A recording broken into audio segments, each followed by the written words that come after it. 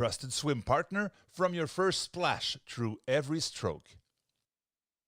Les producteurs de poulets du Canada, fiers partisans et protéines officielles de Natation Canada.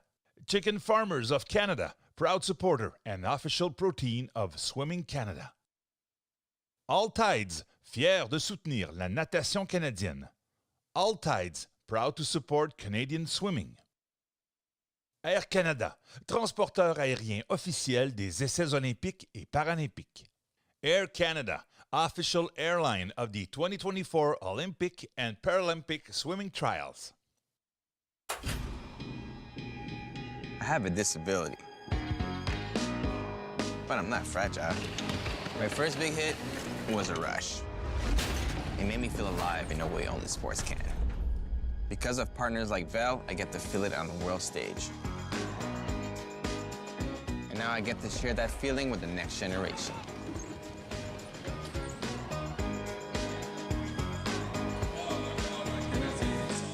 Yeah. And welcome back, everybody. This is day 3 here at the 2024 Bell Olympic and Paralympic Trials presented by Bell. I am Jason Pratt, and with me here for this morning's session is Brittany McLean. And what a second night of finals it was last night, Jason. We got to watch athletes qualify for their first ever Olympic team, and I truly don't think that feeling ever gets old. No, absolutely. It's a joy to watch, and it's really special being up in the position that we are, seeing the fans in the stands, plenty of family there to celebrate with their athletes. Always a special moment when these athletes get named to the team. So special. So yeah, we got 2 100 backstrokers under that cut. That was Blake Tierney. Javier Acevedo qualifying for his 3rd Olympic Games, and we also got to watch Tristan Yankovic. Were you expecting that one last night, Jason? Well, you know, he had a fantastic swim in the morning. He got down to 4:15. It was a personal best by a few seconds, and so that's always a great indicator. But to take 6 seconds off on the day, that was a special swim. It was such a special swim, and his family were visibly emotional in the stands, as they should be. Again, the swimmer from Ohio State, he qualified for the A final in the 400 IM at the NCAAs, and that's when I thought, I think this has potential, and we're very excited to have him on that Olympic roster. Of course, nothing is official until we get to Sunday night and name the team, but he has put himself in a position to get to be on it. And we're going to see him in the first event of the evening, or sorry, the morning on the men's side. That's a 200 freestyle, but we start off here with the women's 400 freestyle. Right, so a full slate this morning. We have the para 400 meter freestyle, the 200 meter freestyle for the men. We've got the 100 backstroke for the women in our para, as well, the 200 meter breaststroke and the individual medley. But this first event up is the 400 meter freestyle for the women. It's a para multi-class event. So heat number 1 of 1.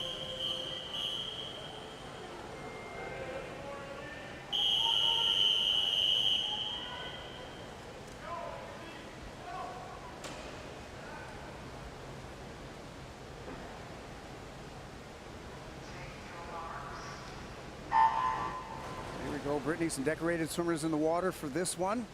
Yeah, only 2 of them, but both of them returning Paralympians. So we have Aurélie Rivard, who celebrated her 28th birthday yesterday. So a big shout out to Aurélie. Happy belated birthday. What a smooth stroke, as you can see, moving through the water.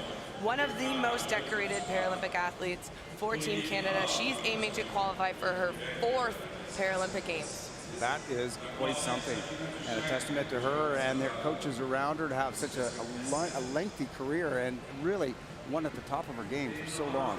Absolutely, and her freestyle, definitely her strength.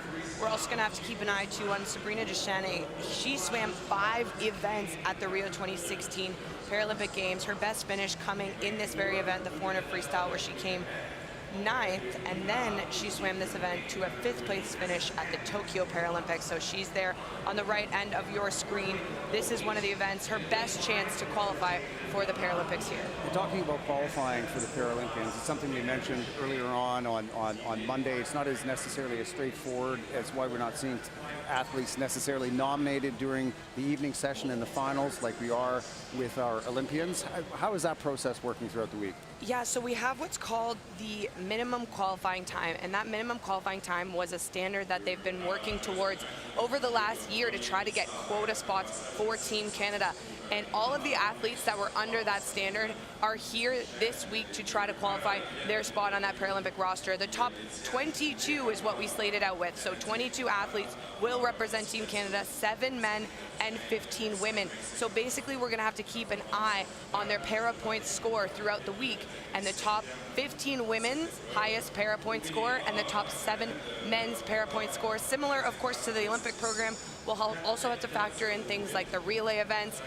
But once they're on the team, they can swim any event that they are under that minimum qualifying time in. So someone like Aurélie Rivard might qualify in the 100 free. She might qualify with her fastest in the 400 freestyle, but she can swim the events that her and her coach choose to, as long as she's under that minimum qualifying time. And it happens to be a number of them already in the wings waiting to go. We saw a number of Canadian records. We saw a world record from our para athletes already earlier this week.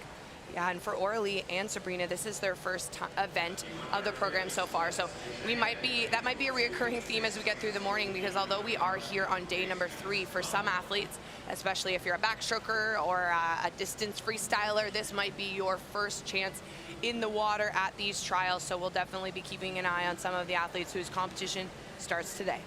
And so we have Rivard in lane at number 4. She's representing CNQ. She's got a C time of 4:30.60, Canadian record holder in this event. The time she did at the Tokyo 2020 Paralympics at 4:24.08. Pretty smooth and controlled through 250 meters, splitting 35.3 on that last 50. Duchesne in lane at number 5, entered at 5:29.9. She's also the Canadian record in the S7 class.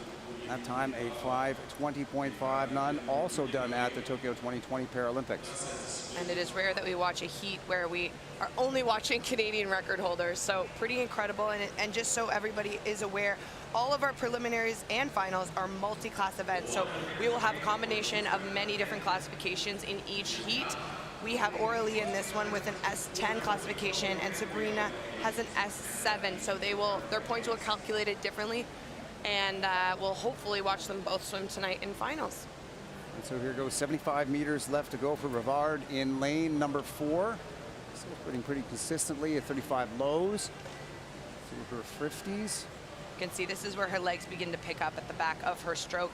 We'll talk a lot about the emptying the tank, and especially distance freestyle, but it's all about pacing this nicely so that you have the right amount of speed coming home.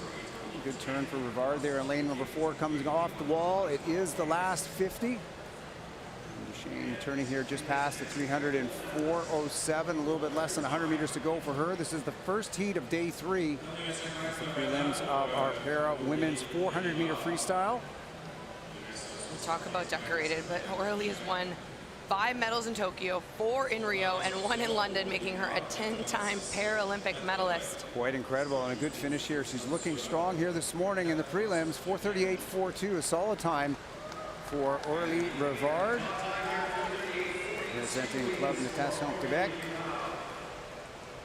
That's a really strong time. Her entry time, not her best, but she is 4:36, so she's only about 2 seconds off of that, which means it's probably one of the faster times she's done recently. So a great indicator that she's in good form here in Toronto at these Olympic and Paralympic swimming trials, and started her competition off on the right foot. 25 meters to go for Duchesne in lane number 5. She turned at a 4:49.57. Left though, you see on your screen next to the time the para points. Rivard scoring 920. That's how we determine our final and our overall placings in these multi-class event. Duchesne at the wall, 5:30.24. Great swim for her this morning as well, just 10 seconds over her Canadian record. Smiles over to the teammates. Those ladies have been competing for Team Canada together for the last at least 8 to 10 years, so it's always special when you have that comfort. So Rivard and Duchesne finishing off our first event at 3:09, the women's para multi-class 400 meter freestyle. Up next, it will be our men. This is event number 310. Also some experienced athletes, but some up-and-coming youth in this heat. Yeah, speaking of up-and-coming youth, Reed Maxwell was one of the names that we will talk about throughout the week, because he is the future of the men's Paralympic program, already under that A qualifying standard. So very likely in the 100 butterfly, he will get to go get his spot already to Paris, but this is one of his strongest events. We go then with the men. We've seen Maxwell already break some Canadian records this week, and here with one of his stronger events. He's seated at a 4:33.57. That's just over his own Canadian record. All three of our swimmers, these are multi-class events, but they're all swimming here in the 400-meter freestyle in the S8 class. Yes, so that is one where we can truly keep an eye on the clock here. The para points are going to be the same throughout all three lanes. So the winner of this heat will be the top seed going into the final. And as we mentioned, Maxwell, Canadian record holder, it stands at a 4:33.15. Vachon beside him in lane number 5. He's seated a few seconds back at 4:38.9. See time for Zach Zona swimming in lane number 3 of 4:42.5. And we've talked a lot about these high performance centers, but Zach Zona is one that trains at the High Performance Center Quebec, coached by Simon Daguerre and Mary Bergeron. We've seen him across the freestyle events. He also swims the 200 IM. Reed Maxwell, though, this is his bread and butter. He's currently ranked 3rd in the world in this event. And Jason, he's only 16 years old. That's quite incredible for a youngster out of Edmonton, Alberta. He represents the Edmonton Keano Swim Club. Stalwart in the Canadian swimming program. Fine age groupers, a fine history of international swimming as well from Edmonton Keano Bears. He's got Alex Wallingford, Paul Birmingham as coaches out there out west. And the youngster out and looking pretty good. A couple body lengths here ahead through 150 meters. 139.9, 34.4. So he does have, and we'll be seeing all three of these swimmers there tonight. So what do you think is the strategy going on this morning with these athletes? The 400 freestyle, we saw it yesterday with the men. It's a very challenging event. And we saw it with the women on day 1 of the program. It is one of those opportunities as an athlete and coach duo to decide if there's room that you need to play around with, basically. Is there a new strategy you're trying to test? Are you testing out your front end speed? Are you looking to see what the rest of your competition is doing? How do you want to feel the water? What kind of tempo? What kind of breathing patterns? I always used to work with some of my coaches on, you know, do I want to build into each wall a bit differently? Do I want to focus on not breathing off the wall? Do I want to focus on picking up my tempo in and out of the flag? So in this, knowing they're all going to get to swim through to the final, barring any disqualifications, they can start to think about what they need to work on before they get to the final, you know, one opportunity to try to get the times they need in order to qualify for the Paralympics. Well, we'll see what happens here, because while they might be playing a little bit of a strategy, Maxwell is placing pretty good at 109s. He was out in 214. If he can hold that pace over this next 125 meters, he's actually going to be pretty close to that Canadian record of 4:33.15. And although Maxwell, like I said, we're going to be chatting quite a bit about him, this will be this summer his first opportunity at the Paralympic Games. So a lot riding on this event for him. There's a lot of pressure in an event like this, but it's also a really good opportunity to race quite a lot across 7 days. So him and his coach will look towards what he wants to work on. But yeah, right at that Canadian record pace here at 300. So 3:24.6. He needs to be back in a 108 high. He just put 35.1 on that last 50. So depending on the strategy at play here, if he picks it up a little, has that ability here this morning, he's going to be pretty close. We've got Philippe Vachon turning 2nd in lane number 5. Zona is back in 3rd in lane number 3. Again, as we mentioned earlier, they're all swimming in the S8 class. So this one can be determined by time. And now to the last wall is Maxwell. Let's see what his split is here. He's 35.4, so 4 minutes flat at that last wall. Yeah, and if he's not doing it this morning, I think we definitely have to keep an eye on the clock tonight, because Maxwell is looking very relaxed at this point still in the race. Certainly setting it up well for a run at that record here tonight. And as Brittany said, Maxwell, one of the young up-and-comers and future of this para program here in Canada. He's got just over 5 meters left to go as you see him coming to the flags. Reed Maxwell, Edmonton Keano Swim Club. winning our heat here this morning. A solid time, 4:34.62. And you watch the rest of the competitors coming in. This could be the best chance to qualify for both Zach Zona and Phil Vachon. So again, we don't have to think about just Reed when it comes to tonight. We'll have to keep an eye on those para points and the standard for Phil Vachon and Zach Zona. Zach Zona is our only one in this field that is a returning Paralympian. The other two are looking to qualify for their first. But Phil Vachon out in lane number 5, he came fourth at the 2023 Para Swimming World Championships in this very event. So another one to keep an eye on. It's going to be tight to try to qualify there tonight. Well, some fine swimming to start out the morning in both the women and the men para multi-class 400-meter freestyle. And moving on to our next event, which is event 9. This is the men's 200-meter freestyle.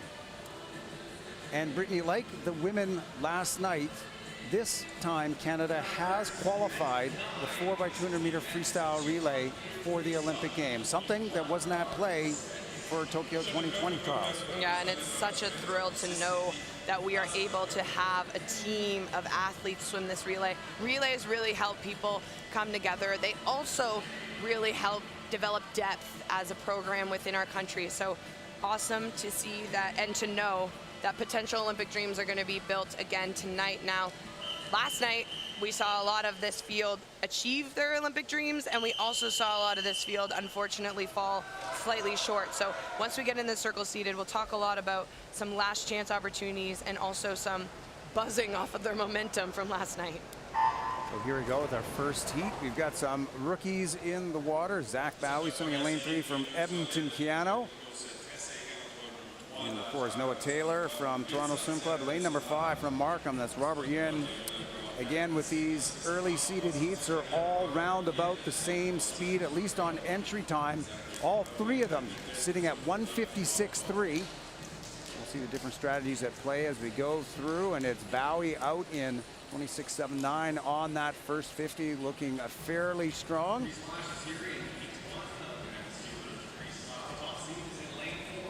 Zach Bowie, his father Chris, former Canadian record holder for an awful long time in the men's 800-meter freestyle, until it was broken by Ryan Cochran.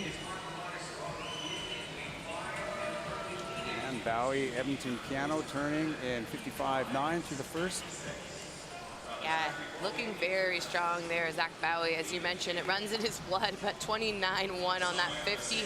He's continuing to build, and we'll talk a lot about that white water coming at the back of their stroke. But when you want to see how athletes are pushing their final pace, you often have to keep an eye on the kick, and the kick is very prevalent there for Zach Bowie over in lane 3. And he started it out pretty early with the kick, and he's managing to hold on here. 126.0 to 126.3, but moving up is Taylor in lane number 4. A great third 50, down to 29.5. He outsplit Bowie by a half second, and he is really moving in lane number 4. And all 3 of these men are only separated by less than 5/100ths of a second with their entry time. So we are shaping up to have a close finish here. And it looks like Noah Taylor in lane number 4 has got the momentum as he comes to the finish, representing the Toronto Swim Club. He'll win our first heat. The best time by him, 155.16. And a great start there. 2 personal best times, 155.84 there for Zach Bowie as well. So sneaking under that 156 marker.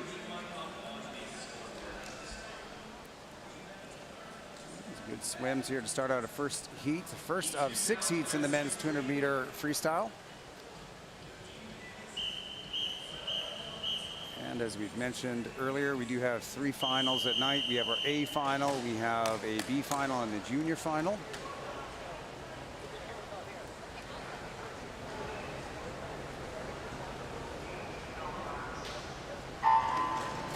We do have some foreign swimmers that are able to compete, not eligible for the A final, obviously, but a few of them in this heat as well. Brittany? Yeah, that's out in lane 1. Even Rakoma from Samak, and we also have Connor Bernardo from London Aquatic Club. He will be out of lane number 5. So on the heat sheet, they have a little star beside their name, which indicates for the fans and the athletes that they're not eligible for the final. And yeah, as you mentioned, we're going to see a couple throughout. It is nice that there's still the opportunity to come and race at this high level. Often a lot of them representing local club teams here anyway, but it is an opportunity to swim at a big event like the Olympic trials and potentially qualify through to some of the B finals. We've got our top seed swimming in lane number 4, Aiden Kirk from Kelowna Aquajets. He's got an entry time at 1:54.1. He's pretty strong in lane number 5. Connor Bernardo from London Aquatic Club, seated just a tenth back, but it looks like he's going to be out first at the 100, turning in 55.6. He's 0.3 of a second up on lane number 8. That's Ewan Shearer from the London Aquatic Club. He's seated at a 1:55.7. It's a blanket field here. A really great turn, actually, from Park out in lane 0. We've had a really strong performance out of lane 0 throughout the competition so far, but he really decided on that 100 flip to turn on the next gear, and he wants to be in this race. And here he goes. Lane number 4 moving up as well. That is Aiden Kirk. He's taken the lead at 1:25.2, just ahead of Bedardo in lane number 5. Now Tua Dreyer from Island Swimming in lane number 6, moving up into contention as well. And Kirk, he has really gotten a hold of it here, going into that last wall and coming out. Look at his speed out of the Kelowna Aquajets. Aiden Kirk in lane number 4. See if he can get under that 1:54 time standard he's entered in.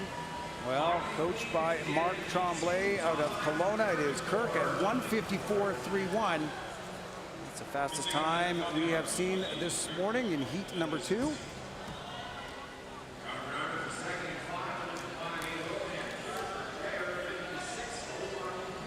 can see if you see any of those circles on the shoulders of the athletes, that's what we see.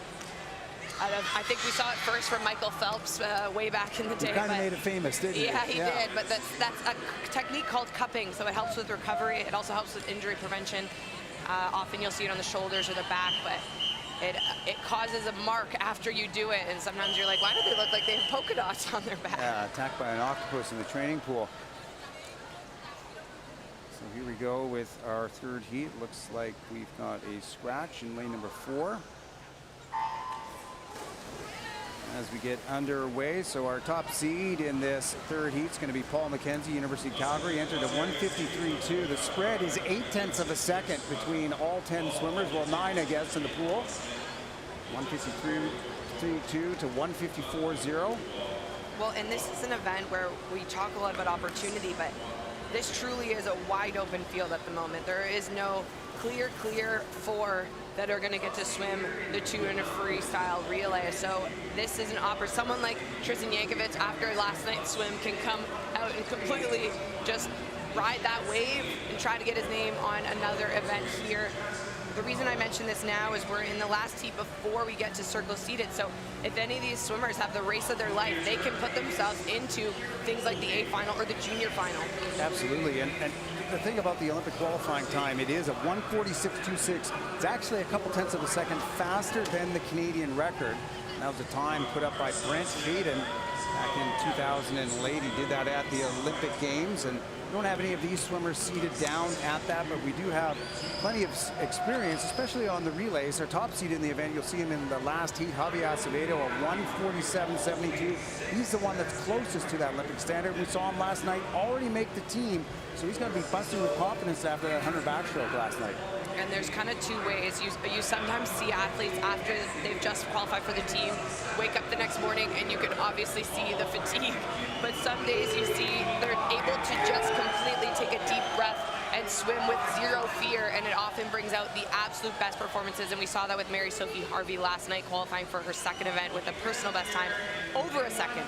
Well, here we come at the end of heat number 3. It looks like it's going to be lane number 1, 1:52.36. That's Max Vorobiev from Markham Aquatics. Having a best time by more than a full second. And he's pretty happy about it, which is awesome. Barely even touched the wall and his fist bump celebration already began. Great to see in these heats. And how about this coming up in our next heat? One of the top swimmers in the world, certainly one of the top Canadian men, Mr. Joshua Liendo, representing North York. He'll be in heat number 4. And this is not an event we often see Josh swim, but I think he's swimming this strategically to get one race under his belt here at the trials. Also, to see if he can be one that they think about considering for this 4x200 freestyle relay. Great start by Leendo. It's something he's known for there in lane 3. Look at this underwater, out by half a body length on the rest of the field. A skill he's really sharpened over the last number of years. And something we were talking about on the relays, does he want to swim the relay? When he comes to the Olympic schedule, he's going to be more than likely a very busy man already. And can he fit in this event or this relay at the games? And I think the important part here is to put your name in consideration, right? To give yourself the opportunity to make a decision with your coaches, to make a decision with the national team, staff, and to choose what is best for everybody involved. And speaking of everybody involved, another name we have to keep an eye on right now, starting to build there, is Patrick Hussey. He has been on this relay in the last couple of years. He swam the 4x200 freestyle at the 2023 World Championships. He was also on the 2022 World Championship team. Well, looking very good as Leendo out at 51.97, a tenth of a second back in lane number 4 is Hussey. And how about 15-year-old Laun Kim in lane number 5 from the University of Calgary? 1:49.62 is his entry time, and he is just 15 years old, up in the fight here in this 4th heat of the men's 200-meter freestyle. And that's a name we chatted about last year over and over because he broke every single 13-14 national age group record. Looking pretty good. 120.1 is the split time for Patrick Hussey. He turns just ahead of Josh Leendo at the 150, while Hussey moving nicely. He's up and even with Leendo. Leendo not giving up, though. He's battling back here with 15 meters to go, and now Leendo kicking it into another gear as we come to the finish. Starting to move up and beyond Hussey. At the touch it is. Look at that. 1:47.81 by 2/100ths of a second. Patrick Hussey, a lifetime best for him, and Josh Leendo at 1:47.83, taking 2 seconds off of his own personal best, finishing second. Patrick Hussey with a 1:47.81. Talk about pushing each other to better performances. Jason, I have to think that if Josh Leendo was not there, Patrick Hussey is not going that time. They pushed each other towards that new standard, and it is awesome to watch because we want to be able to be in a competitive place for that men's 4x200 freestyle. We also want to get under a combined standard that puts them in that, I guess, secure spot to make that Olympic roster. So that is really great as an indicator going into finals. Really good swims there in that last heat. And regardless of whether or not Leendo swims that one again or not here at this competition, it's done some favors for Hussey in lane number 4. 2 great swims there out of that 4th heat. As we get going with heat number 5, a winner of the 100-meter breaststroke, swimming in lane number 4, the number 2 seed overall, Finley Knox, representing High Performance Center Vancouver and Scarborough. He's got a 1:48.17 seed time. He's been 1:47.9. Time did a couple years ago at trials, but again, an event that, other than the relays, not something he's really known for in swimming at the international level. Yeah, but he loves a relay. He also loves to stand up and perform under pressure, and the build of confidence that Finley Knox has had in the last couple of years, he's really come into his own. He is a confident swimmer, he is a happy swimmer, and most importantly, he's genuinely enjoying what he's doing. And he is out in front here in lane number 4 as it comes to the 100, 52.6. They're just a little bit behind where the men were in the previous heat. Turning second in lane number 5, that's Jeremy Bagshaw, the 32-year-old vet. He's around in a 53.0, followed by Alexander Axon in lane number 6. Looking good, looking strong in lane number 3. Philippe Saint-Samartic from the Toronto Swim Club, 18 years old, entered in a 1:49.8. He's up with the leaders. And again, we talked about how tight it's going to be to get into this final, but once you're in the final, your chances are pretty good at getting a spot on that Olympic contention conversation. So this is a final battle to try to get their confirmation into the A final. Well, if you've got a lane in the final, you've got a chance, and it looks like we've got 4 men across here trying to get through and back as close as they can to the 1:47 we saw in the previous heat. Knox turning it on in lane number 4, and we've got Bagshaw right there at his hip. And it is Knox, 1:48.26, followed by lane number 6, Alexander Axon, with a great finish down to 1:48.44. And a real solid swim from Jeremy Bagshaw. Half second under his seat time at 1:48.75. Pretty good swims as well out of heat number 5 in the men's 200-meter freestyle. And this has been a fast morning in the men's 200 freestyle. I just saw that last heat getting set to go. They looked up at the clock and thought, okay, we're going to have to go all out here to be able to swim in this final, and it's a nice kind of reminder of how these athletes push each other. There are some big names coming up, though. Javi Acevedo and Tristan Yankovic, who had their, and Blake Tierney, actually, in lane 2. All 3, 2, 3, and 4 had their Olympic dreams mentioned yesterday. And then there's Lauren Wigington in 5, who had a heartbreaker, very close finish, but this is his chance. Absolutely. So Olympic dreams not yet met at lane number 5, but a fantastic athlete in Lauren Wigington, a 400 IMer, just missed the cut last night, as Brittany said. He's seated in a time of 1:48.84, so he can put his name in the mix with a swim like that. But we've already seen the men swimming faster than their seed times this morning. It's not necessarily going to be easy to get in that final. And you sometimes have these moments in a prelim where the energy feels a little bit low, and across all the heats we see a little bit of a lower time standard, but not this morning. We are seeing an elevated energy, and they had to come to play, and I love to see it, especially after some of these athletes were fatigued. It doesn't matter what they did last night. All that matters is this morning, and they have to get the job done. Well, I like what we see here, lanes 2 through to 5 out in Gneis. It's 52.80 is the split for Wigington. He does not want to be left on the outside of that final. Pretty solid outing there. 27.2 on his second 50. We'll keep our eye on lane number 4, Acevedo. He's the top seed overall in this event. He's been down as fast as 1:47.7. That was the time he did the trials last year. Pretty good there. He's got a relay lifetime best split it down at 1:46. So we'll see what he does here on the last 50. Wigington out at a 1:20.2. He split 27.4. He is picking it up, and look at the momentum and the speed by Wigington in lane number 5. Yeah, I love this swim out of Wigington. He's got to get his confidence back, and he's doing just that. Looks absolutely phenomenal through this final 15 meters. Oh, he is crushing it here at the end. Lauren Wigington in lane number 5, just on the outside of the qualifying time last night in the 400 IM, but here 1:48.49, the lifetime best, winning our 6th heat. Important to note there, Javi Acevedo finishing 5th in a 1:49.69, so we're going to have to keep an eye on that final 10, but it's going to be close. So we get the results from our heat. We will see the event summary and see who is in our A final. I don't think we have any foreign swimmers to worry about here. And there are top 10. 1:49.61 is what it takes to qualify. Top seed Patrick Hussey, a 1:47.81. Acevedo just on the outside there.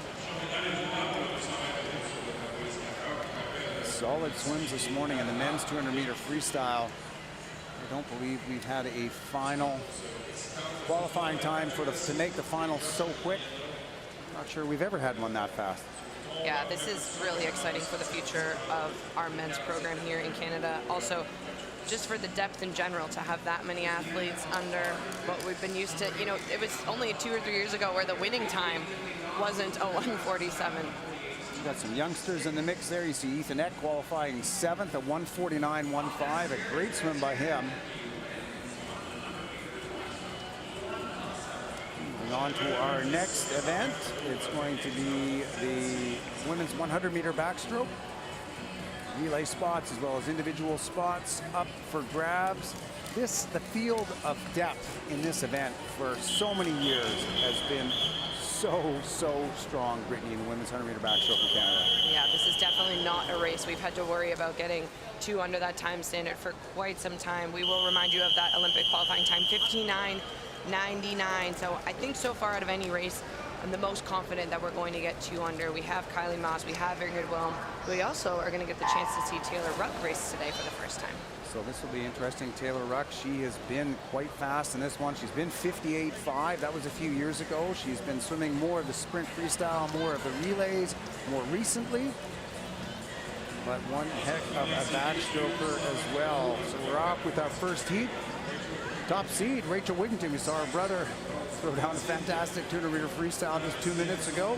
She's entered in a 1:05.74, swimming in lane number 4 for the University of Calgary Swim Club. Yeah, the Wigingtons just go one heat to the next. And out in front, Michelle Ho, swimming in lane at number 7 from the Apex Aquatic Club, entered in a 1:05.93.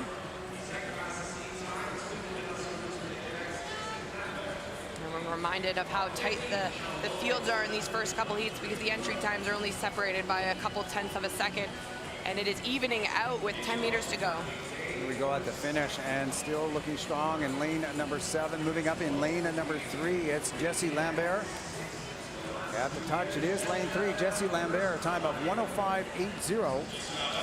Taking our first heat of the women's 100-meter backstroke.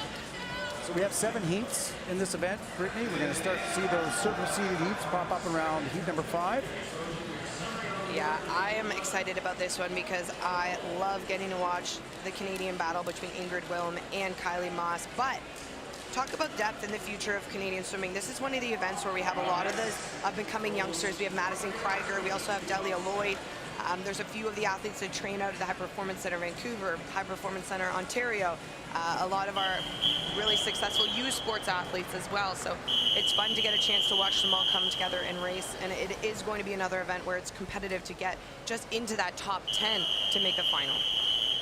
Yeah, and just remember, and a reminder, we are selecting athletes for the Junior Pan-Pacific Championships, which are happening in Australia this summer, and we will get likely some of these juniors up into the A final looking to get themselves onto that Olympic team. We see that every sort of trials that we come to, and it's always very exciting, but even those that fall a little bit short, they do have the Junior Pan-Pacifics happening later this summer as well. As we get underway with heat number 2, your top seed in lane number 4, University of Calgary, that's Hilary Gow, a time of 105.22. We saw 105.80 win heat number 1.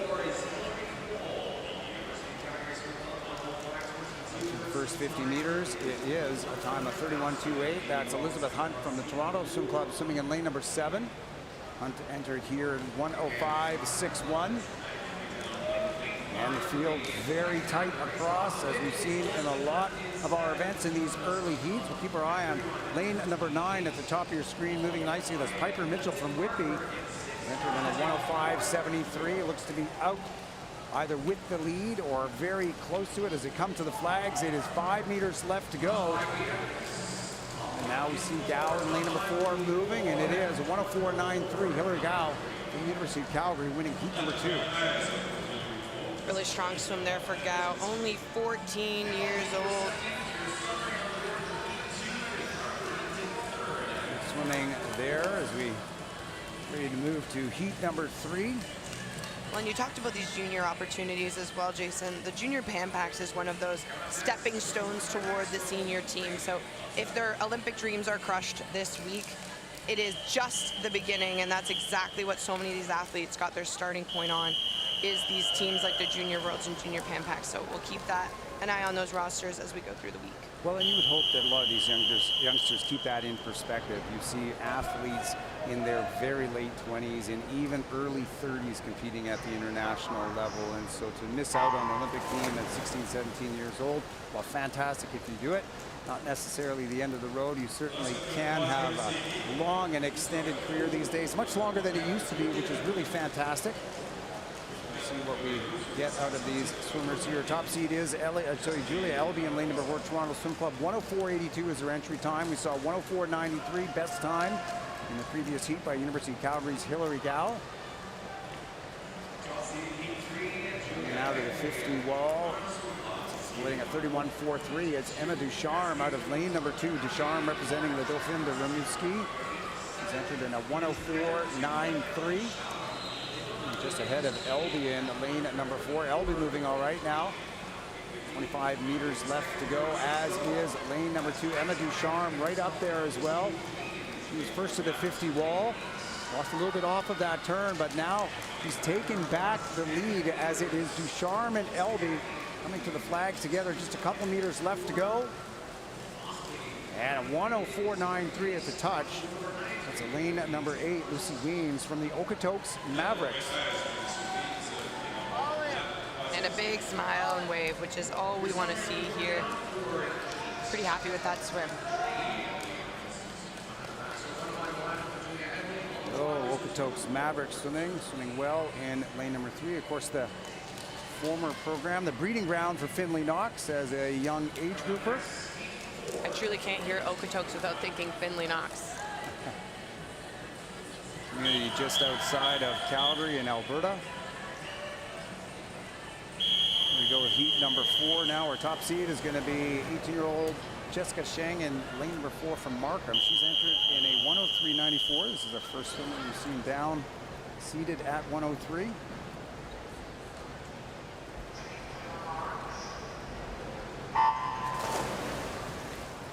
off they go. So fastest time we've seen so far this morning in the women's 100-meter backstroke. We have 2 swimmers down at 104.93. It's the last heat before we get into our circle seats as well. So it's a big opportunity for a big time drop if it's in you to make a statement swim here before we get set for the final 3 heats. Yep, we'll get to see Taylor Ruck in that next heat. She's ended at 1:00.03, and as we mentioned, she's been as fast as 58.5. See what she is ready for this morning. We go into the first 50, 30.4. It's Hannah Edwards from Island swimming in lane number 3 out in front. Edwards seated with a time of 104.14. Pretty nicely. Sheng in lane number 4 right there with her as well. They've got about 10 meters left to go. And it is advantage Edwards in lane number 3 from Island swimming. 104.14 is their entry time, and here 103.07, a good drop. Fastest time this morning, winning heat number 4. Yeah, and you're seeing a lot of these athletes, some of them wear a nose plug in the backstroke, and that is to help prevent the water from going up your nose. It's a preference thing. Not every athlete enjoys it. I definitely didn't wear one. Jason, do you wear one? No, I used to be able to suck my lips into my nostrils to be able to block that, but very unpleasant getting water up the nose on that underwater for sure. And here we set up a really competitive heat. Taylor Ruck, we have Madison Krieger, the youngster that's swimming very well right now. We're also going to see McMillan, who trains out of the High Performance Center, Ontario. Brooklyn Douthright, who had a really solid 200 freestyle just on the outside of qualifying for that relay spot. She's known for her freestyle and backstroke. So here we go, the first of our last 3 circle seated heats. First chance to look at Taylor Ruck. One of our most decorated female international athletes over the last 7 years. She's swimming in lane number 4. She's entered in 1:00.30. And Taylor Ruck now swimming at the ASU Pro Group, a great program there. And she was actually born and raised in, raised for sure in Arizona. So for her to be able to be back home is a nice little homecoming. And yeah, she seems to be doing really well right now. Going to be right up there at the leaders at the 50 wall. 29.56 is their split time. Ashley McMillan is 0.2 of a second back in lane number 3. Madison Krieger, the one we were talking about early on, she's right there as well at 29.7. We've got 3 of them abreast in 3, 4, and 5. Looking long and strong. It is Ruck in lane number 4, but Krieger in lane number 5 also moving very nicely. Great tempo here at the finish of this race. Yeah, and we're going to keep an eye on McMillan throughout the week as she also swims at 200 IM as well. There we go, 101.17. It is Madison Krieger, just 15 years old, winning heat number 5, just a couple tenths of a second up on Taylor Ruck in 4. And third is Ashley McMillan, your top 3 in heat number 5. And for Ruck, one of our more decorated female athletes, of course, 4 Olympic medals, 8 World Championship medals, 7 short course World Championship medals, 13 World Junior medals. They just continue to fall for her, but a relay ace. So we're gonna have to keep an eye on the 150 free as well. Getting set for Ingrid Wilm's debut here at the trials. Well, Ingrid Wilm, she 58.80 seed time he did last year, and really a bit of an upset. She beat Kylie Moss at the trials. Moss, the Canadian record holder in this event. We'll see her up in our final heat. This is heat number 6 of 7 of the women's 100-meter backstroke.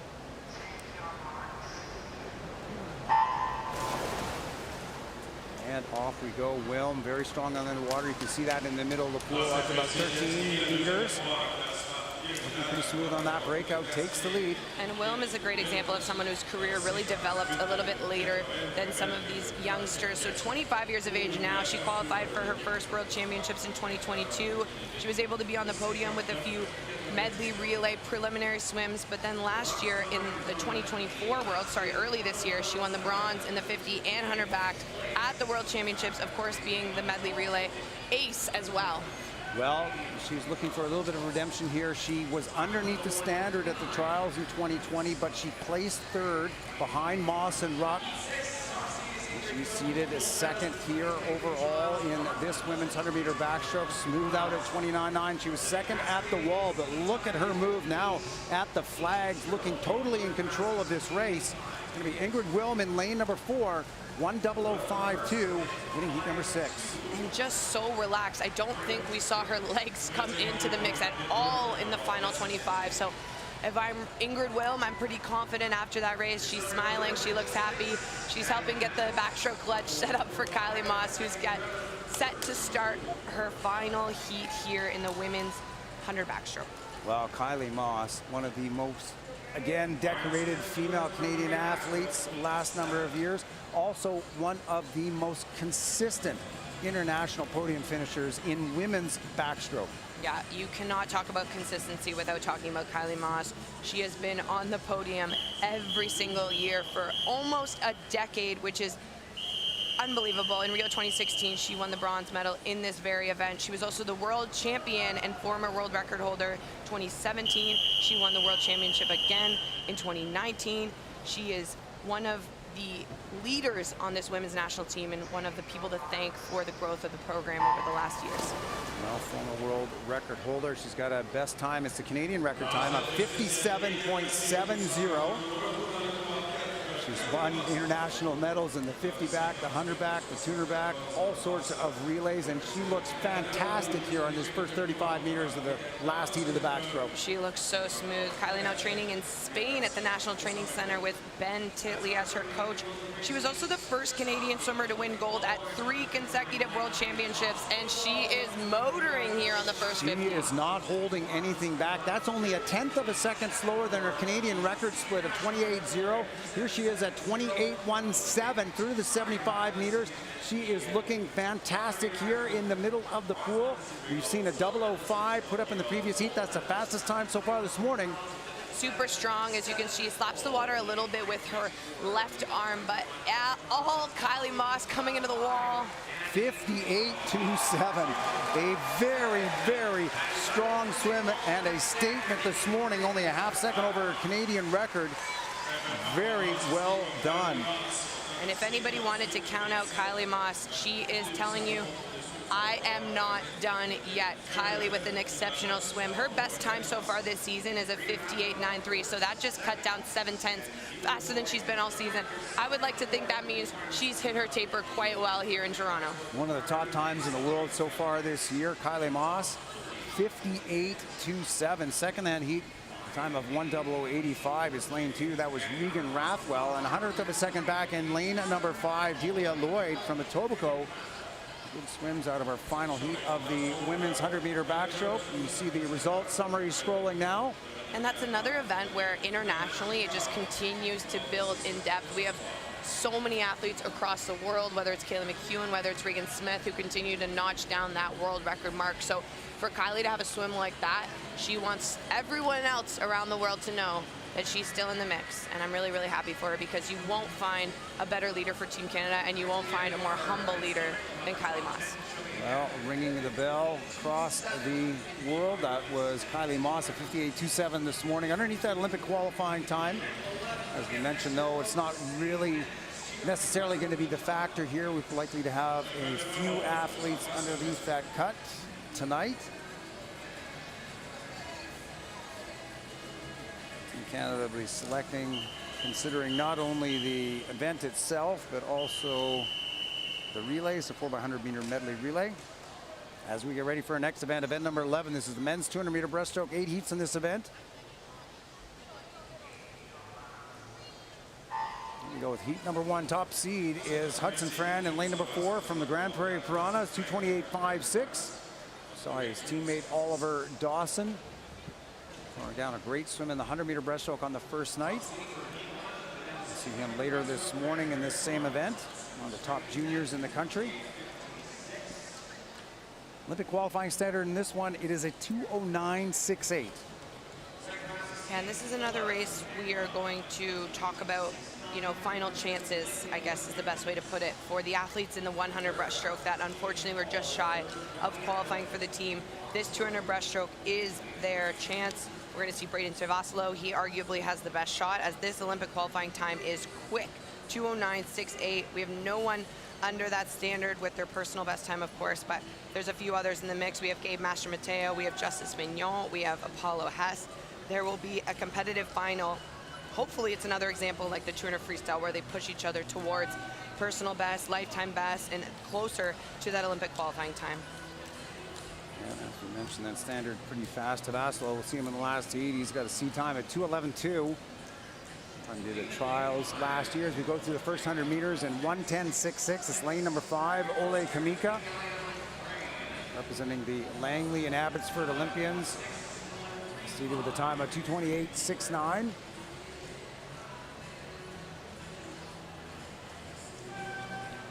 Like he's on pace to be challenging that time by a second or two. Kamika in lane number 5.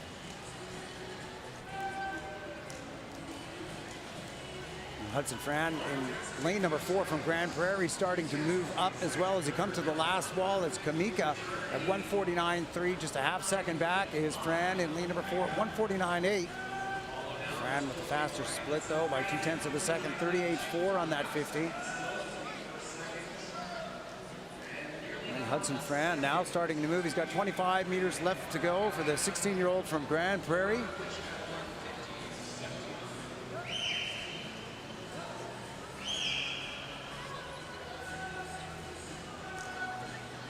Looking pretty strong here at the end.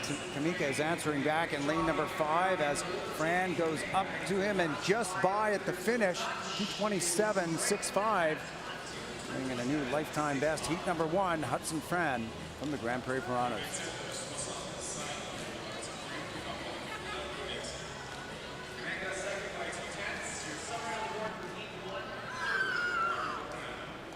And lanes 4 and 5, Hudson Fran and Kamika, both under their lifetime bests, or at least their entry times here, breaking under that 2:28 barrier.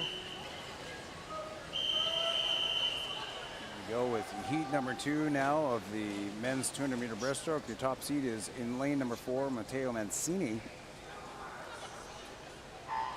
Swing for the Newmarket Stingrays Swim Club, entered in a 2:27.85. Start out of their lane number 2 is Jacob Pollock from the PN Canada.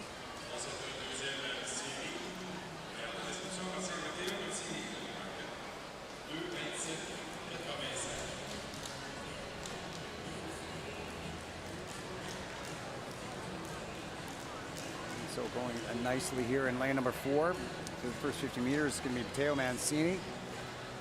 32.52 split for the swimmer from Newmarket. He's seated again. We mentioned 2:27.85.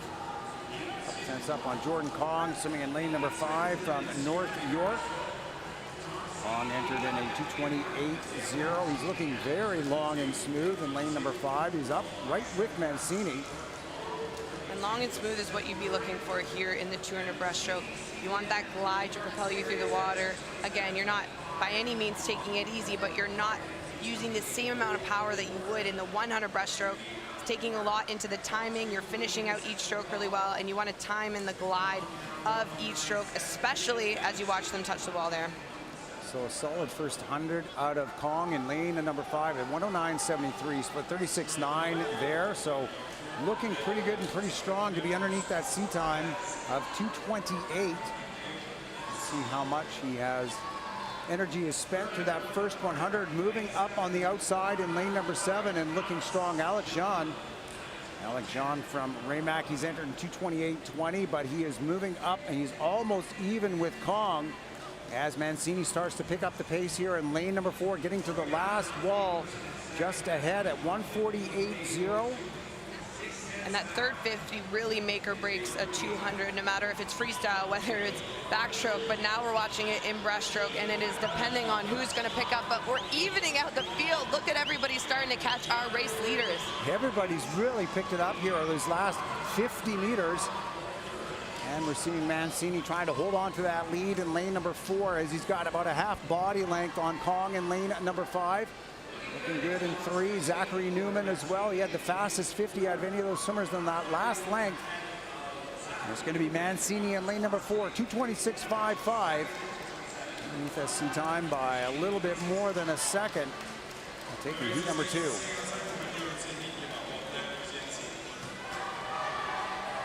Great finishing speed there. He swam that race very controlled and relaxed. Kept his lead, coming home. Almost looked like it was getting away from them there, just past the 100, but he did a great job towards the end. Matteo Mancini, the 15-year-old from Newmarket, winning heat number 2. Get ready for our third heat of the men's 200-meter breaststroke. Our top seed in lane number 4 is Patrick Danda, representing the Barrie Trojan Swim Club, entered in a time of 2:26.37.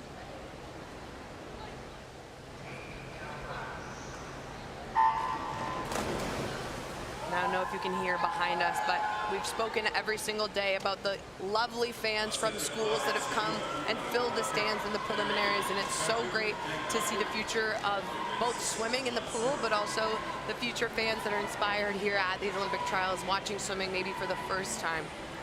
Yeah, great to see those busloads of school kids coming in and supporting Canada's top swimmers. This first 50 meters is lane number 4, 32.73, just 1/100th of a second. Patrick Danda from Barrie out in front of Samuel Lanka. Lanka's swimming in lane number 0 from Swim Ottawa, 32.74, just 100th of a second back.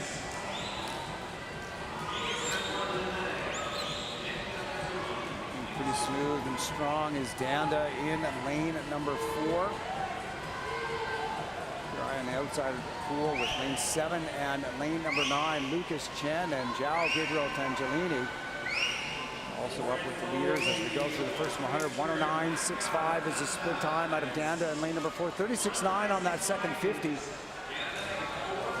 a little bit ahead of Lanka swimming in lane number 0, but here comes lanes 2 and lanes 3, really pushing off that 100 wall and moving as we get onto the back half of this race.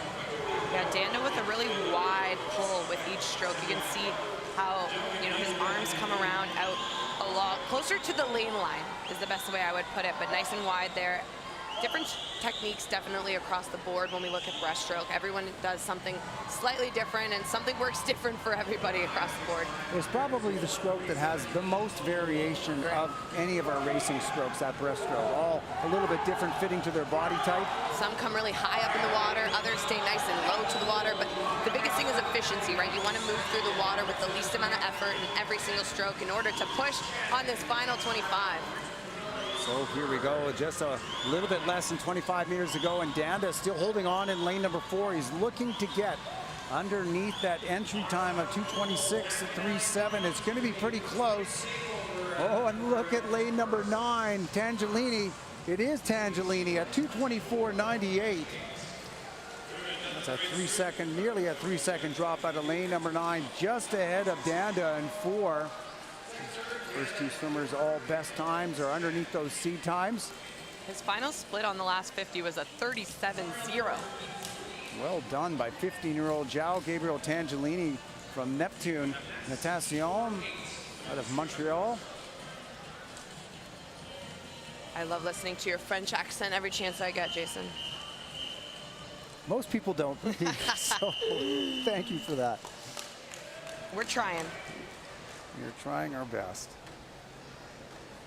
My kids are all bilingual, and they mock me relentlessly with my attempts at French accent. I always say my biggest regret was not keeping with my French. So if you're a young athlete or fan out there and are considering it, stick with it.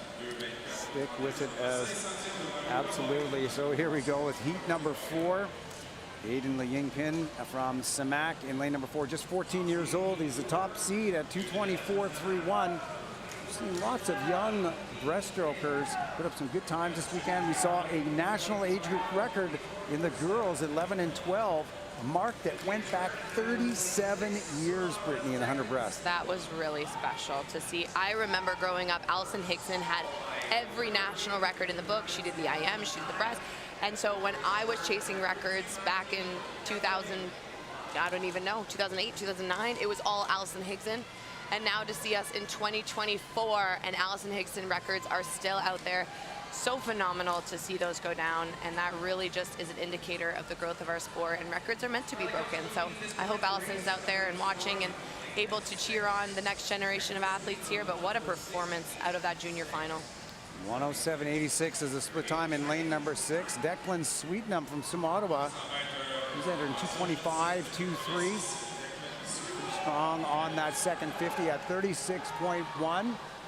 Moving nicely and trying to break the field here as they have a little bit less than 75 meters to go in the 200-meter breaststroke. This is heat number 5. And moving on to our last 3 heats after this. These will be our circle-seated heats. Into the last wall, it is still Sweetnam in front. Lucas Warren is moving up there very close as well, swimming in lane number 5. 145.53 is the split time. He's 9/10 of a second out of Ian Velesig, swimming in lane number 3 from Hayek. And Velesig entered in a 223.0.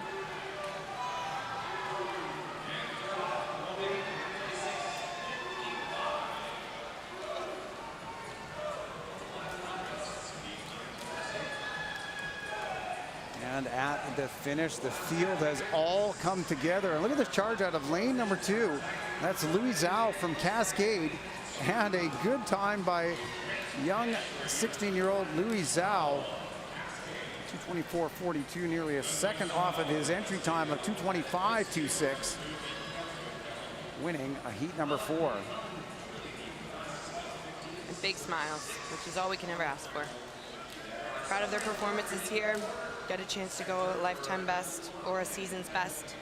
Race the best in Canada. Can't ask for better. There you go, heat number 5. Be up next, Kai Namba swimming in lane number 4 from Island Swimming. 222.73.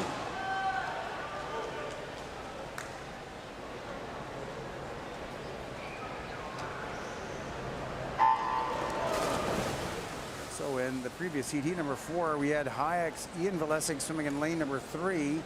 And in lane number 3 in heat number 5, it appears to be his twin, Evan Velesig. Twin brother swimming in the same event, 1 heat later in the same lane. Not sure I've seen that before in the pool. The way here to the first 50 meters, and it is Velesig out in lane number 3. 31.90 for Lise Holden swimming in lane number 2, just 100th of a second ahead of Velesig, hitting the wall together. And Holden, Lise from the Saskatoon Goldfinns entered in 223.58, just a half second back of Evan Velesig's 223.0. Pretty tight all the way across lanes 2, 3, 4, 5. Yeah, and as we see different technical approaches to this race, we're also going to see different tactical approaches to this race. And often we have those fly and die kind of breaststrokers that are going to get out and want to get in the mix, especially those that we see more in the 100. Apollo has had a great 100. We're going to see him coming up in lane 4 in the next heat. But then we have the Tavasilos of the world who love to bring it home on that final 50. Creating all sorts of drama. I actually enjoy watching that so much. The charge from behind, and they got to time that very well. You don't want to have any energy left in the tank when it comes down to that final push. And see what's happening here with Holden Lees and whether he's timed that right. He's from the Saskatoon Goldfinns, so that's the age group program that Blake Turney came out of. Coming out of the Shaw Center in Saskatoon. It's now Jacob Huyev in lane 0 out in front of 145.78. He's swimming unattached. The 15-year-old entered in a 224.0. These trials have been a perfect reminder that if you have a lane, you have a chance, because making the most of the preliminaries in lane 9 and 0 across the board, athletes are understanding that it doesn't matter what lane you're in. You have the potential to race wherever you are. So here we go. Taking advantage of it is lane 0, Jacob Huyev. 224.01 is his entry time. The field closing on them, though, as they come to the finish. It's going to be lane number 5, 223.05. That is Logan Milne from ROC Swimming, right on his seat time, and winning heat number 5.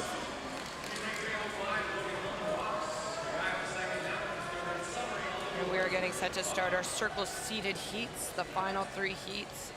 We'll have our top 3 qualifiers and of course the other top 30 across the board. We'll keep an eye on these A final spots, but we're also going to keep an eye on the junior final and who qualifies through to the B final. So Apollo Hess up here, he was on the podium in the 100-meter breaststroke on the first night. He's going to be the top seed in lane number 4, entered in 2:15.83.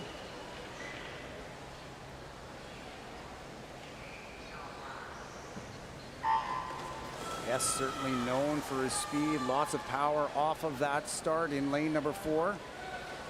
Beside him in lane number 5, Monkef Balamain from Neptune. And in lane number 3, Jacob Gallant from the Fredericton Aquanauts. Yeah, Hess, 21 years of age, trains right out of this very pool, HBC Ontario. Previously swam at the University of Lethbridge. The pronghorns. Jason, do you know what a pronghorn is? I do. It's like a very small deer-type animal on the prairies. You see them all in southern Alberta on the highway as you're driving down there. It's quite nice, actually, to see the pronghorns in action. I knew you would be the right person to ask. When I was looking that up, I said, what's a pronghorn? My Alberta folks know very well, but yes, yep. Apollo Hess taking this year off just to focus on swimming, so we moved here to Toronto, and he's looking very smooth here through the first 100. He's looking great, and as we mentioned, more known for his speed, but plenty of control here. He put up a lifetime best in the 100. He's out very strong at 1:04.50. His lifetime best comes from the last Olympic trials that we had here in June of 2021 at a time of 2:14.9. Very close to that there through the first 100 meters. A great second 50 split at 33.0. Second is Jacob Gallant swimming in lane number 3 from Fredericton, followed by Monkef Balamain in lane number 5. Well, the one thing about the 100 being your best event and the best chance to qualify and it not happening is that you can swim completely fearless with nothing to lose. When it comes to your 200, he's come in here and said, I still have a shot. I want to put my name in contention. I don't want to give up quite yet. And again, it's just an empty whatever you have going on and give it everything you have left. Pretty solid split at 1:38.9 through the 150. It does look like he has geared it down a little bit here towards the end of the race. He's gotten himself into a position where he can see the field. He feels like the time he's going to be putting up is going to be fast enough. Not really driving here to the finish, but Apollo Hess will win our first of our last 3 circle seated heats. It's heat number 6, a time of 2:17.49. Yeah, that may have been the most relaxed 2:17.49 I have watched. 150 to the push, and then as you mentioned, Jason, he just completely shut it down. That's a smart swimmer. He wanted to be in control of that heat. He wanted to know he was going to get a lane in tonight's final, but he did not want to overexpend because he knows it's going to take a huge lifetime best in order to put himself on that Olympic team. Yeah, the Olympic qualifying standard, as we mentioned, is pretty fast for our male breaststrokers. It's a time of 2:09.68. Next closest to it, though, we're going to get to see Justice Mino here in heat number 7. He's swimming in lane number 4. He swims out of the High Performance Center in Vancouver. Entered in a time of 2:14.78. Roommate of Finley Knox. And beside him, that youngster, 16-year-old Oliver Dawson from Grand Prairie, swimming in lane number 5. Very interesting to see this young guy. He had to put up a huge best time in the 100 and a bit unpredictable. Absolutely. In these twos. Yeah, the thing about when you're 16 and you had a solid 100, that means your 200 is probably going to shape up to be really strong. So we definitely have to keep an eye on Dawson over in lane 5. But yeah, Justin Mignon, 21 years of age. He is the fastest entry time in this heat, and he's looking very relaxed at this first 50. I was speaking to Finley Knox at the Canadian Open just a month ago, and he said he loves the balance those two have brought each other with swimming. They can come home. They both love the nature aspect of living in Vancouver. They love a good adventure. I heard from Janice Hannon that at their training camp they love fishing off the dock. That was probably their favorite part. So one with the wild, let's just say that. But it's great when swimmers have outlets to be able to just disconnect from the pool when they're not at practice and to be able to have each other to turn to. Well, Justice Mino doing a great job here. He looks very smooth as he comes here to the 100 wall. Time 1:04.38. That's about 0.2 of a second faster than we saw Hess in the previous heat. And Mino's best time does come from the trials last year. He's actually outsplit where he was a year ago. That was a 105.1. Here we're seeing a 104.3. Looking very quick and strong. And Dawson out in lane number 5. The youngster, again, as you mentioned, from Grand Prairie, out in a 105.5. Dawson's got an entry time of 2:17.1. And we'll have to see if he pulls similar to Apollo Hess, where this final 50 is very relaxed, because he is in control of this race. Yeah, 139.0. Again, he is ahead of his lifetime best pacing. 34.6 on that 50. We'll see how hard he pushes here. As you mentioned, Brittany, with just over 25 meters to go. Dawson actually outsplit him on that 50 at 34.6. He hit at 140.1. Expect to see that Dawson is not going to back off as much as some of these older athletes. And look at this push by Dawson in lane number 5. He's challenging Mino at the finish. He is going by Mino here at the end. It's going to be Oliver Dawson from Grand Prairie, 2:14.20. Almost a 3-second personal best And for he's Oliver shocked. Dawson. He just looked over at the clock thinking, what did I just do? But I love watching that final push. That's a new Canadian record. Awesome. That is a new national age group record for Oliver Dawson. He took Gabe Mastro-Mateo's record down. Sorry, that wasn't Gabe Mastro-Mateo, because this was from 2:17. But the record was a 2:14.30. It was Gabe Mastro-Mateo. It was 2019 at the World Junior Championships. Yeah, awesome performance there. And to do that in prelims, this is shaping up to be an exciting 200 breaststroke final. We don't see the same depth that we necessarily saw across different events, but there's about 5 or 6 names that have stood up here in prelims right on or right under their lifetime bests.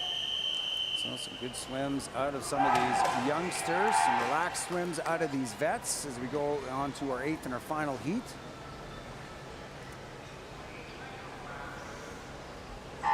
Top seed is there in lane number 4, Braden Tavasilo from Markham, 19 years of age, seated at 2:11.28. Gabe Mastro-Mateo is next in lane number 5 from Kenora. He's entered in 2:16.61. We just saw his national age group mark taken down by 16-year-old Oliver Dawson. He's got another year in that same age category.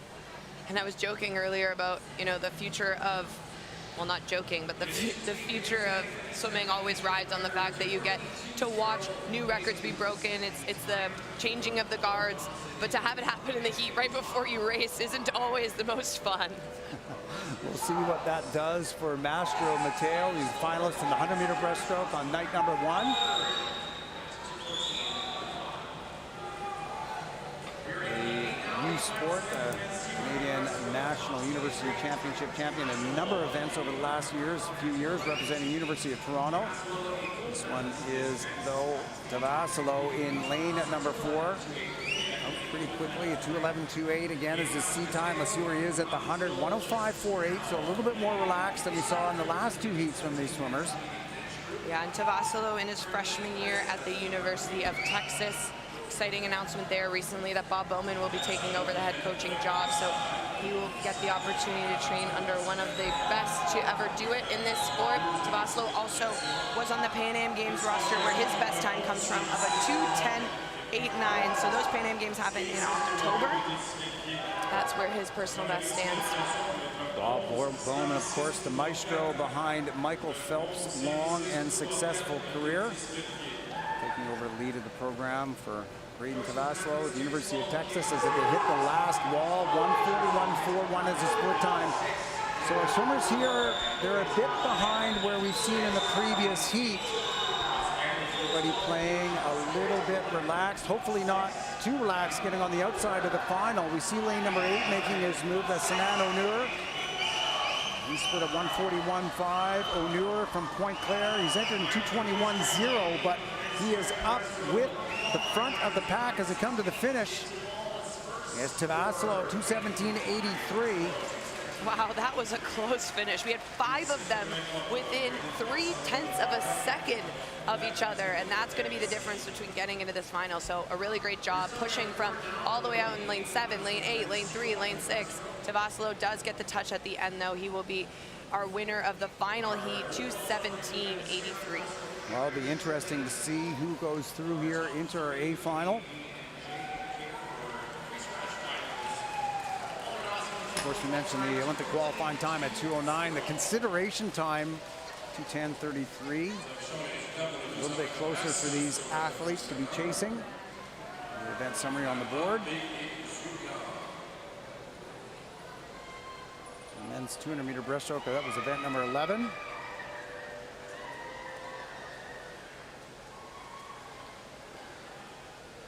And we're watching the final results go through. We have one final para event to close out our session before the disqualification for Apollo Hess. That's a pretty big news point. That is. Let's see what happens with that. It does look like it took a 2:19:49 to get in. Very unfortunate when you see that happen as qualification in prelims, especially when a swimmer looked as relaxed and in control as Apollo Hess. Often in breaststroke, most likely a two-handed touch infringement, maybe a timing. Sometimes it's about the height of their stroke. Pull out. We'll definitely report back. Very technically demanding stroke, the breaststroke, so we'll see what that disqualification was about. As we get ready for our next event, this is the 150 individual medley for para swimmers. And this event is only for classified athletes between SM3 and SM4. We have one sole competitor here, Sebastian Masabi. He broke the world record in the 50 fly already this week for S4. So starting from the far end of the pool, Sebastian Masabi in lane number 4, world record holder. Entered here in a time of 3:04.27. Yeah, this is such a cool story. He just got his international classification in December, so we're talking only about 5 months ago. And then his first ever international meet was the Indianapolis event, and guess what? That's where he broke his first world record. So talk about shooting onto the international scene. But he just bettered that time by a couple 100ths of a second here on day number 1. This, though, will be a better chance for him to qualify for the Paralympic team because he has to go up to the S5 category in the 50 fly because they do not have it in the S4 category. So if you're wondering why his pair points were a little bit lower, even though he set a world record, that is why. So he has to swim it in the S5. A lot of these different events are only available in specific categories. So we'll keep an eye on his storyline as the week goes on, but he has multiple events to race in. This one being another shot at getting on that Paralympic team, only 19 years old. So this is just the beginning of what we hope is a very long and illustrious career for Masabi. And so Masabi, you see in this 150-meter individual medley, there was no butterfly leg. It is 50 meters of backstroke, breaststroke, and then freestyle. Just as Brittany said, the butterfly not a stroke that is competed in this class.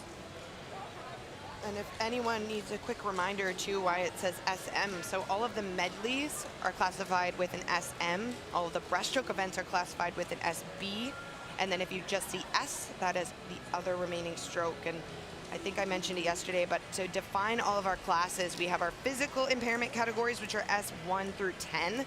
The lowest number is the most impact to their stroke, and the 10 is the least. And then S11 through 13 are visual impairments. Same goes, so S11 is the most impacted, S13 the least, and then S14 are intellectual impairments. So there we go, Masabi's got 50 meters of freestyle left. He turns at 2:15.47. And this is his freestyle, another one of his strong suits as he broke the Canadian record in the men's S4 100 freestyle in the European Open Championships. So he went right from Indianapolis, he traveled to Portugal for the European Open Championships, and then he broke another record there. So it seems like every time he swims, he's breaking new barriers and new records, which is awesome to watch, and hopefully the crowd gets behind him here as he has less than 10 meters to go.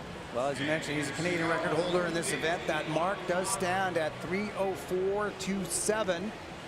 It's going to be close. It's going to be very close. As you keep your eye on the clock, I think he's going to get it. And he does. 3:00.34, taking almost 4 full seconds off his own Canadian record. Sebastian Masabi.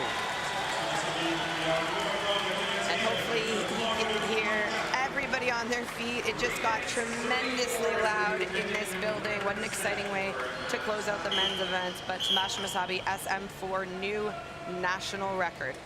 And a personal best time, of course. So cutting off almost 4 full seconds. Excellent swim by Masabi. Ready to shift gears here now into the 1,500 meter freestyle event.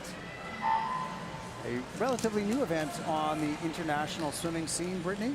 And I said to you earlier, you know, that we have not gotten a chance in Canada, at least in my memory, to watch 9 heats of 1,500 free, which makes me happy because it often was the race that there was only, you know, a handful of athletes that were willing to do it and are willing to step up and race. And now to see 10 lane heats, 9 of them, I don't know about your quick math, but that's almost 90 athletes that want to swim at 1,500 or are under the standard in the 1,500. So to me, that's a really strong indicator that we're continuing to build. And as you mentioned, the last Olympics was the first time the women were able to swim this 1,500 free. So here we go with the first of 9 heats of the 1,500 meter freestyle. And heats number 8 and heat number 9 will be swum in our evening session as this one gets underway. Olympic qualifying standard in this, time of 16:09.09. Canadian record in this event, it's a 15:57.15. That was set back in 2014 by none other than Brittany McLean. The last of my name on the record book, Summer McIntosh, has completely erased the rest of them. And if she ever wanted to enter in the 1,500 free, she would erase that one too. But so far it's off her program. We've talked a lot about Summer having to be strategic of what races she swims because truly she could do it all. And yeah, it is a privilege to still have that mark, but I cannot wait for the day it is gone because that means we have a new young talent in the distance freestyle events, which would be great to see here in Canada. So here we go in that first heat underway. The top seed is lane number 4, Katie Moravino. Etobicoke Swimming entered in 17:25.14. First through the 100 at 104.5. It is lane number 5, Bryn Leroy. And Leroy is swimming for the UBC Thunderbirds, entered in 17:26.85. Well, important to note here too that the 2 fastest heats, the fastest for the open category and then the fastest junior final will be swum with finals. But then we're going fastest to slowest throughout. So this heat that we're currently watching is actually the 11th through 20th ranked athletes. So this should be our most competitive heat of the morning. We're used to watching the heats build towards the faster. Just wanted to make a note that we are actually doing the opposite here with the distance events. Underway and plenty of pacing and strategy involved in this one. At least with this heat, the event's going to take round about 17.5 minutes. Get comfortable, everybody. Go refill your coffee, make lunch, join us watching some distance freestyle. The best part about being on a call for distance freestyle is you get to be a little bit more chatty. If you can't tell, Jason and I love to have a good conversation. So we'll continue to talk about strategy. We'll also chat a little bit about the world of swimming at the moment and some of the key themes we've discussed. Definitely strategy comes into play for this 1,500 though. The 3 500s was my favorite way to look at it. So you separate the event into the first 500, the second 500, and then of course the final 500. You can build into each 500, you can negative split each 500, but it is nice to kind of bring it down to bite-sized things to think about throughout the race. Often athletes are singing a song, sometimes they're, you know, humming along, other times they're just focusing on not getting too fatigued in the first little bit, but definitely a mind game, and it takes a really strong athlete to be able to get through the 1,500. And hopefully counting as well, because yes, one of the worst feelings you can have is not hearing that bell when you think the 1,400 is come and gone, and then realizing that you have miscounted in your race. And like you said, there are all sorts of different strategies. Another one I know employed by a lot of coaches and athletes, you swim 3 400s, and then you descend the last 3 100s separately, or the 3 5s as you mentioned. Some would like to split it in half as well. Everybody's a little bit different. Kieran Perkins and the Great Australians used to rip it out on that first 100 and then try and hold 14 100s as close as they can together after that. Oh, wow. So a little bit different for everybody. Right. We're seeing some pretty even pacing here out of the lead with Bryn Leroy lapping at 109s here through 300 meters. Put her, well, it would be a best time. That would be at 17:15 if she holds that pace throughout the rest of this heat. 17:26 is her entry time. Yeah, and we do want to keep an eye on this heat because it is a time final. So any times that are put up in this heat or any of these heats are contested against the fastest heat at finals. So very, very good chance that you can get somebody into that top 10. You can also get somebody into the medal podium if they have the swim of their life. Well, you're exactly right. And we have some junior age swimmers here swimming in this first heat. They'll be up against the juniors that are swimming in the finals. All those times under consideration for the Junior Pan Pacific Championships happening in Australia later this summer. Roy still splitting at those 109 lows, 430.1 at the 400-meter mark. A couple seconds up on Tori McClensick, swimming in lane number 7. McClensick representing the Dorval Swim Club, Simon Fraser University.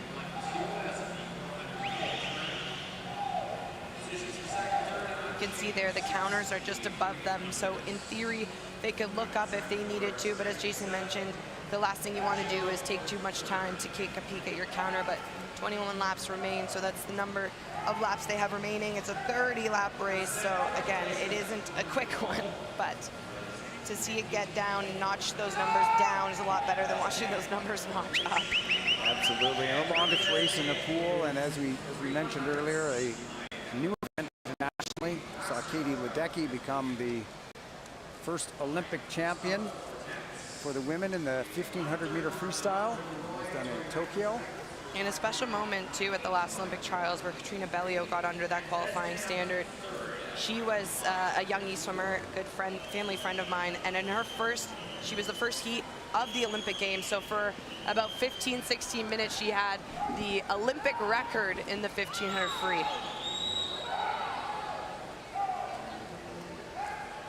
Canadian age group mark for the 15 to 17-year-old girls. It's a time of 16:07, set by the Surrey Knights' Brittany Reimer. And she did at the World Championships that were held in Montreal back in 2005. And Leroy pacing again, evenly a little bit up now at 35 lows. Tori McClensick making a bit of a move now as they come to the 600-meter mark. She lapped about a half-second faster than Leroy, down at 34.6 on that last 50. As they come now to the 600 together, it is Leroy and McClensick, separated by just 0.3 of a second. McClensick, though, outsplitting with a 34.450.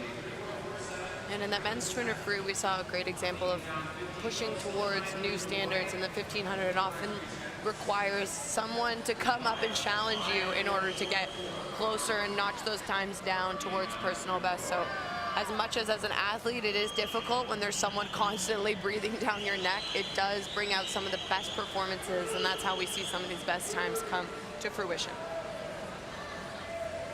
There we go, just separation of 1/10 of a second now as McClensick still continues to close on Leroy. Built themselves up a bit of a lead. They're about 5-6 seconds ahead of the rest of the field. She's breathing toward her competitor there right now. McClensick knows exactly where she is in the pool. As much as it is nice to have a competitor there with you, it's also really satisfying when you can, look around and know you're in that leadership position. Nothing better, nothing better. And McClensick doing a good job of this one. Just as you said, she's gone by Leroy now. She's out by a second, splitting 8:003. She's now splitting at 109s. McClensick, she's got a seed time here of 17:34.0, so just over 110s. And they're approaching the halfway mark of the race now, which is another one of those checkpoints we like to keep in mind. As an athlete, you think about that first 400 or the first 500 and build into the 800, but halfway always feels really good. It's all downhill from there for McClensick, and 34.4, she's still continuing to pick up the pace. So she is gauging her energy. She's doing a pretty good job here so far.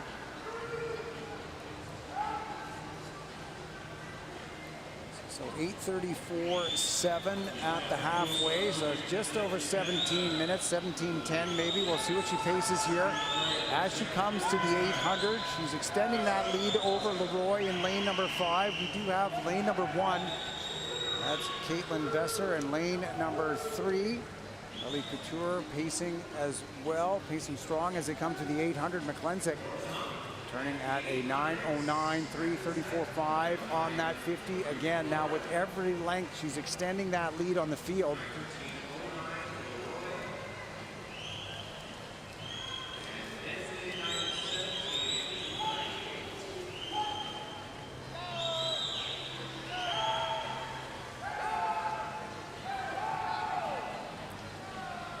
Lap counter going down, 13 lengths left to go in this one.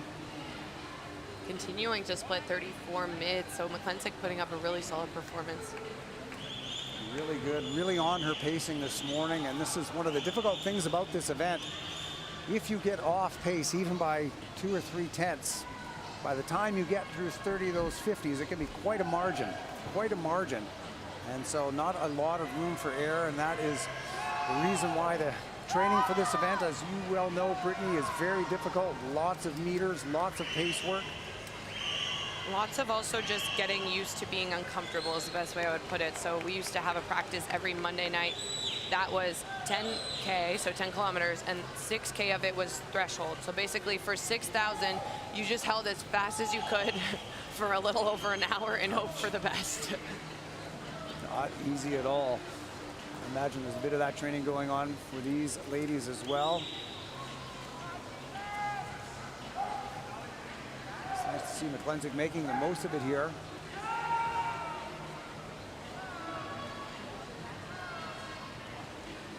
She goes through again. Very consistent on that splitting, 34.6 on that 50. If she goes through 950 meter mark, she's going to come to this wall here at the start end of the pool. We've got a nice Eiffel Tower as inspiration for all of our athletes. This will be the 1 kilometer mark.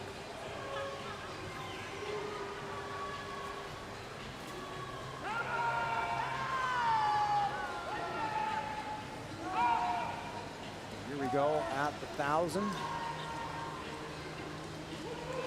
McClensick turning in a 11:27.79, 34.6 on that split.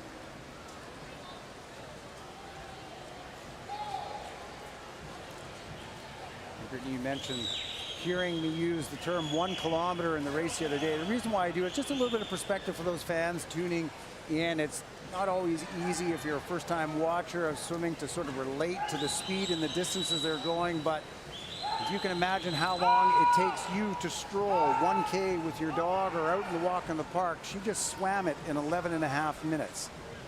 It truly sets in when you say kilometer. It brings me back.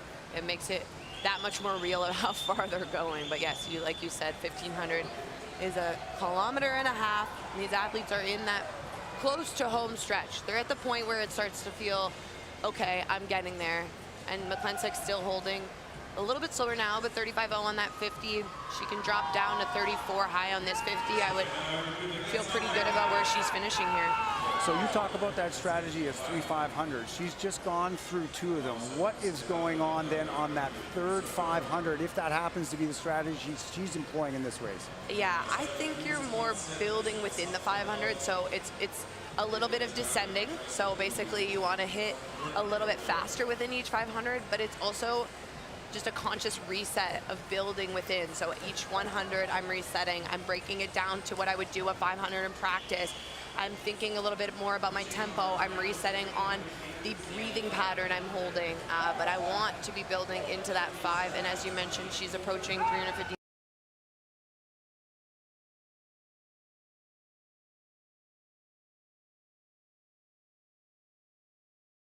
territory, which is awesome to see. Getting ready for that final push, not much left to go. Klenzik doing a good job holding on to that pacing. She's really doing this all on her own here at the moment, right? She's dropped the rest of the field. She's out by about almost 25 meters. Her nearest competitor, she comes to the 1,200 meter mark. And I did want to provide a real-time update, thanks to our lovely announcer, Chris Heinmark-Watson. The disqualification earlier for Apollo Hess was confirmed to have more than one dolphin kick off the 100-meter turn. So we have a breaststroke pullout. You're allowed, you pull down with your arms, you can do one dolphin kick, one breaststroke kick, you reach back to streamline, and you start your first stroke. If the judges see more than one dolphin kick, that of course breaks the rules and causes a disqualification. So at the moment, I'm sure his coaches are reviewing that, seeing if there's anything that they can do about it, but a really unfortunate situation. And definitely, after looking so strong in the preliminaries, I love the way his stroke looked. I also love the way he was completely able to swim smart. He was able to shut it down on that final 50, so definitely unfortunate to see. Well, and I would suspect, just as you say, Brittany, coaches are reviewing it, looking to see if there's any angle to protest that disqualification. Not easy at this level, but also at this level as a coach, you don't want to leave any stone unturned if there's a possibility of having your athlete reinstated into the final here at the Olympic trials. You're going to do anything you can, as the officials are also doing everything they can. So unfortunate position for Apollo Hess to find himself in here after this morning's event, the 200-meter breaststroke, but McKlenzik through 1,300 meters. She's managing to pick it up now down at 34.7, Brittany, so taking that strategy of building through these 500s, it looks like that's what's going on here in the pool for McKlenzik. Yeah, final 200 here. So when she approaches the main wall, the next time we'll hear that lovely bell lap, which is the best music to any athlete's ears when you have only 100 meters to go. So here we go for McKlenzik. Just a little bit up on that 50 at 35.2 at the 1,350 meter mark as she gets ready to hear that bell rung above her lane, and lane number 7, the race leader in the first heat, the women's 1,500 meter freestyle.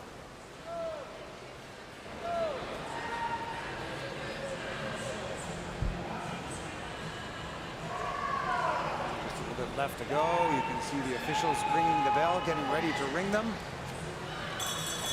There is that sound they all hope to hear.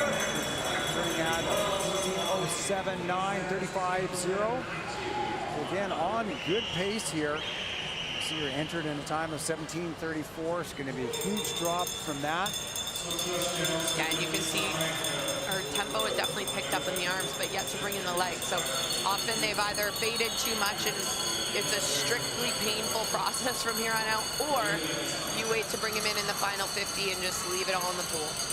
Sometimes it takes a little bit of time to get some motivation in those legs to get the kick happening in this race. She's starting at 34.8, so she picked it up just a little bit. We'll look to see if she's got anything left to throw to the legs. A little bit of white water back there. She's got just over 25 meters left to go. Tori McKlenzik, a 22-year-old from Dorval, picked up the lead in this one fairly early on. Swing all on her lonesome out here in lane number 7. She's got a C time. It sits at 17:34.07. This is going to be a huge drop for her. And McKlenzik finishing strong, 17:15.20. A really awesome swim there. Nicely done, 19 seconds off of that C time. Just about. Coming in next, we're going to have lane number 1. That's Caitlin Bessner. She's going to hit the wall in a 17:32, also underneath that C time.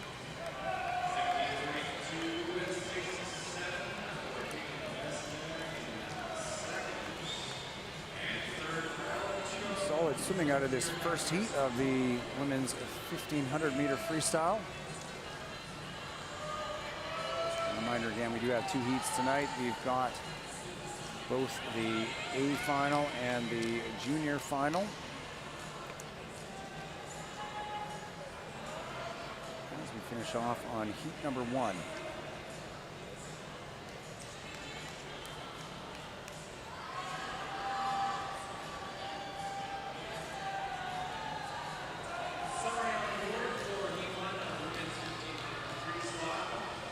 Getting ready to get underway with our second heat. And this is a time final event, so fortunately, they only have to swim this once.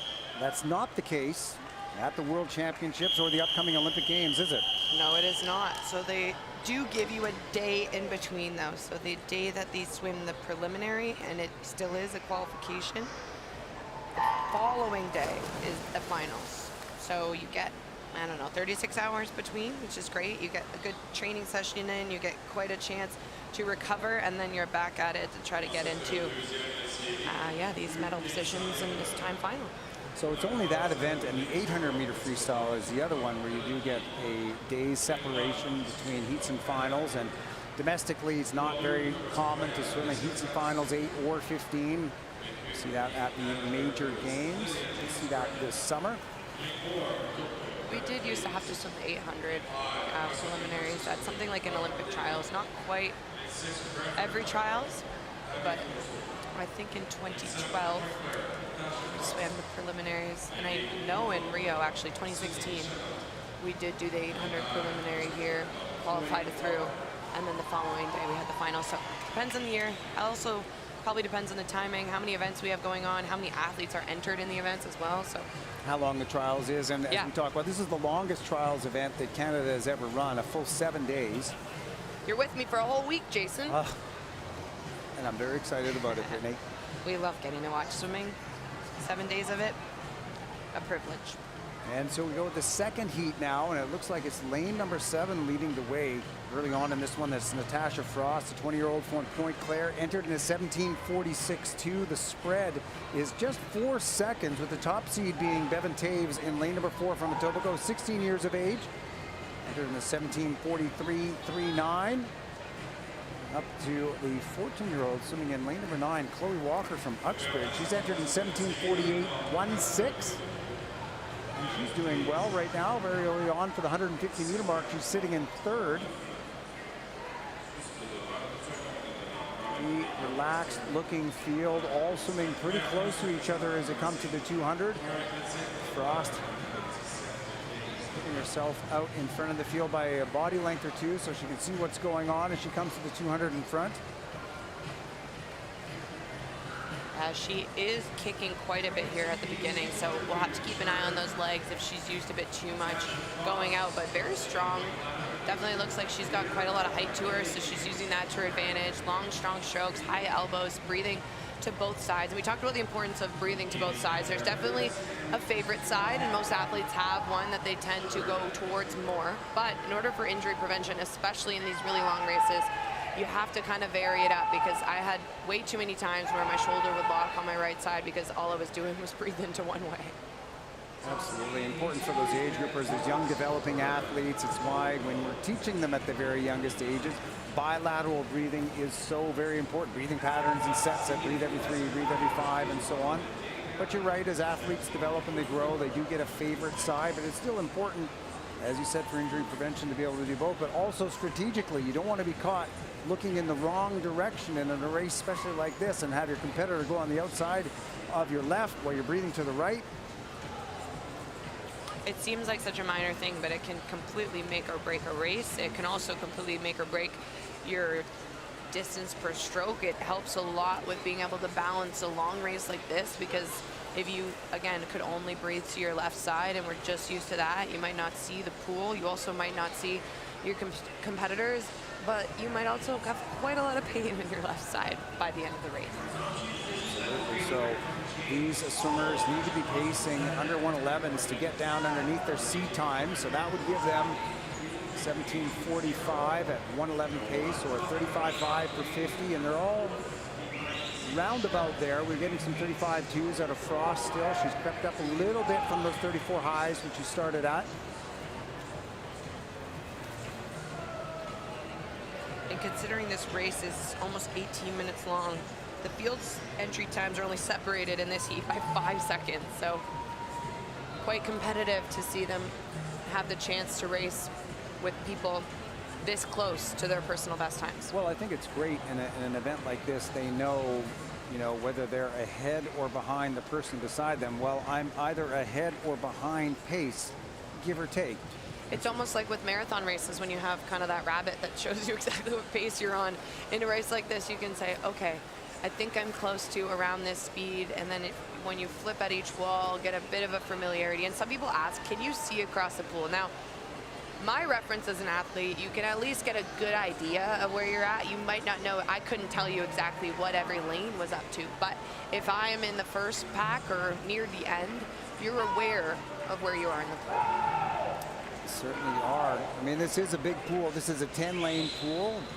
Obviously one of the fastest pools in the country, one of the faster pools in the world. You're looking up at the records board here, over 300 records set, including 3 world records here at the Pan American Games pool, opened up just in advance of the 2015 games that were held here in Toronto. Do you think they updated it after Sebastian's on night 1 yet? Maybe not. I'm not sure they have. That looks like that ink has been set for a bit.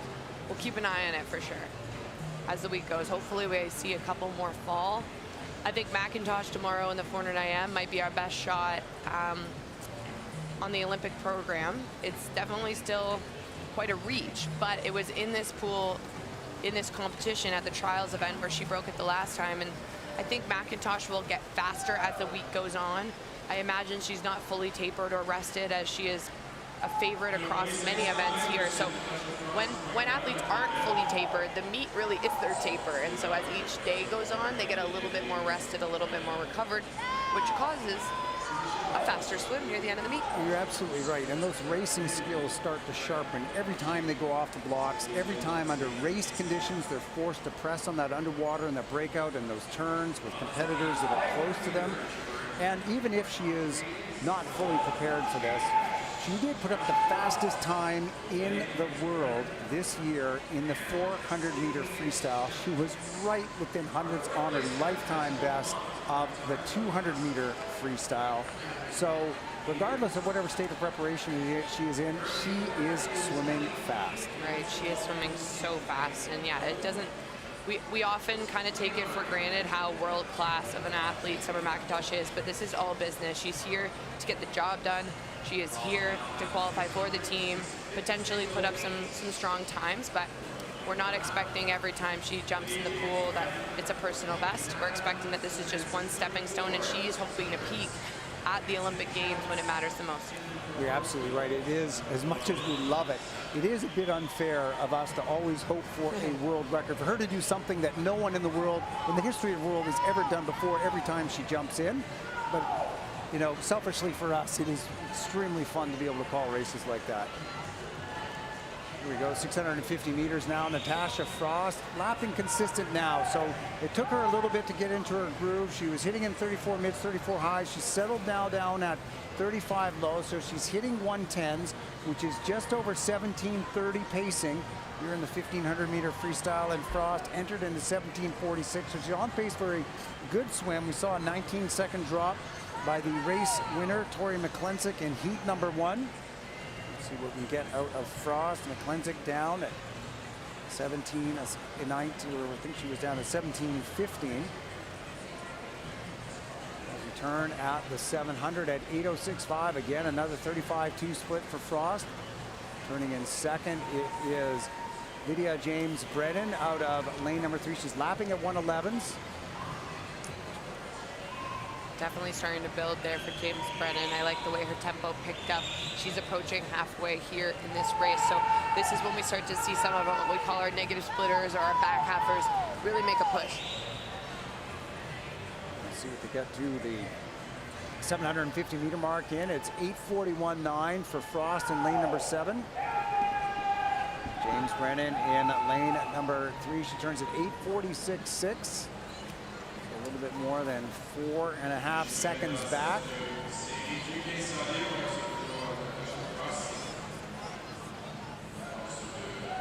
The swimmers will be putting up some solid splits here at the 800 as it comes to the wall.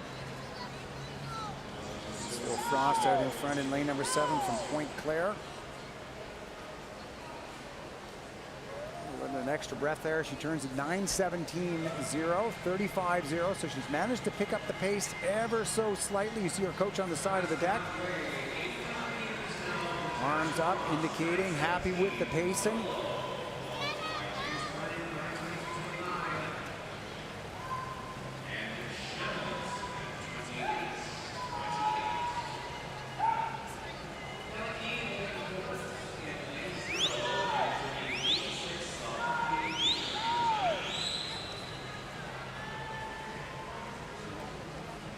Frost, 35.2 through 850 meters. And she's down at 35.6, so she's pretty consistent as well. We've got 110 mid splittings by Frost. James Brennan is splitting at 111 lows.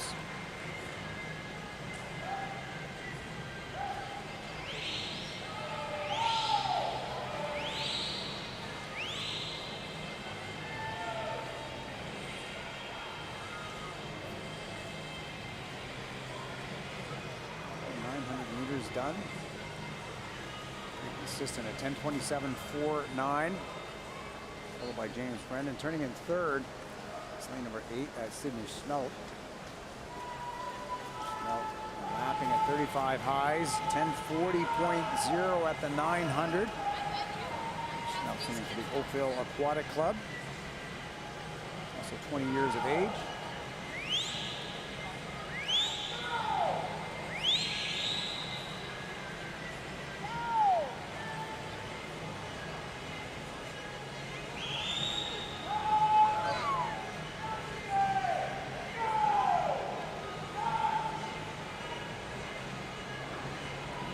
1 split for Frost on that last 50. Look to see if she's able to pick up that pace and hold that pace now. Maybe 110 lows as she comes up to the 1,000. James Brennan doing good, 35.4 in that last 50.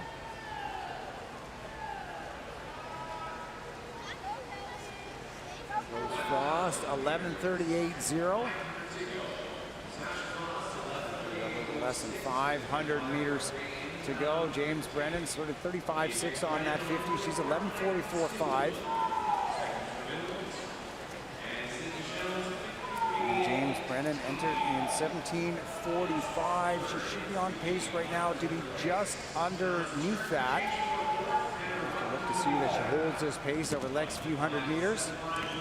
9 lengths left to go for your race leader, Natasha Frost, in lane number 7. 35.1 on that 50. Again, nice and consistent. She's dropped the pace by a little bit and managed to hold over the last couple hundred meters.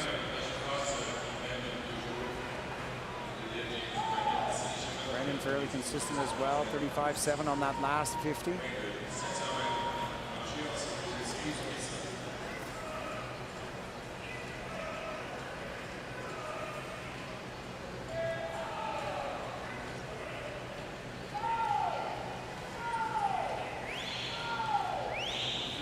Now this is the 1100 meter mark.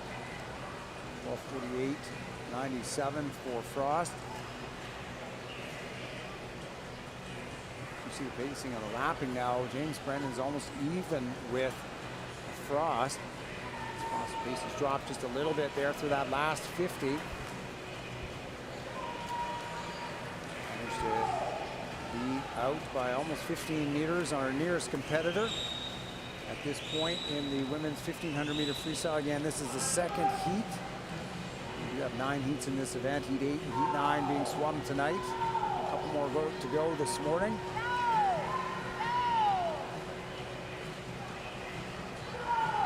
She still looks very smooth, though. You can see breathing to both sides. Often at this point in the race, they're just going to their favorite side.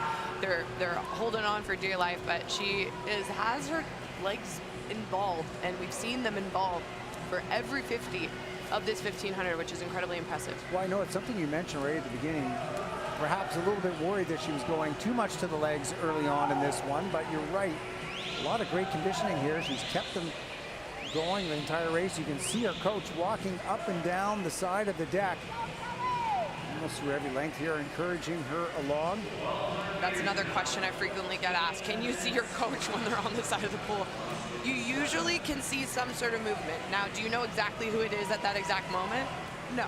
But if she knows her coach was planning on walking up and down, she can probably see him there, or she can at least see some movement of someone that's kind of excited, and that's a little bit of reassurance that you're on the right track. I think if you were in this race, you'd take any sort of movement up on the deck, on the side of the deck directly to you as words of encouragement, especially at this point. And Frost, not much left to go. Turning at 35, 14:35.6, a 35.6 split on that 50. James Brennan, Lapping now a couple tenths of a second back in lane number 3. Your third place swimmer is still Sydney Smelt down in lane number 8. They're sort of spread out the field here as we come to the 1,300 meter mark. 200 meters left to go for Frost. She's turning at a 15:11.30. Pretty consistently 35 mid throughout.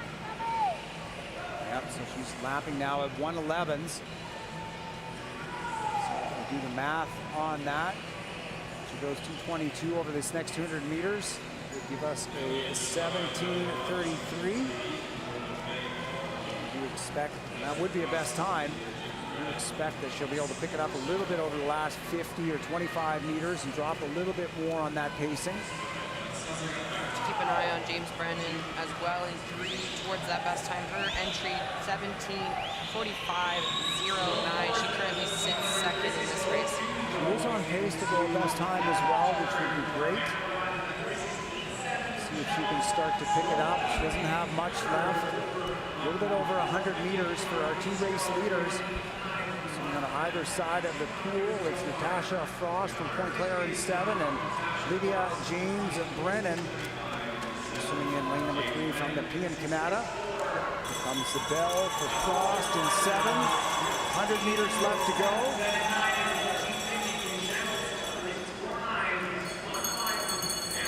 Coach waving her along from Point Claire in lane number 7. There goes lane number 3, that's Lydia James Brennan. She turns at 16:32.75. And James Brennan, she's going to be right on. Right now, it looks like she's going to be right on pace for that entry time of hers of 17:45. Let's see if she's got any finishing kick. Just get underneath that time. She looks like she's got some energy in her legs there in lane number 3. She looks very strong there for Natasha Frost as well. 34.5 on that 50. Frost is really picking it up there over this last little bit. And she is not lost. She's finishing with the legs just as strong as she started there, Brittany. It's going to be a solid finish for Point Claire's Natasha Frost in lane number 7. Her entry time again, we'll remind you, is a 17:46.21. This is going to be a great drop for the winner of heat number 2, 20-year-old Natasha Frost from Point Claire, 17:30.64.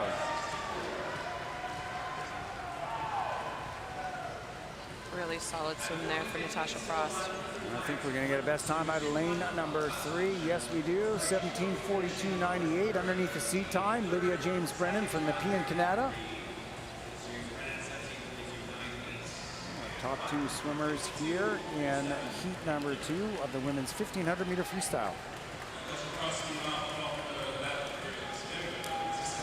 We're seeing some of our competitors, the last couple coming into the wall. It's a long race, no matter if it's a personal best or not. So everyone deserves quite a lot of love from those in the crowd because it is a grueling 30 laps. And that is it for our second heat. Swimmers in the water done. Ready for heat number 3 now of the women's 1,500 meter freestyle event.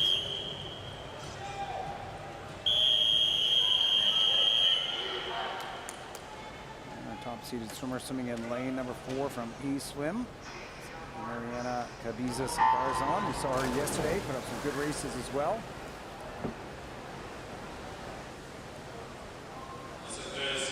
(17:48.56) is her time. We just saw a 17:30 in the last heat.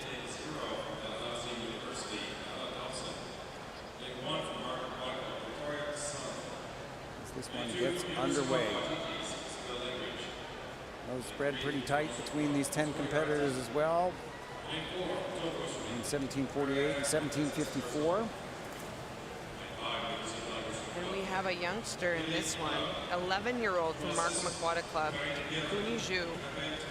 We're going to keep an eye on those national age group records because whenever I see a youngster, I get excited about it. But guess who holds the national age group record for 11 and 12-year-olds?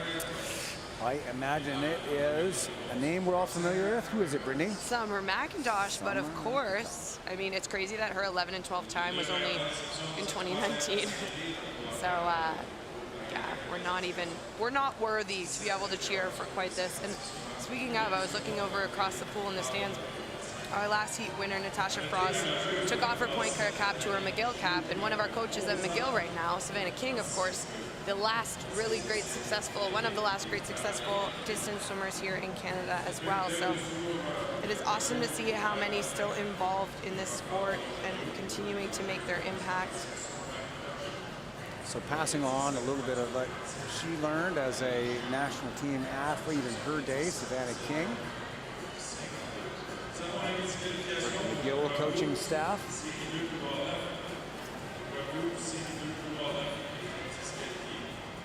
And look who the race leader is.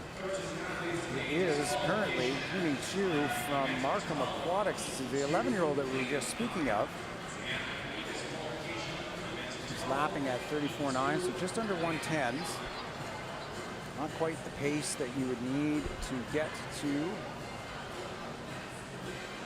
that national age group mark. It stands at 17:07. Very good. She's got great technique for an 11-year-old. Nice and long on that stroke. Very relaxed pacing. She looks so relaxed right now. Really long. See how the reach she's getting at the end of each stroke. Well, it's nice to see too. She's got the reach. She's also got the length out back. She can sometimes pop up in these distance swims a bit short. The hands pushing out, but she's doing a great job in the stroke, leading the way. Splitting 34.8, 34.9 consistently now. That's 250 meters gone.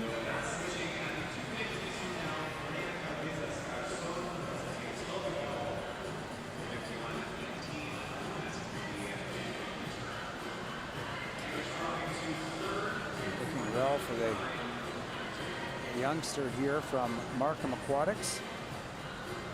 Even just to be at this competition at 11 years old, definitely didn't make my first national cut until I was 15. So well, at we've 11, had a couple of them, haven't yeah. we? We've seen some national age group marks in 11-12 category already. Yeah, it's pretty remarkable.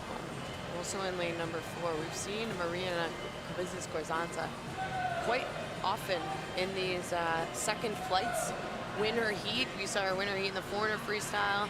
We also saw her win her heat in the 200 freestyle. So having a really great swim for East Swim right now.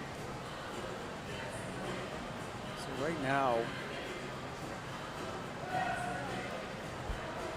she was leading the way. She's hitting 35.0, so 110, so around about 17:30 pacing. She's obviously started a little bit quicker than that. She holds onto this. There's a 34.7. She really needs to be 108 mids to get to Summer McIntosh's record. So I'm not sure we're going to see that here this morning, but let's keep in mind she's 11. Yeah. She has another year at this event if she wants to challenge that record mark. Well, and it also makes me excited for the future because we don't really have, of course we have Emma Finland who qualified in very dramatic fashion for the games already in open water. But other than that, not many athletes contesting in the 1500 at this level. So if this is where she's at 11 years old, it gets me really excited for the next 3, 4, 5, 6 copious amounts of years to get to watch her compete. Absolutely. Plenty of years ahead for this youngster, hopefully. Chu pacing nicely in the lead in lane number 7. Mariana Cabiza-Garzon. She's actually outsplit her on that last 50. She sits back by about 3/10. She was just a 1/10 of a second ahead. And hopefully these two will be able to catch each other, catch their eye of each other and pace with each other now. We did see on our earlier heats, swimmers basically swimming all the way out on their own. So it would be nice to see your race leaders have two of them up there pushing each other the majority of this race, if we can get that to happen. Both of them doing a decently good job of keeping their legs in the mix while not, what appears to be at least, overexpending them. They're light white water behind them. So the thing is, you don't want to completely drop your legs. I think it would be a complete waste if you had no leg movement, but of course, you don't want to feel that lactic buildup before you get the halfway point. So it's awesome to see them lightly keep their legs involved. It looks like their rhythm is working well. Well, and you know as I do that legs, the biggest muscle in the body, you burn them out too early and they become dead weight in the race, and you've got to be careful with that. But And then you have to drag them through the rest of the race. and that is no fun for anybody. No. But what I'm seeing here, and it does look like they're pushing each other along. I think that when Cabeza Scarzon got up to Chu, she saw that. She just dropped to 34.7 and then 34.9, so a couple tenths of a second faster pacing. And their 50 split there were both identical 34.90. So really good. And now these two, I mean, they're about 10 or so meters ahead of the entire field. So they can, only 2 lanes, 3 lanes apart, so they should be able to see each other most of the race if they keep breathing to both sides. And I do see that Chu is bilateral breathing, and it's great to see this youngster doing that early on in her distance swimming career. Can't get over her technique. She just looks so smooth, efficient through the water. Did not look like an 11-year-old. No, very strong for that swimmer in lane number 7. And I'm talking about seeing a relaxed swimmer, and you're definitely seeing that in Chu. I mean, Cabeza Scarzon, she's got a little bit more in the legs going right now. So we'll see what kind of condition those legs are in. They're so close to each other, just 0.4 of a second apart. She's splitting 34.8 compared to Cabeza Scarzon's 35.0. Not a huge difference here. That's the thing about a race of this length, right? A half a second is quite a lot, but when you add up a half a second for 30 laps, that's even more exponentially different. We're talking 15 seconds there. So as we watch athletes break new best times, we also see athletes add more than ideal, and it's typical in a race like this to see, because you know, being a little bit off your best each lap will add up over a 15 to 20 minute race. No, and you're right, and it's important, and the athletes in this race, they train to lap consistently, and they train to lap the same each and every 50 as they go. There's not a huge variation, even though there's some variation. We're not talking about a difference of a second or 2 or 7 or 8 tenths ideally, and so if you get caught in that pacing, just as you said, and it's a little bit off from what you're looking to be at, and your total time at the end can go way up on you. 35.2 for Chu on that last 50, the same for Cabeza Scarzon. They seem to be mirroring each other in lanes 4 and lanes number 7 in terms of their pacing. And they're approaching the 800 meter turn. That was just a halfway, and we saw an 8:40 for Chu. 8:40.1, Cabeza Scarzon 8:40.6. Now we're lapping just over 35s. Hitting the 800 at 9 minutes .1 and 9:15.3 and 9:15.7 was their 800 split.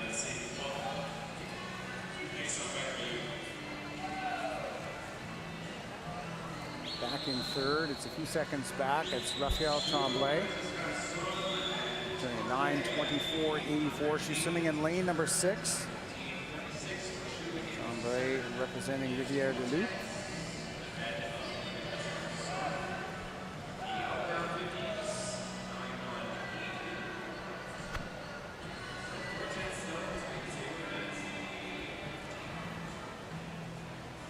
Well, both of them back down under 35. They each hit 34.8s.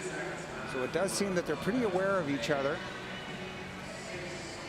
Not wanting to let one of them sneak past the other. Really liking that format of lane at number 7. Chu, she turns at 10:25.29, 10:25.7. This is good time for Cabeza Scarzon, both of them at 35.1.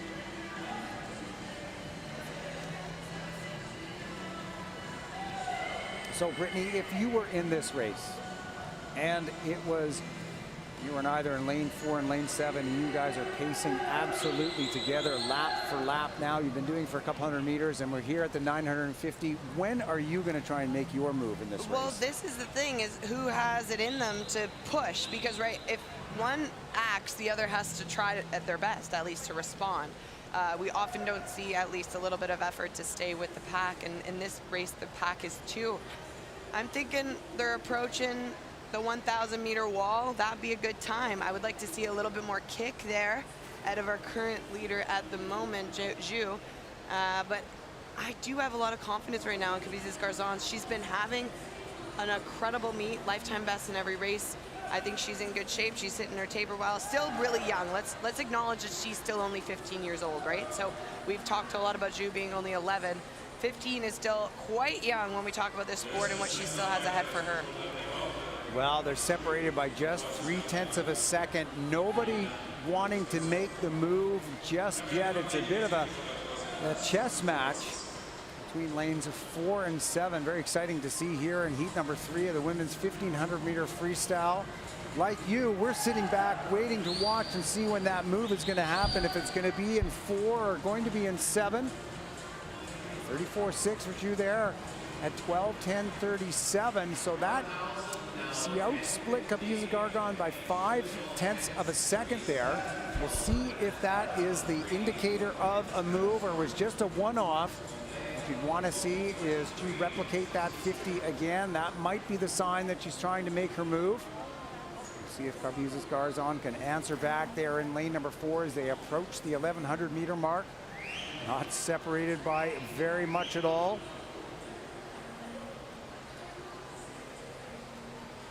Well, Kavizis Garzon at 34.6. She is the faster split that time.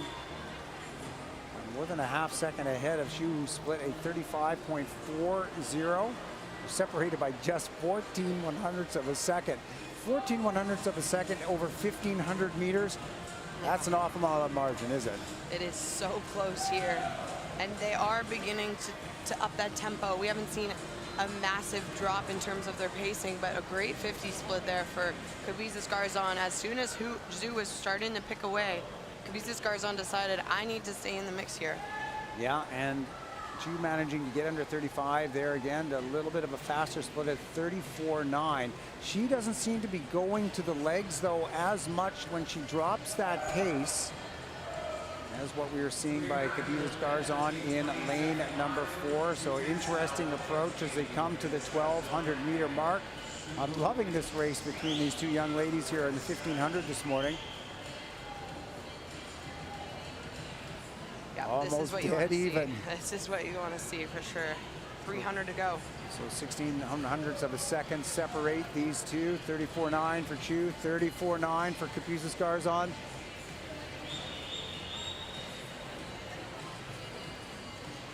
Not doing bad. Raphael Tremblay in lane number 6, who sits back at a 14:10 through 1,200 meters.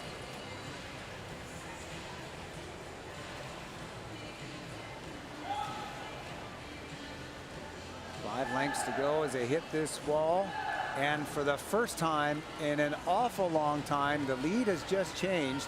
Mariana Kavizis Garzon ahead at 14:30.65 after that 34.750, almost 0.3 of a second quicker than Zhu. She's at 14:30.78. She's breathing mostly over to the far side of the pool to make sure she has eyes on lane 7. So here we go, where it looks like we're gearing up for an exciting finish as we come to the 1,300. And 14:05, 74 to 15:05, sorry, 74 to 82. Still less than 1/10 of a second. Oh, loving this. This is what a race for these two. Less than 200 meters to go. Just remind you of the entry times for our two swimmers, our two leaders. Mariana Kavizis Garzon from eSwim at 17:48.56. Going to be much faster than that. And Kuni Chu from Markham at 17:50.52. Two swimmers will be faster than that. 0.4 of a second is the difference now. Another good 50 at 34.8 for Kavizas Garzon in lane number 4. The bells are going to come out here momentarily. Let's see if that sparks some more action out of our two swimmers. We'll see what they have left with just over 100 meters to go now. Kavizas Garzon looks to have the advantage, but does Ju have a bit left in the tank of this 5 and a 100? Well, separated by 0.6 of a second. That's the biggest margin we've seen between these two in a while. But here go the legs with Chu in lane number 7. This is the most action in the legs I've seen out of her in this entire race. Let's see if that's enough to get back up. She's got 0.6 of a second to make up on Mariana Kavizas Garzon in lane number 4 from Eastern, who looks very strong. She's been on the legs since early in this race, and they are not backing down. Here we go, last draw. Yeah, what a good drop by both of these swimmers. 33.0 for Kavizas Garzon, 33.8 for Chu in lane number 7. The margin, though, 1.4 seconds. And Mariana Kavizas Garzon seems to have timed this one out very well. Big drop on that last 50, and now she does have a body length on Chu. Two great swims here this morning in heat number 3 of the 1500. Kavizas Garzon 17:21.06, winning with a 27-second drop off of her seat time. There's the young Chu. A great swim by her. 28 seconds off of her seat time, finishing second in this heat. 17:22.98 for the 11-year-old. So let's just take a moment to look. She's only about 15 seconds off of Summer McIntosh's record, and she's got another year to do it. Wow. That's a heck of a swim. A heck of a swim for the Markham Aquatic swimmer, Huni Chu. A really good swim for Etobicoke Swimming's Mariana Kavizas Garzon. Big drops this morning in this third heat of the 1,500-meter freestyle. Bodes well for the future of distance swimming for women.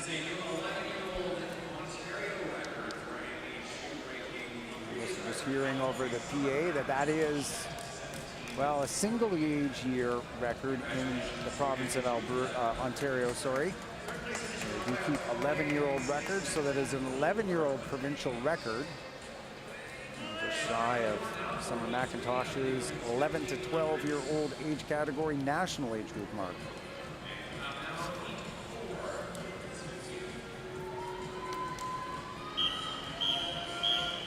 This will be our fourth heat of the women's 1,500-meter freestyle. On top seed. So lane number 4, Liliane Lukanoff from Whitby Swimming. The seat time at 17 at 54.87.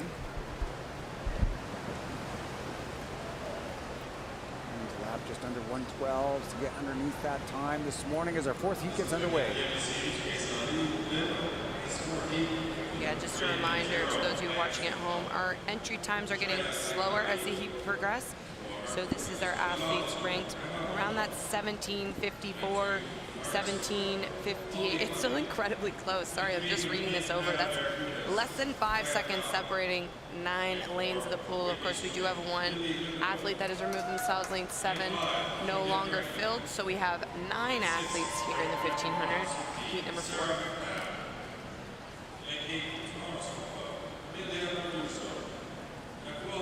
Even early on in this race, as we come to the first 100, those look like lane at number 6, Sarah McNabb from Fredericton Aquanauts. The race leader in this women's 1,500, a 105.83 split.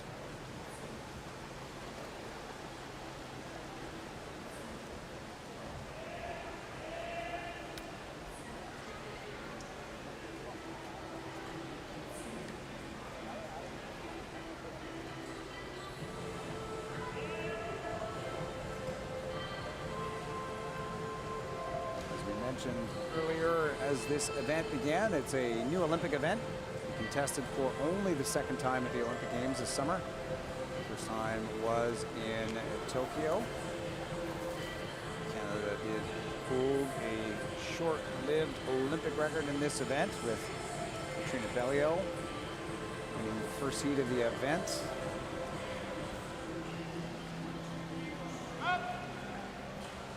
Later, event won by the American superstar swimmer Katie Ledecky.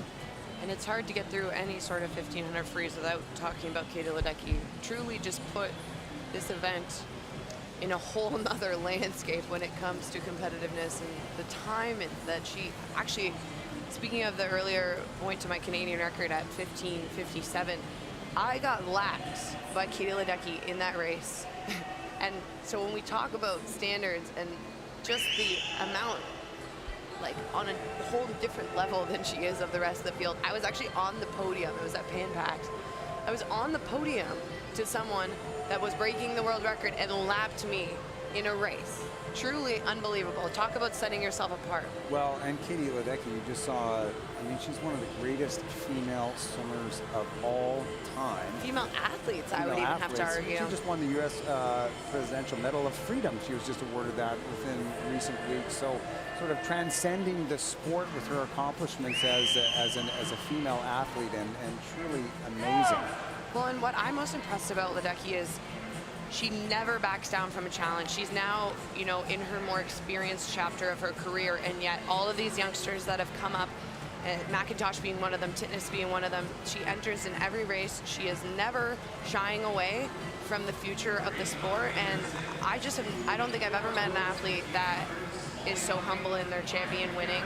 I spoke about Kylie earlier. Those two might be top of my totem pole when I look at who are the best leaders for this sport, because I was in this very facility when we had our short course, the short course FINA World Cup. There was a World Cup here about a year and a half ago. I think it was the fall of 2022. And she broke a world record in the short course 1500 freestyle that is Katie Ledecky we're chatting about. And she was just up in the stands after, greeting with fans, happy to be here. Such a great leader. And honestly, if I had a young athlete, that would be the exact person I would want them to look up to.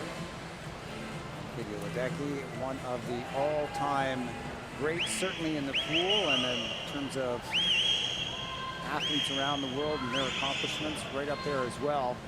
World record holder in this event. That world record of hers does stand at 15:20.48.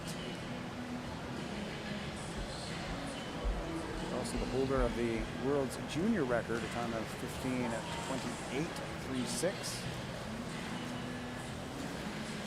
This swimmer's doing a pretty good job here through 400 meters. 4:38.56 is the split time out of lane number 2.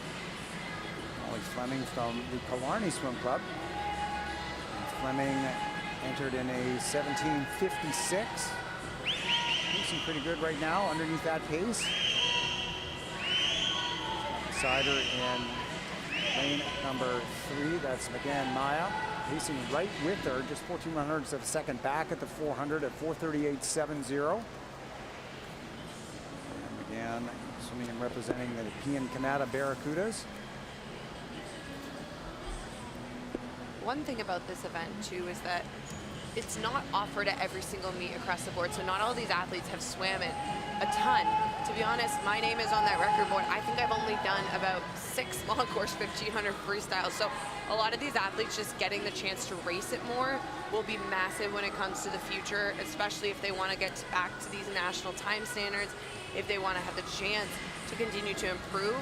It's all about experience, it's all about getting the reps. And it's a lot easier to do a lot of 100-meter freestyles or to stand up and race, but how often do you get to go to a competition and swim the 1500? It's a little bit less than the rest of the events. Well, you're exactly right, and I think that what we've seen over the last couple of years, certainly since it's been added to the Olympic sort of schedule of events for female athletes, and now there's qualifying times then for Olympic trials and such, it is starting to come into the program a little bit more often, but still certainly not offered all of the time, as obviously every single heat takes, you know, between 17 and 18 minutes or longer, as compared to, you know, 50s being able to run through them every single minute.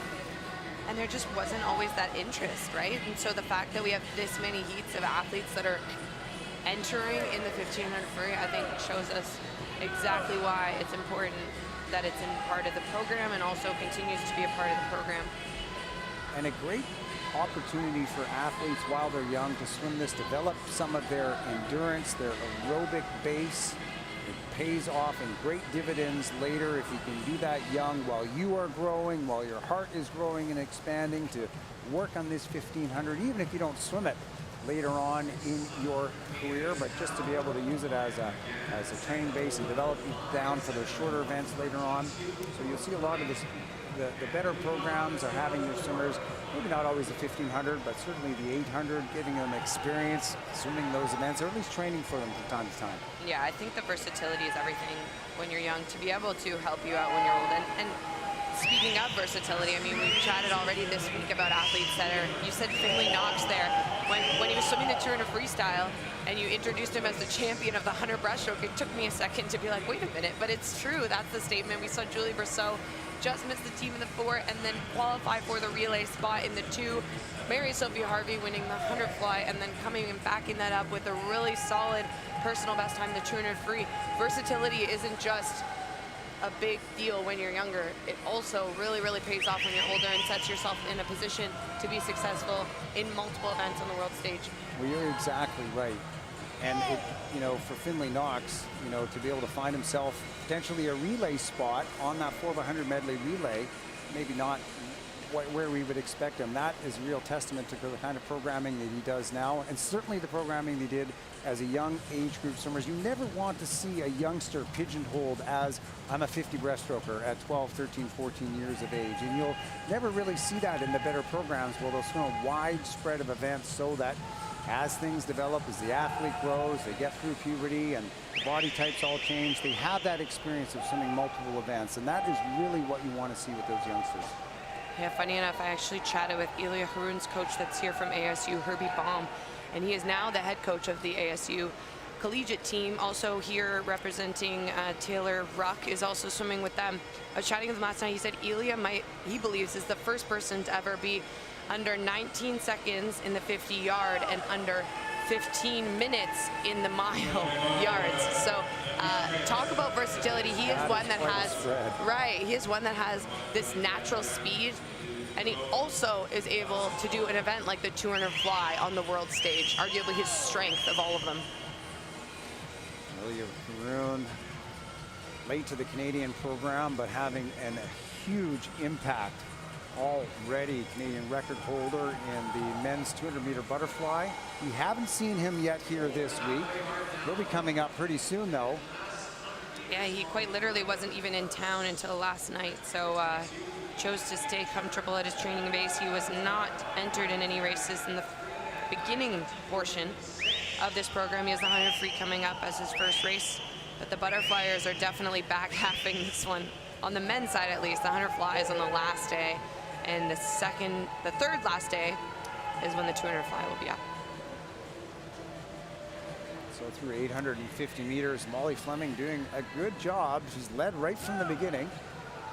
Maya McGann not that far behind. A little bit more in the second and a half, swimming in lane number 3.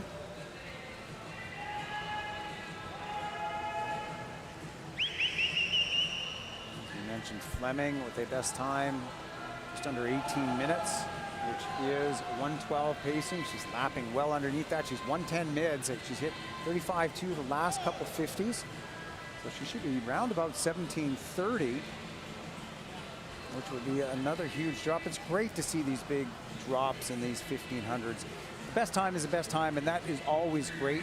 But when it's a distance event like this, certainly something more than half a second is much more rewarding, I think, in the minds of these swimmers. You know, it's great to go best time, but after putting in that amount of time and effort, you want to see something for the efforts that you just put in. And so these drops of 16, 17, or 28 seconds, like we saw to the youngster, that'd be a very satisfying swim for them and their coach.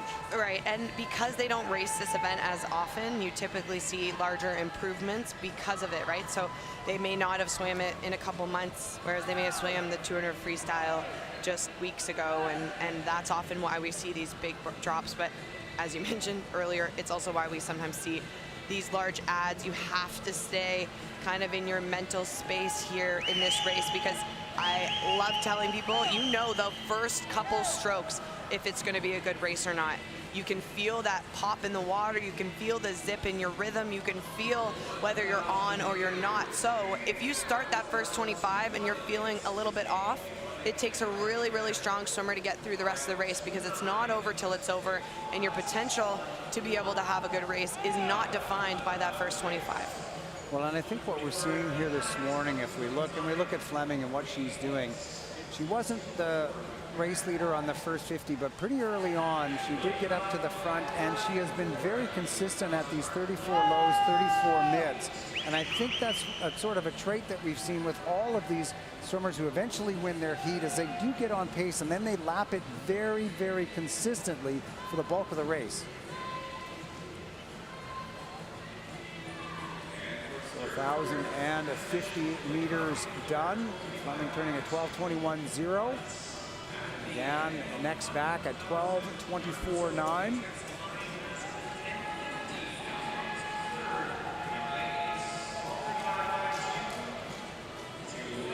400 meters to go after we hit this wall. Your race leader, Molly Fleming, turning in 12:56.2. Did drop off a little bit on that previous 50, is back on it now again. She went from 36.1. There's a bit of aberration there in those splittings. Now back to 35.2s.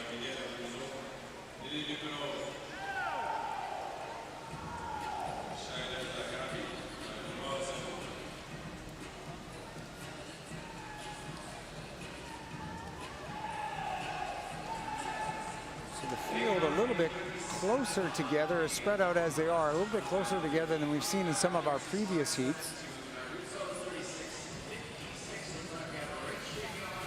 Fleming at 35.6.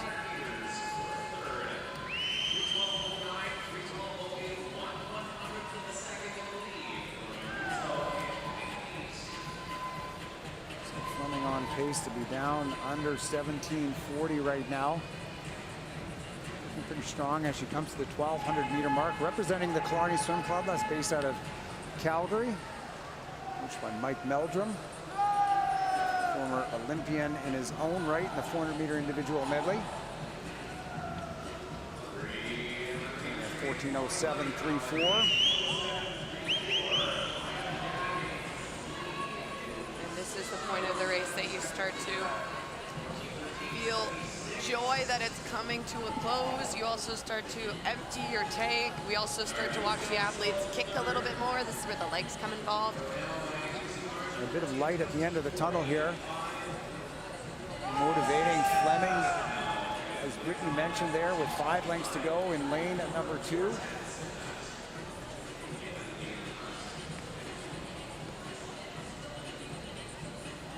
Seems to be alternating a little bit of her pacing between going up the pool toward the scoreboard and then picking it up on the way back.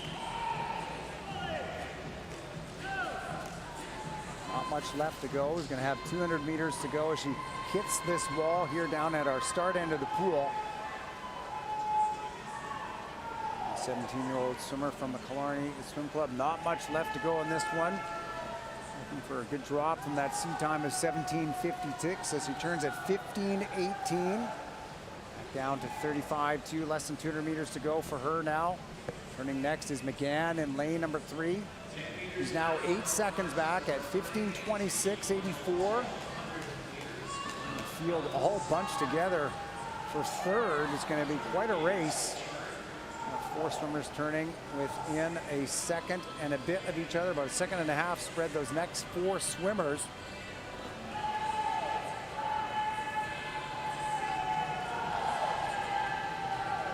And we're gearing up for the bell lap. Continuously under that 36-second mark, which is awesome. She's putting together quite a swim. Yeah, we'll look to see where she can get herself now with 125 meters left to go.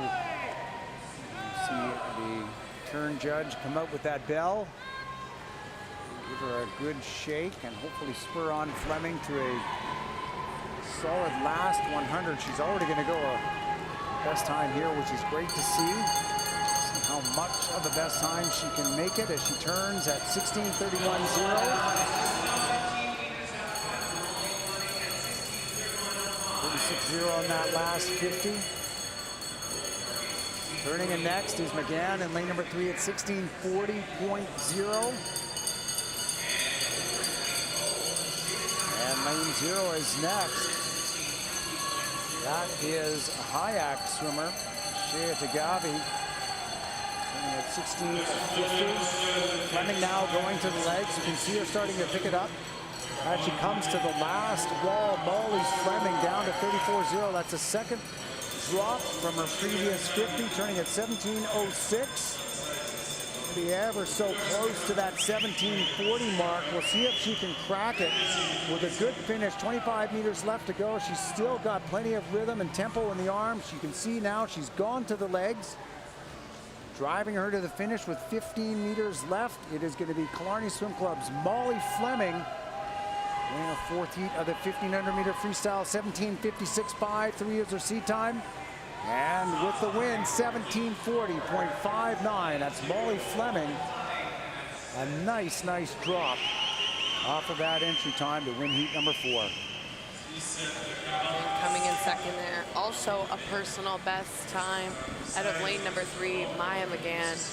Closing speed strong with a 34.36 in the final 50, chopping about 5 seconds off her personal best.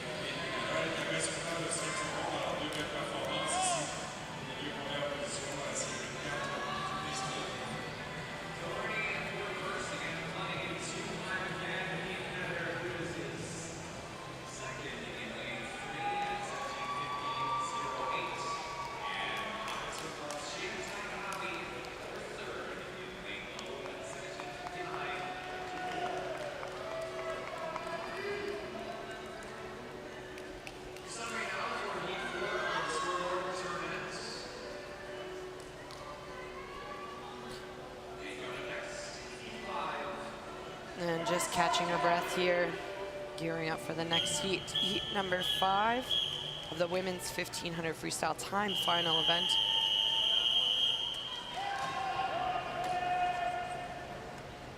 Looks like every block is filled, so we have 10 athletes. So we've got a spread in this one. It's only about 6 seconds. 17:59 is the top seed, Alina Lehman in lane number 4. 17-year-old is swimming unattached. She's got a seat time of 17:59.23. And the spread is over to 18:05. So another tight field here in the women's 1500 meter freestyle.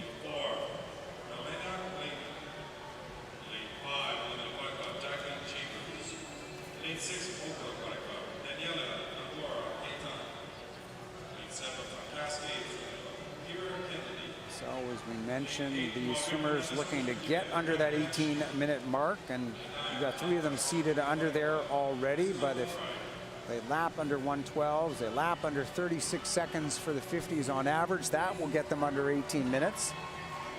So that's the goal of many, if not all, of our swimmers here in heat number 5.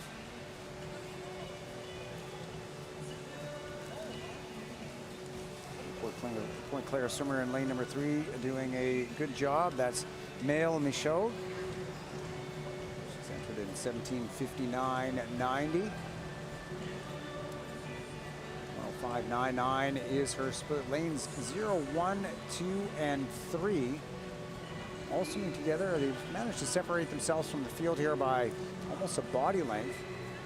So we've got Emily Jacques from Barry Trojan, Claudia Boley from Point Claire, Kia Dimitri Kisu, and then your race leader, Maëlle Michaud from Point Claire. Turning less than a second apart to 150 meters.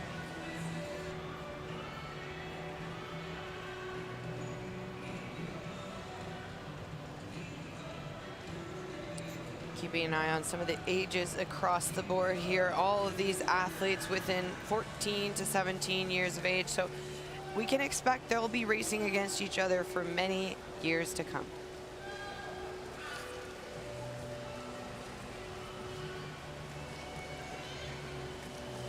Now we have a bit of a separation again in lanes 2 and 3. That's Dimitri from Kishu and Michaud from Point Claire. They're your race leaders. They turned to 2:16.3 and 2:16.6. They split both 35.19 on that last 50.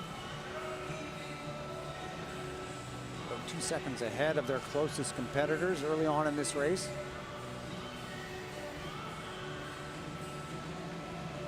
The rest of this field all still fairly bunched together.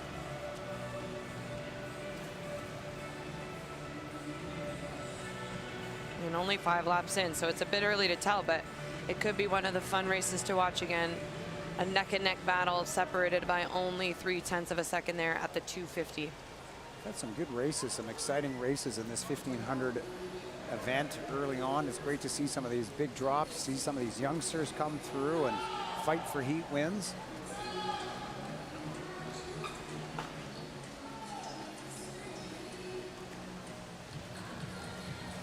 Exciting to see anyone go a best time here. It's not always easy at an event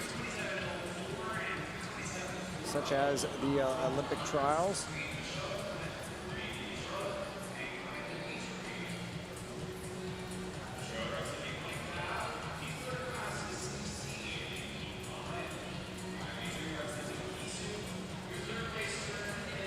And showed 0.3 of a second up on Dimitri. Again, they're splitting together, something we saw in a couple of our earlier races.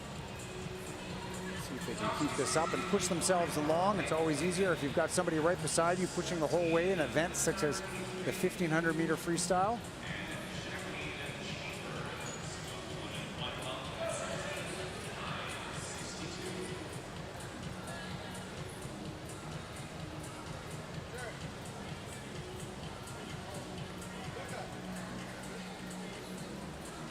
To the 400-meter wall now.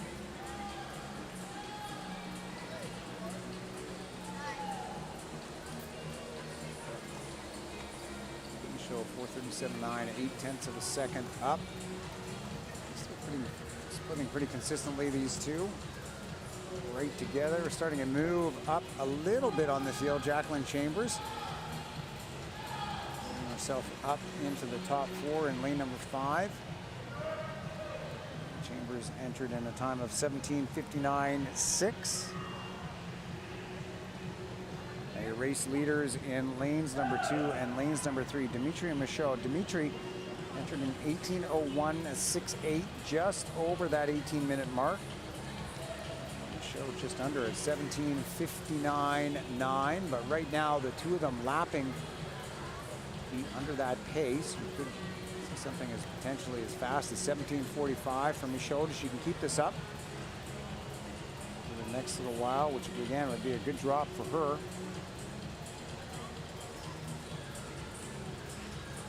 Staying on the other side of the lane rope strategically for sure there. Maëlle Michaud making sure that she's not carrying Kaya beside her. You work really hard in these races, but the second that you're letting someone get your draft, it does make a bit of a difference. They're pulling you along. Absolutely, and sometimes you see that where they move over to the very far side of the lane just to ensure that they're not pulling them along at all. As we mentioned, that 1/10 of a second or 2/10 of a second can make a difference on the overall big picture of this race if you're off, so you don't want to be carrying and pulling anybody along. You don't have to. 19 lengths left to go for Michaud in lane number 3. She turns at 6:24.5, 35 mid split. Dimitri picking up a little bit at 35 high, 6:26.2. Kennedy moving up with a solid 50 there at 35.60. That's the fastest 50 in that length. She's swimming in lane number 7. Currently sits in 3rd place. Kennedy entered in an 18:02.44, just over the 18-minute mark.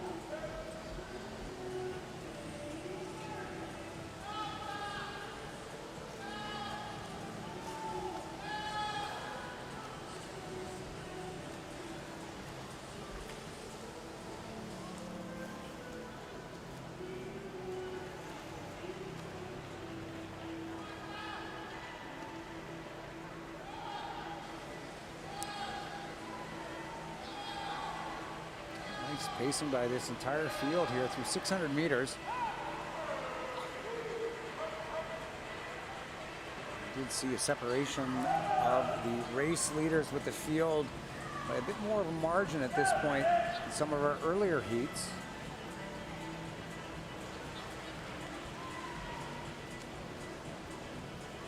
Pretty good splitting happening here. 35 highs by at least 4 of these swimmers.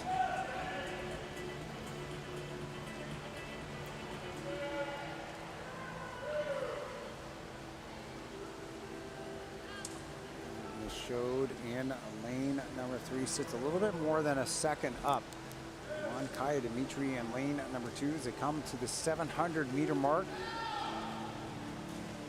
Doing an 8:11.9. Our next wall is going to be the halfway point as they get their way to the scoreboard end of the pool.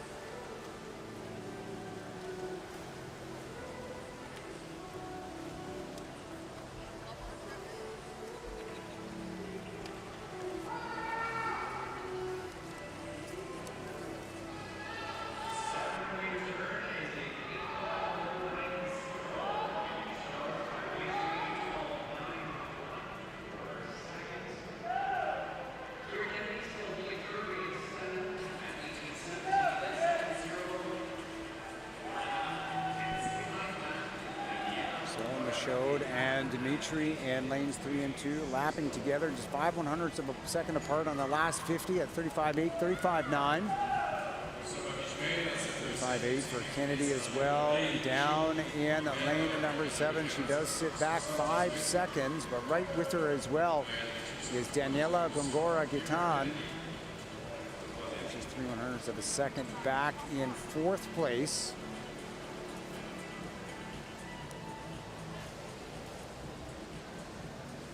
Kaya, though, staying in the mix here. She's splitting about 3 to 4 tenths faster. I thought for sure as soon as Michelle kind of took off, she was going to drop back, but instead she's responded, and that's exactly as a coach what you want to see the athlete do. No, it's excellent. The Kishu swimmer has answered back, and as you said, she's been lapping a couple tenths of a second faster over these few 50s. She is sitting back now only 7 tenths of a second. See if she can make up some more of that ground. 13 lengths left to go. To the 850-meter mark, and the margin has closed again. It's only 2 tenths of a second as Dimitri outsplits Michaud by a half second on that last 50. And some good lapping happening out of lane number 6 and 7 as Daniela Gongora-Gatan has moved into 3rd place just by 7/100ths of a second ahead of Kennedy.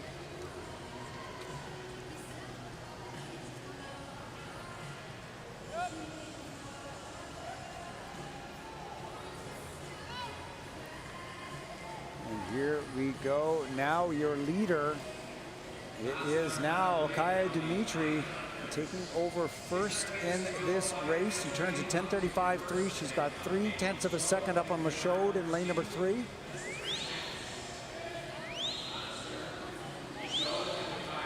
That's 900 meters done. Your race leaders in lanes number 2 and 3. 34th back in lane 6 and 7. That's Gongora-Gatan and Kennedy. Top 4 swimmers at least lapping times that ought to get them under 18 minutes. Likely underneath all of their seed times with 11 lengths left to go.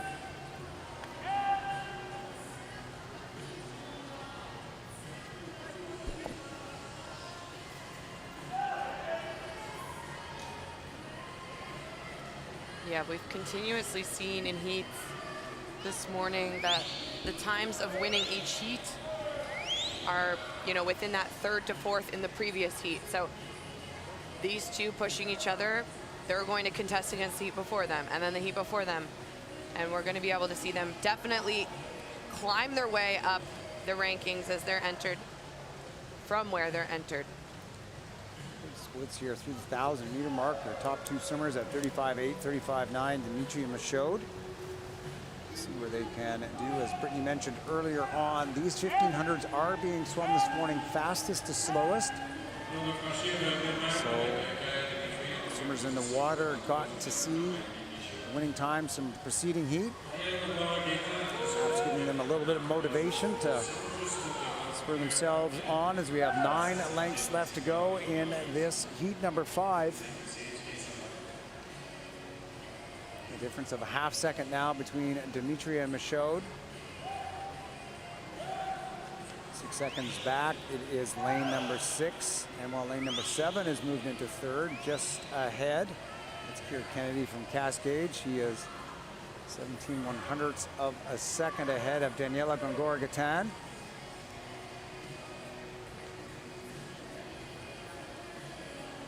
These swimmers again doing a good job, being pretty consistent with those lapping times. Some 400 meters to go.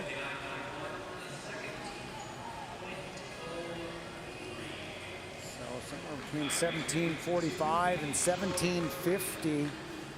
Kind of the projected finish time for your race leaders, Dimitri and Michaud in lanes number 2 and 3. So hold on to that pacing here over the last little bit.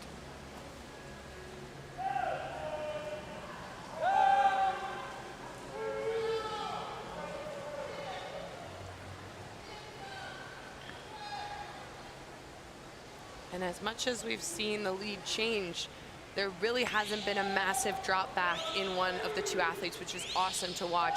Sometimes when someone else takes the lead over from you, you can very easily be in Maëlle's position right now and start to drop back, but she's staying within striking distance. And if she keeps a little of her legs in her, this is still a race. No, she seems to be sticking to her plan, which is great. It can be deflating to have somebody who's been leading the entire way just go by you. But it doesn't seem to be the case here. She's right there. They're lapping very close with their pace times at 35.7 and 35.9. And a great race happening in lanes 6 and 7. They have gone back and forth, trading the lead between each other. That's Daniela Gongora-Gatan in 6 and Keira Kennedy in lane number 7. That lead between the two of them, between their 3rd and 4th, seems to be changing every length. A bit of a seesaw battle happening between the two of them in their own race. Coming to the 1,250 meter mark, it is still lane number 2. Kia Dimitri from Kishu out in front, 14:46.9, almost 0.8 of a second. Up on Michaud. Michaud splitting nicely though. She was a half second quicker on that 50. Let's see if she can keep that up here as the race in 6 and 7 for 3rd and 4th is still happening with Gongora-Gatan out in front, swimming in lane number 6. Representing the Oakville Aquatic Club, while lane number 7, Keira Kennedy from Cascade. Final placing this heat not yet determined as we come to the 1,300 meter mark. Dimitri turning in 15:22.8.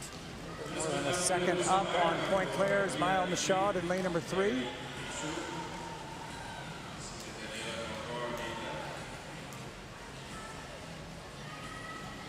And Gongora-Gatan still up in front by 0.3 of a second, up on Keira Kennedy as they make their way to the 1,350 wall. So 2 different races happening for these swimmers in lanes 2 and 3 and 6 and 7.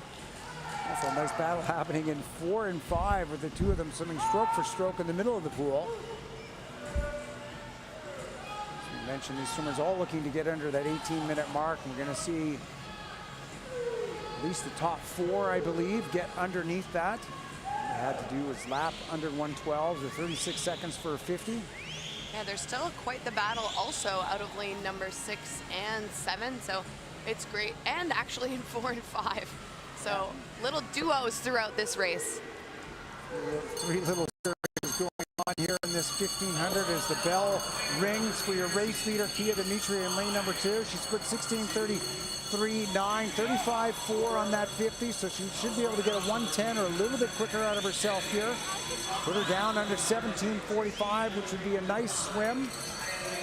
And Kennedy and Gongora-Gatan separated by 0.3 of a second in 6 and 7.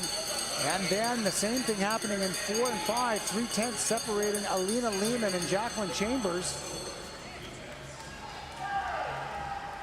Nice little races going on here in heat number 5 of the women's 1,500 meter freestyle. I doubt they can see each other, but there's even a bit of a battle going between 0 and 9. So it's fun to get to watch races unfold here in a race that is, 17, 18 minutes long. Well, here we go at the finish. It does look like Kishu swimmer Kia Dimitri in lane number 2 is going to hold on to this lead. She's got less than 15 meters to go. And Dimitri entered in 18:01.68. It's going to be a new best for her, a huge drop down to 17:43. That's 18 seconds. And the race in 6 and 7 looks to be over as well, 17:50.3. That's the winning time in there between the two of them. Danielle Gongora-Gatan dropping 10 seconds, 11 seconds for her. As we finish off this fifth heat of the women's 1500-meter freestyle. Yeah, we saw quite a couple personal bests in that, which was great. And a lot of that was thanks to the challenging that they did for one another, which is awesome to see. So congratulations to all for the heat. It is not an easy race, no matter if you were first or last in the heat. It takes quite a lot out of you. Good to see the swimmers pushing each other, answering back to the challenge beside them. Nice drops and best times as we get ready for heat number 6.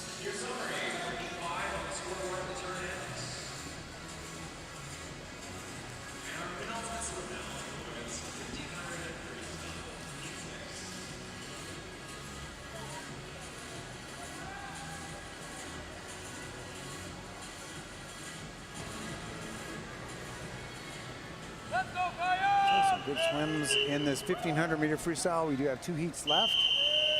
You see this morning, this is heat number 6. And so none of these swimmers currently seated under 18 minutes. The top seed is lane number 4, Kaya Hornby from the Barrie Trojans at 18:05.83. We've seen the heat winners dropping 15, 17, 20 seconds. So you can get that out of heat number 6. Get a couple of these swimmers under that 18-minute mark. Nice drop for all of them. Once again, 13-year-old Barrie Trojan swimmer Kaya Hornby in lane number 4. Top seed in the 6th heat at 18:05.83.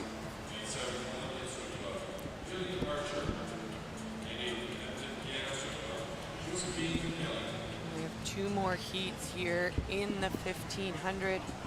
Again, these are time final races, so 1 shot to swim this race, and then we will see 2 remaining heats in the final. We have the open final, and then we have a junior final. Everybody pretty close together here as it comes through the first 100. I think we've got the advantage in lane number 1, Abigail Skinder from the Canadian Dolphins. 106.38. Skinder entered in this event at a time of 18:08.93.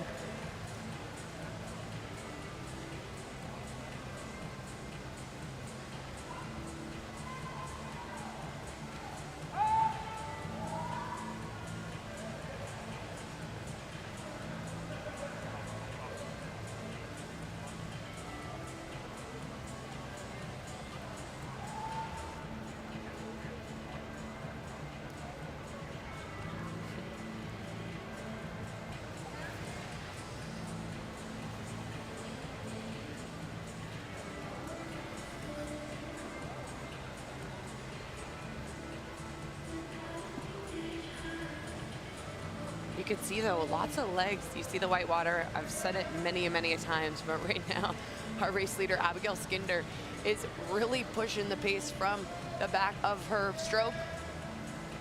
We'll have to keep an eye on if she can hold that, but often possible. Some of these athletes, too, I think it's interesting. Some are very strong pullers, and some are very strong kickers. Now, when it comes to practice, a lot of the distance athletes are better kickers than you'd imagine. You think kick, you assume it's like those sprints, the power, but some of the best kickers I ever knew in my career were actually distance athletes. Well, and those legs have to be in very, very good condition, right? As we talked about before, it's the biggest muscle in your body, so if you burn it up and you burn it up too early, not only impacts the legs and that little bit of drive that you can get out of the legs. Obviously, you can swim faster with your arms only than your legs only, but it does provide a little bit of push there. And if it's done early on in the race, then you really are going to suffer for it towards the end, especially in a race as long as 17 and a half or 18 minutes. So leg conditioning, very important for these distance swimmers. You can see the great conditioning by the athletes who managed to keep that kick up, both for speed and balance in the stroke the entire race. Not an easy skill to master.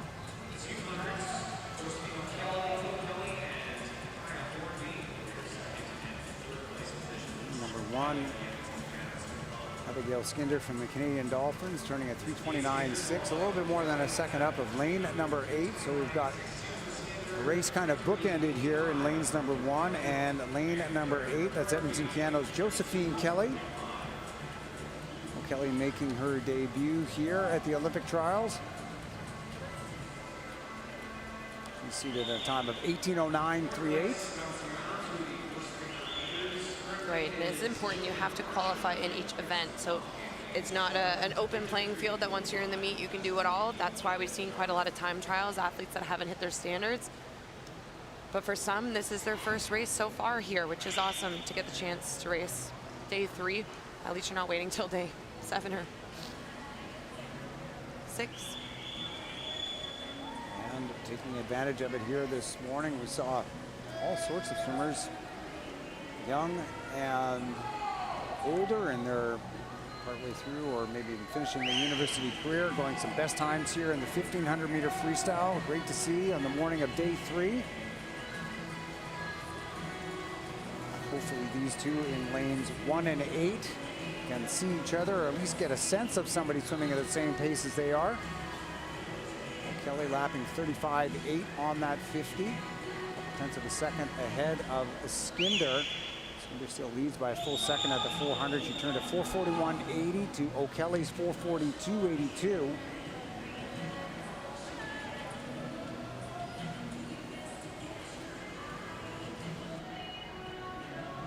Still bringing in the legs there, which is awesome.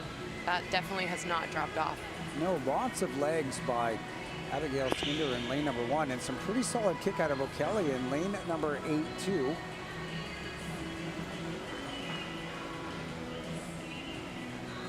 Hopefully we'll see them maintain that kind of tempo on the legs throughout the rest of the race. It's going to be 500 meters done at this wall. 1/3 of the race is going to be done for your race leaders.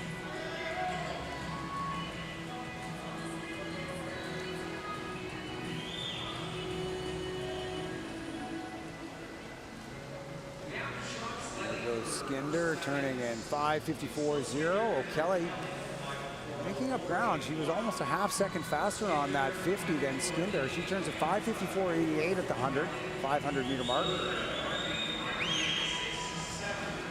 They're lapping right now at 1:11 pace, 1:11 mid pace. At least for O'Kelly.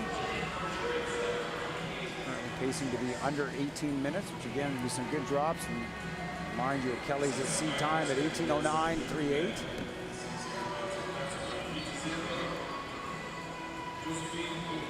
Kelly swimming for Edmonton Piano, and same club as you mentioned earlier, Brittany, Emma Finland, who's already mentioned made the open water Olympic team. As Brittany mentioned, it was dramatic fashion that Emma Finland was put on the Olympic team after a shift in positions in that race that she participated, won the Olympic qualifiers. We're going to see Finland later tonight in the 1500 in the open final. Definitely still going to be a bit outside her best, but if she can get close to that standard, it would be a great swim for her. Exactly right. Finland's going to be going into that race with a 16:15.77. The Olympic qualifying time is 16:09.09.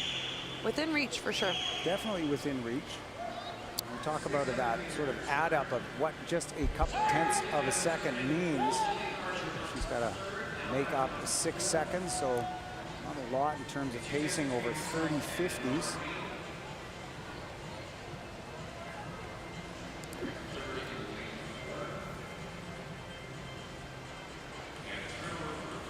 It's a matter of 2/10 of a second per 50 if you can manage to get that.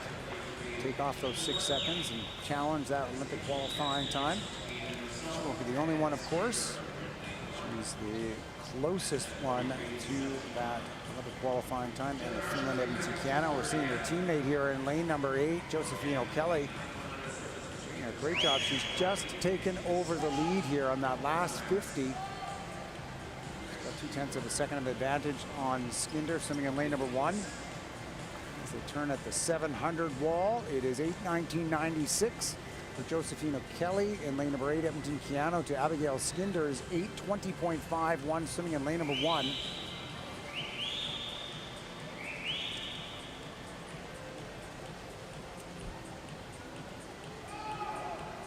Look how long and strong that stroke is too. If you're looking technically, reach out the front, the entry with the fingertips, and then it's a long reach out the front. I always tell young athletes, try your best to pull with your entire surface area of your arm. I know for myself, I had a really high tempo, and often I think I was just pulling with my wrist and my hands, but you can make the most of the pull with each stroke, but you have to be smart about it.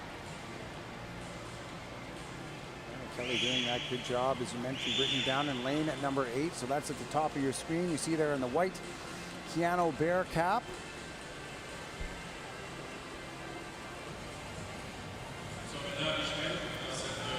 Coming now to the 800-meter mark. Sitting up by 0.8 of a second on Abigail Skinder in lane number 1, and it looks like Kelly's extending that lead a little bit here. Turning at 9:32.5. She's down to 35.9 on that 50 for her lapping time. It's going to drop back just a little bit in lane at number 1.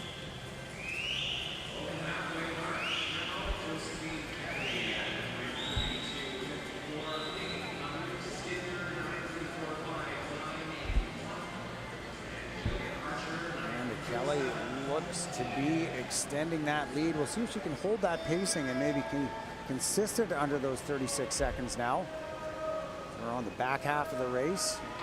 10:09.0, a 36.5 lapping time.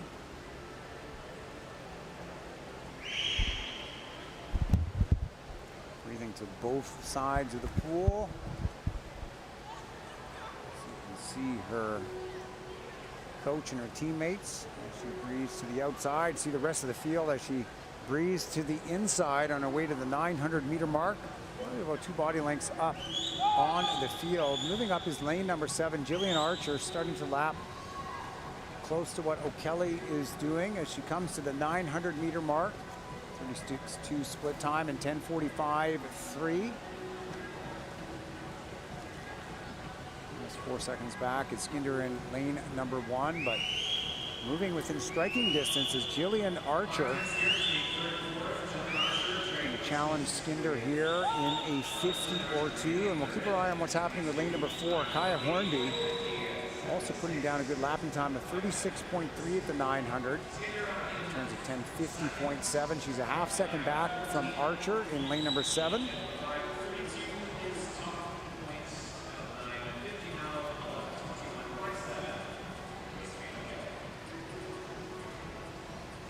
We've got a few challengers coming up to play though. Kaya Hornby, a really solid 36.6 on that 50.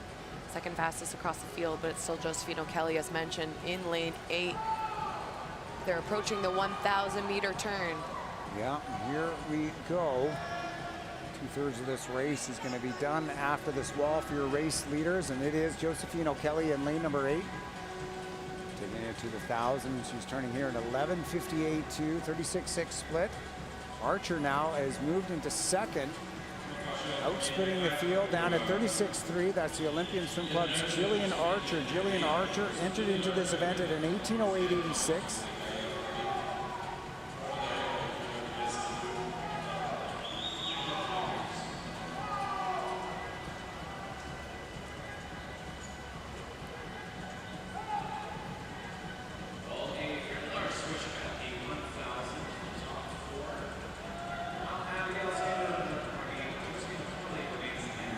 Kelly still pacing pretty consistently. And Archer actually outsplitting the rest of the field in the last couple of 50s.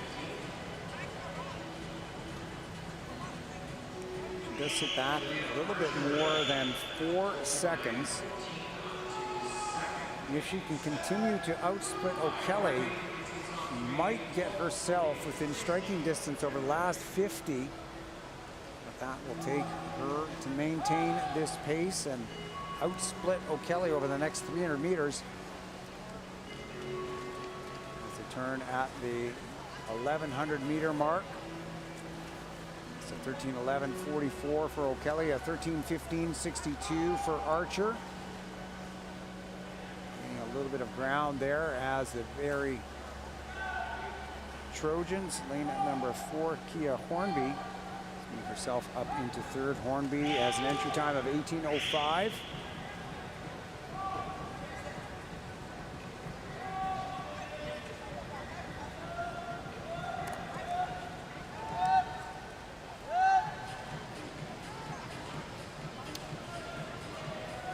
She gained a half second on that 50. Jillian Archer, 36.1. So O'Kelly's 36.7. She's sitting 3 seconds back as they come to the 1,200 meter mark. If she can creep up body length or 2 more, she's now within the wake of Josephine O'Kelly, and it becomes quite a little battle coming home. You can see her teammates there on the side of the pool. I encourage her to get up to Edmonton Cano's Josephine O'Kelly, municipal rivals, Edmonton Cano and the Edmonton Olympian swim clubs. Has anybody on the line figured out where Jason and I are from, or is it too obvious? He gives you all the Alberta facts. Well, I'll try to support you in the Ontario ones. Thanks. I know what I know, and I don't know much, so. You know way more than 99.999% of people. So we'll see what we get out of these two here, as we don't have too much left to go in this race. 250 meters. No, the local facts are the best facts. That's why I like to hear them. Well, that's where you get the information on the pronghorns from, the Younglets Yeah, of southern if it weren't Alberta. for you, I wouldn't have known where the pronghorns were from. See, I can do the research on Apollo Hess, but he can't tell me where the pronghorns came from. Yeah, it's quite a sight to see in southern Alberta, driving on the prairies. 35.9 for Archer, 0.7 of a second. She is 2.8 seconds back of Josephine O'Kelly as they come to the 300. So it's going to be 1,300. Sorry, it's going to be 200 meters left to go. Sure, O'Kelly, in a sense, Archer moving on her in lane number 7, if not see her on the push off of that wall. It's almost that feeling of someone standing over your shoulder when you're trying to do something. You know she is creeping. And that's not a good feeling, is it? Particularly No. in a race of this length, to have somebody creeping up on you, edging up towards you on every length. It's a great motivation and momentum for with the momentum from Archer. To see herself moving on O'Kelly. Not as good for O'Kelly, but if O'Kelly gets sight of her, she does have the advantage. She does have the high ground, being in the lead. We'll see if she can hold on to that. Turning at the 1,350 at 16:15 to Archer 16:16. A big move there. Jillian Archer down to 35.7 on that 50. That's the first time we've seen under 36 in an awful long time.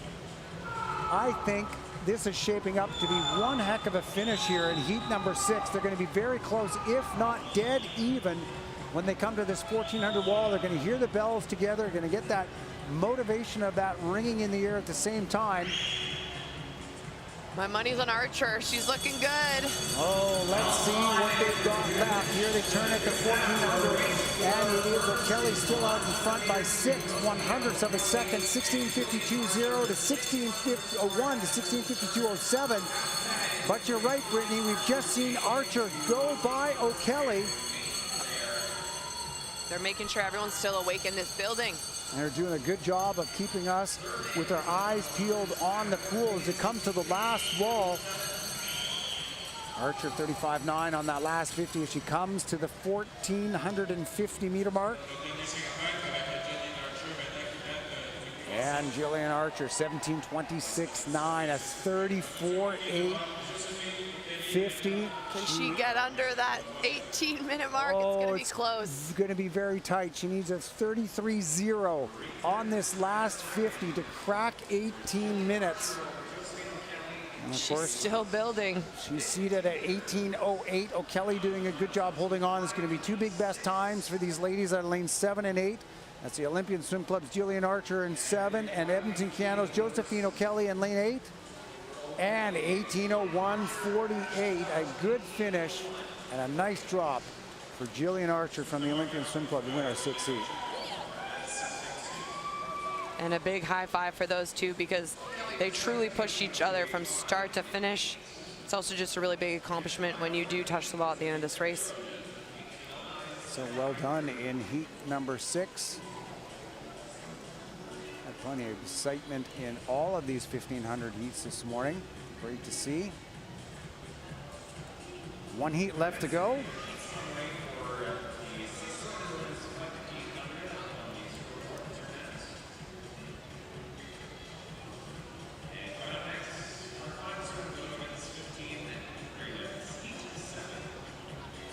Seventh and final heat this morning. Again, as we mentioned at the start of this race, Heat 8 and Heat 9 will be swum tonight. That is our Open A final as well as our Junior final.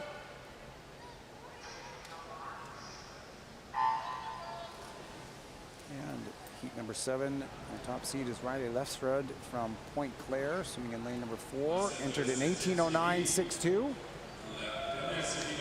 And don't go anywhere after this heat. We still do have the time trials to wrap up our morning, which is no longer a morning, our afternoon. 12:42 on the clock, final heat, and then we get into our time trials.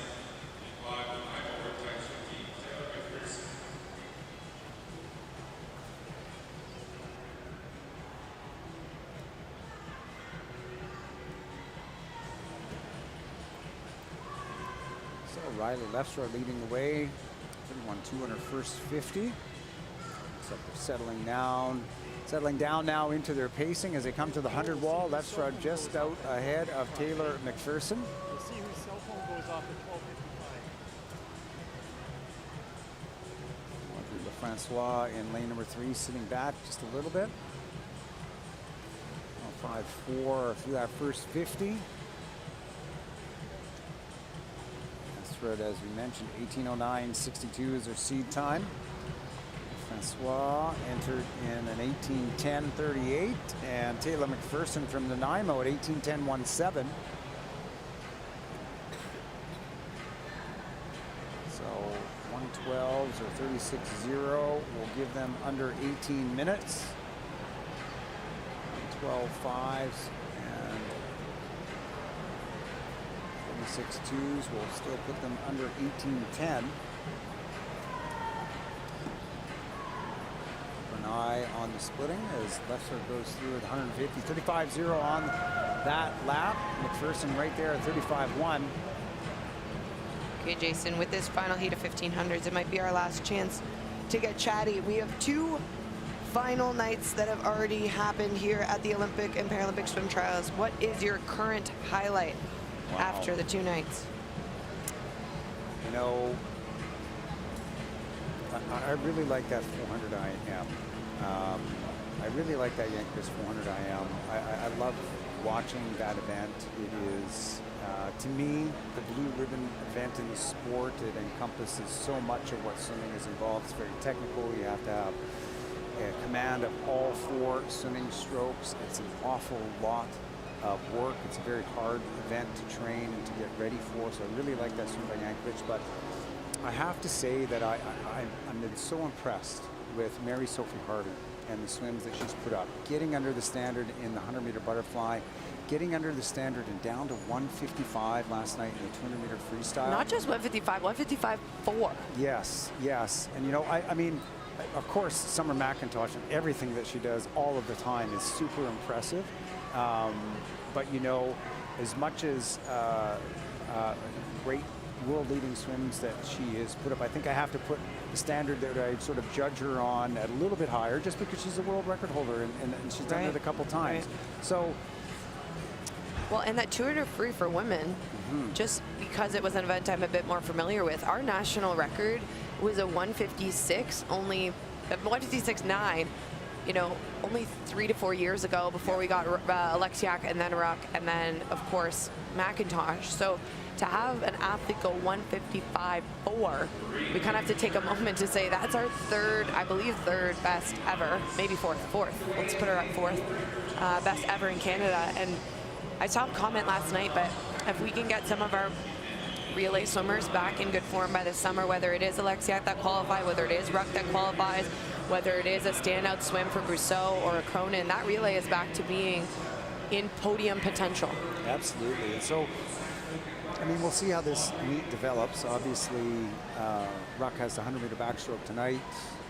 Alexia, and then 100 freestyle later, as does Alexia. So still great opportunities for them to qualify for the team, whether it's tonight or later on in the event. And if they do, and they find themselves in 200-meter freestyle form, maybe perhaps in some way they can contribute to that relay. So we'll have to wait and see. So I guess that's what's been most exciting for me. I mean, I love when the young guys come through. I love seeing Oliver Dawson down at 10, you know, the time that he did at low 101s. I saw his swim this morning, even though we're not talking about the finals yet, and the 200 breast was super impressive. How about yourself? What have you liked so far this week? Definitely, you picked two good ones. Those were some of my highlights. And starting off the night with that men's 400 IM, knowing, you know, we had the potential to get our first swimmer on the team in that event for quite a few cycles. So it's been a couple Olympic years since 2012 when we had Alec Page swim this event. And there is something so different. You're so right that the 400 IM brings out in people. I literally was standing poolside and I felt like I was about to race. I was that nervous for it because you know it's one of the toughest events. While watching athletes do it, it is grueling.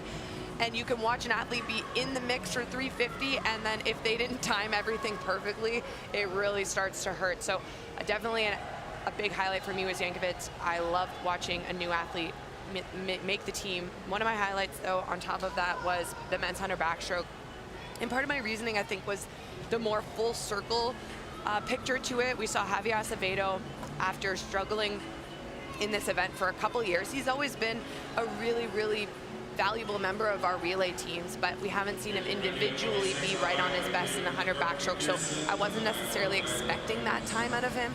And then to watch him get his spot on his third Olympic team, and also watch Blake Tierney make his first after having a really strong last couple of years, and to see the two of them embrace, it was very full circle for me to watch, you know, the new relief of an athlete getting their first spot and the pressure of this meet, and then also the pressure of the veterans coming into this meet and trying to get their name on the roster for their third or their fourth Olympic team.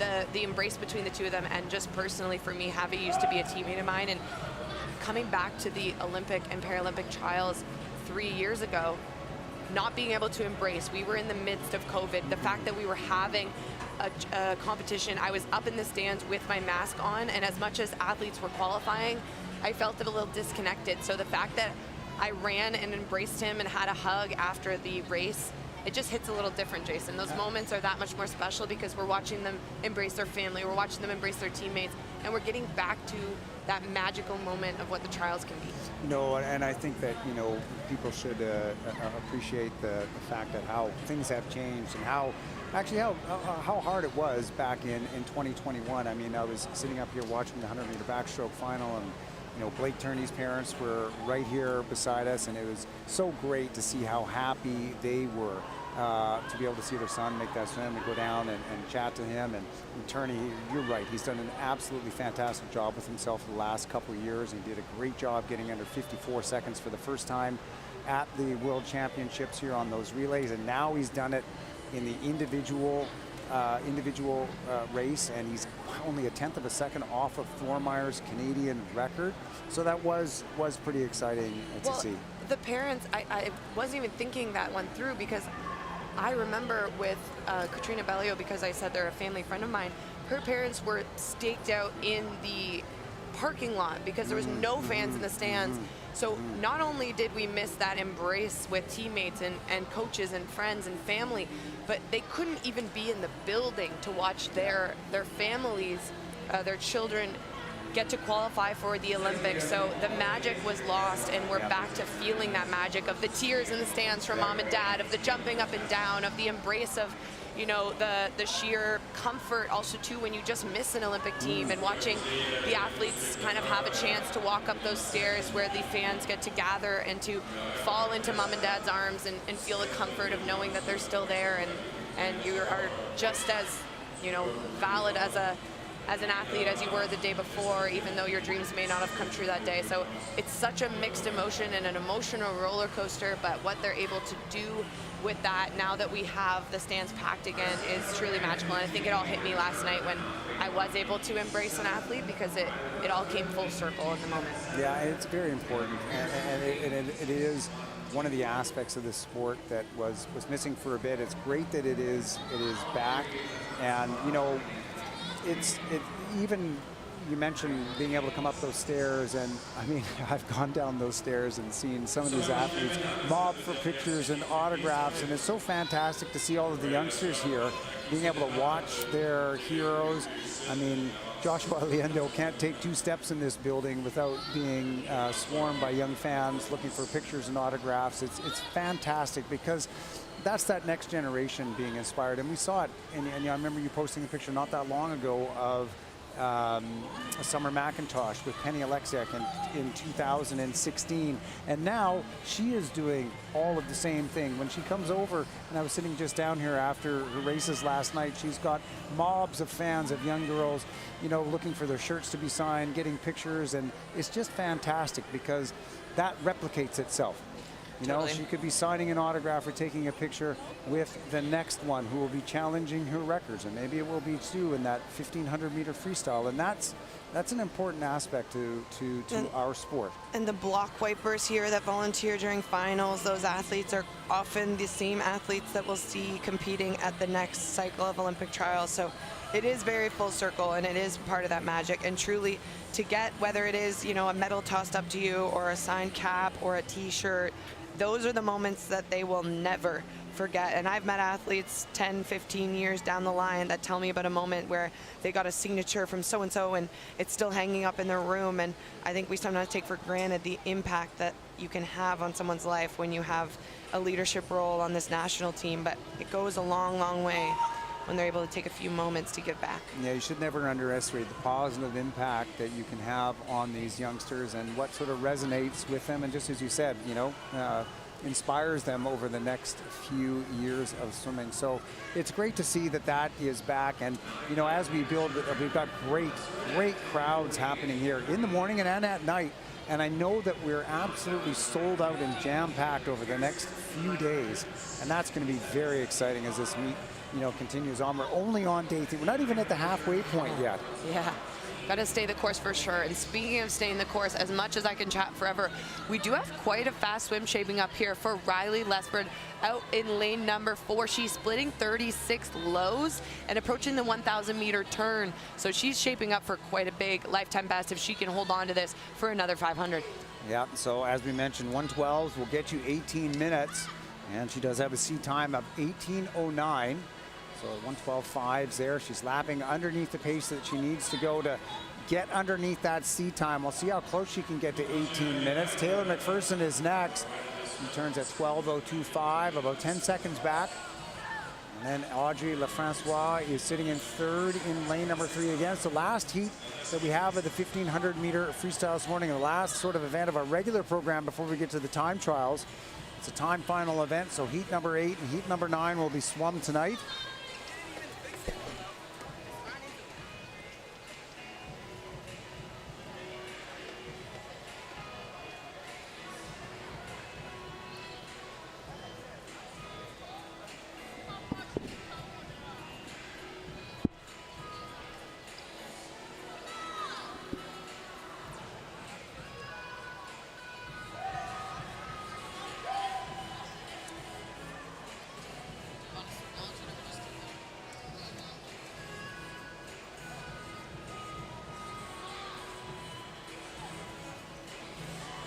Here we go, 1,100 meters done for Riley Lesford. 36 lows, so 112 mids is the split, the pace, sorry, that she is holding. A few seconds back is Taylor McPherson in lane number 5. Got less than 400 meters to go in the last heat this morning before we get underway with the time trials.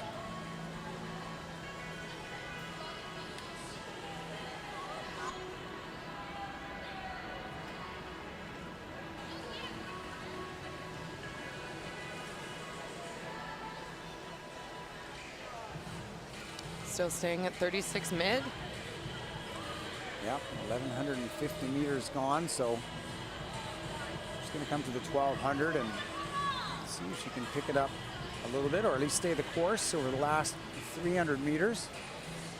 And the legs haven't really come back in the picture, and this is the final telltale sign if she has anything left in them or she used them a little bit too heavily on the first start of the race. Well, the young 14-year-old swimmer from the Point Claire Swim Club turns at the 1,200 meter mark at 14:18.64. It is pretty cool for me to watch, you know, whether it's the 11-year-old or 13-year-old, 14-year-old swimming the 1500, because when I was growing up at this age, it wasn't even an event on the women's program. I swam it once at a Pan Pacific Championships and one other time at a Nationals, but to watch this be a part of their program growing up makes me really excited about the future and what the potential could be for our women's distance swimming here in Canada and internationally, of course. Yeah, well, it is nice to see, as you said, we've had, you know, pretty much, well, we had 6 full heats this morning of this 1,500 meter freestyle, and we've got 2 full heats tonight. So plenty of swimmers making that trials cut, whether it's a senior cut or the junior cut, to be able to swim this event here at the 2024 Bell Olympic and Paralympic Trials. And of course, the junior standards in place as you have the selection for the Junior Pan Pacific Championships happening at the same time as we're selecting Canada's Olympic and Paralympic team.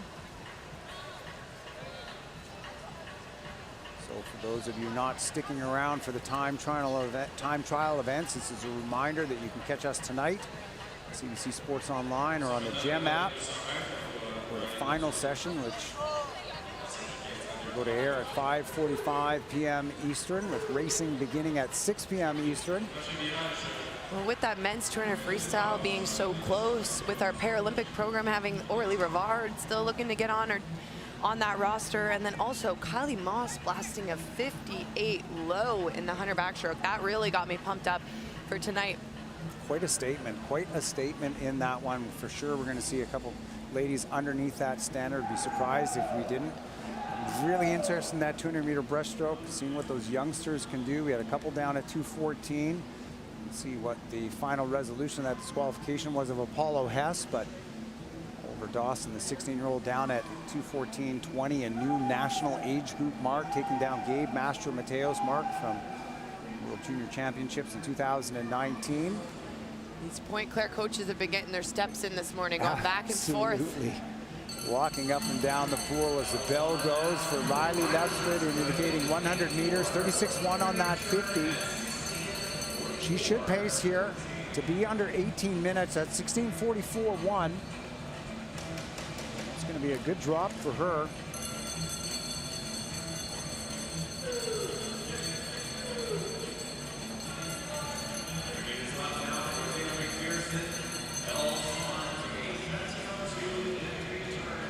Coming to the last wall for Lefsford in lane number 4. Again, she is representing the Point Claire Swim Club. So C time coming into this event is an 18:09.6. She just put 35.8, so another 35 is going to get her at 17:54. A nice drop down from 18:09, could be as much as 15 seconds. Great to see these heat winners taking off the time that they are.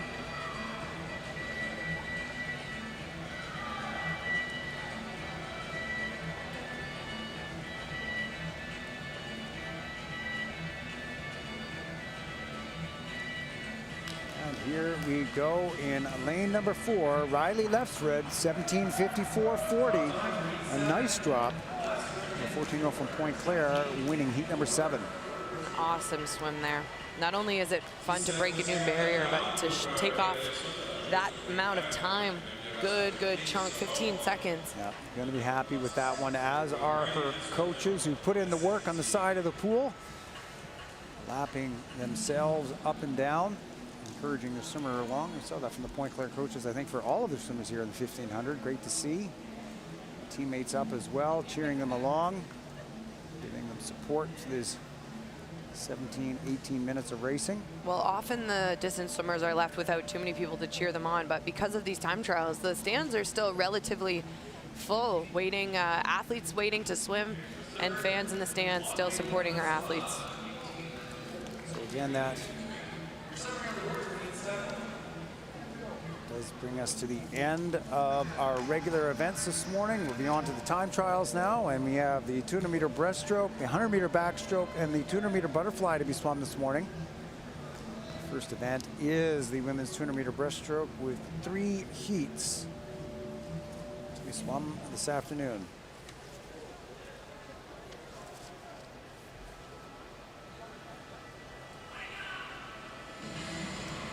that is the end of this morning. And we had, as we mentioned already, Brittany, a lot of great swims in the day 3 preliminaries of this event. We're going to have a very exciting final. You can see that this is Canada's fastest pool. We welcome you back here tonight, 5:45 p.m. Eastern for the pre-show, and then a 6 p.m. start for our final session here at the 2024 Olympic and Paralympic Trials presented by Bell. Natation Canada tient à remercier ses partenaires. Swimming Canada would like to thank our partners.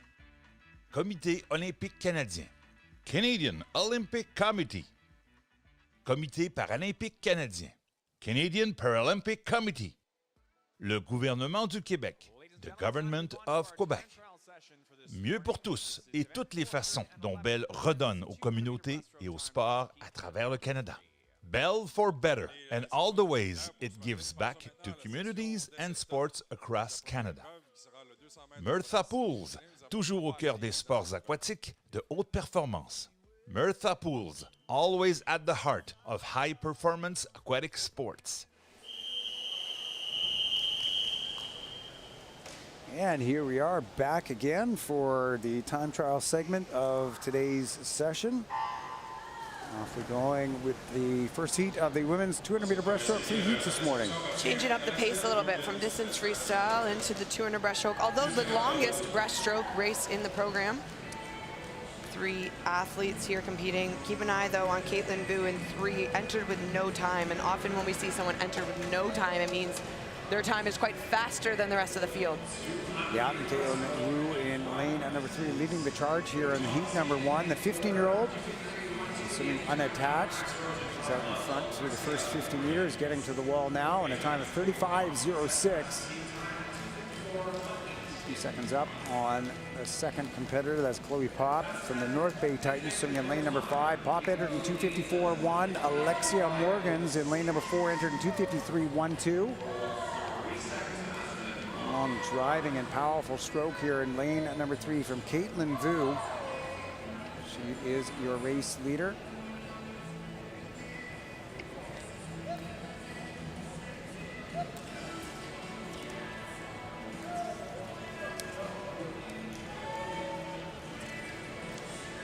Going through the first 100 meters pretty smartly at 115.90.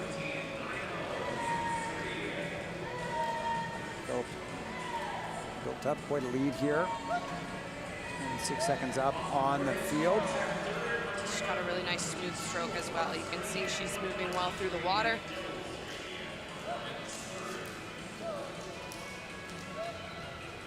You want to make the most of that glide while you have momentum from the power of your stroke, while also letting the glide take you through to each. It's a fine science, one that I never mastered.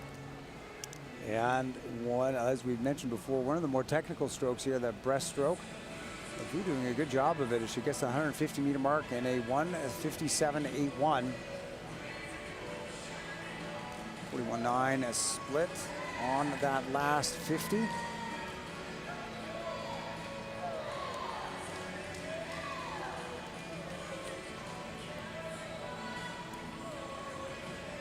little bit over 25 meters here to go in the first heat of the 200-meter breaststroke time trials for the women. Again, we have 3 heats in this event.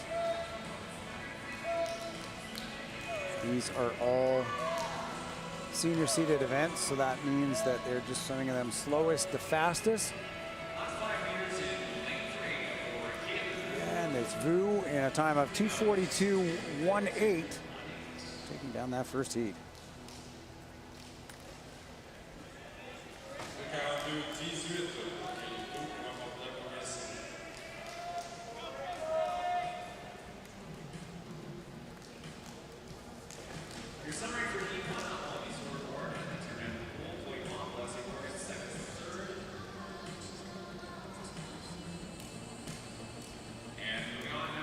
Second heat now of the 200-meter breaststroke.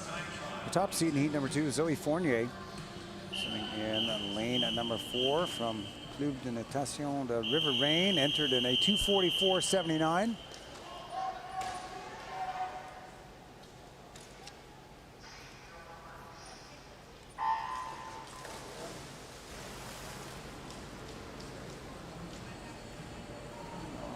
go here in this one. Pretty close on the field. 2:44.7 in the middle of the pool. She's 2:55 mids on the outside of her in lanes 3 and 5.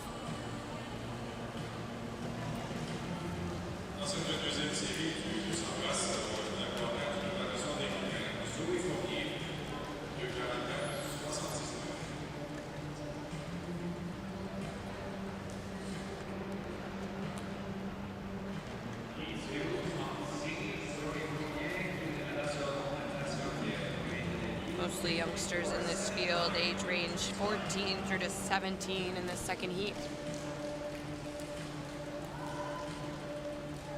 Still pretty close here through the 10 swimmers across the length of the pool, the width of the pool, sorry. Looks like our leader might be on lane number 3, Rachel Steinberg. She was out first at the 50, 36.84. 50 meters left to go in this length, and she's still out ahead. A pretty strong outing in the previous heat at 1:15 on the first 100.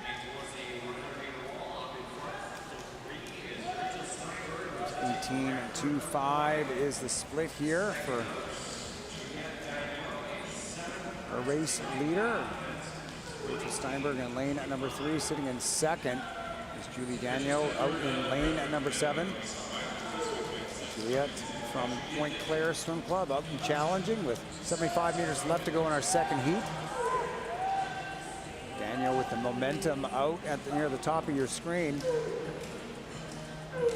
There looking pretty strong in lane number 7. She's going to be our new race leader, moving up alongside her Jasmine Lau Edmonton Keano in lane number 8, also moving nicely on this 50. Daniel's fitting 42.1, 42.3 for Lau. She is third behind Steinberg, still second in a 2:01.60. 10th of a second up on Lau as they turn onto the last length.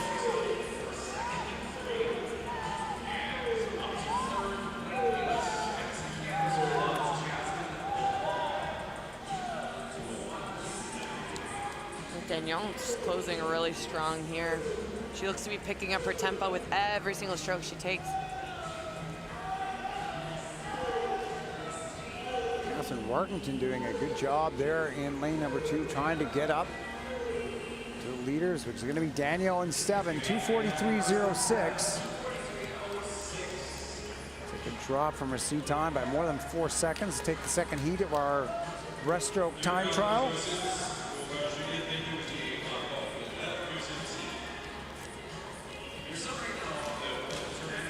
Third and final heat. Pretty fast seat time out of lane number 4, Danica Ethier from University of Laval. She's entered at 2:32.63.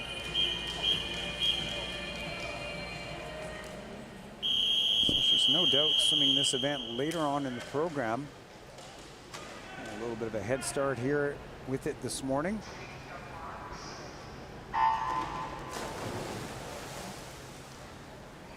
Entered in 2:32.6. She's got 8 seconds on the next closest competitor.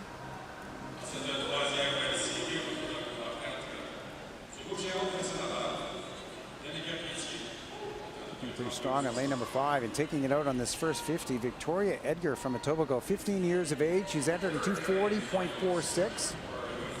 Really solid off the blocks as well. 0.67 reaction time. And it's Edgar in lane number 5 out in front, 35.1. She's 0.6 of a second up on Ethier. And lane number 4, third. A little bit further back is Nora Sunderland swimming in lane at number 8. Sunderland from the Club Aquatique Charlesburg.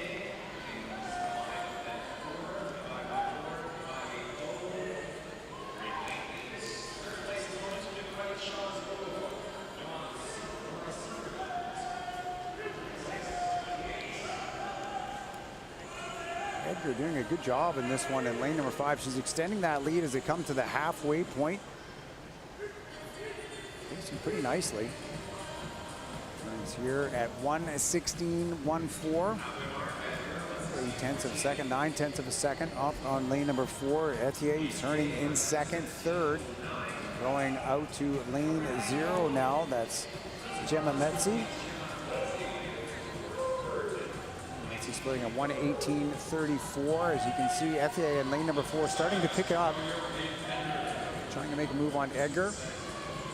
Edgar split 41.0. Ethia was 41.2 on the last 50.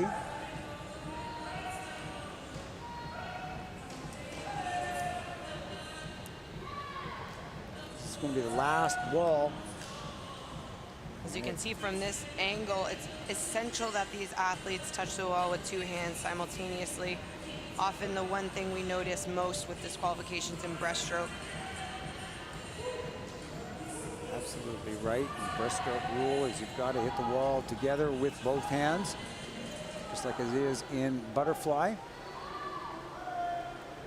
Edgar 158.55. Etienne back at 159.29, and she is making a move now, and I would say that Etienne has just gone by Victoria Edgar.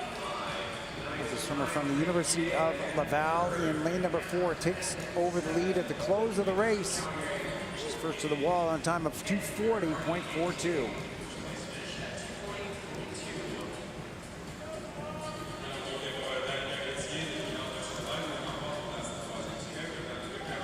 As you mentioned, she has that standard to swim it later in the program, so we'll have to keep an eye out if she chooses to.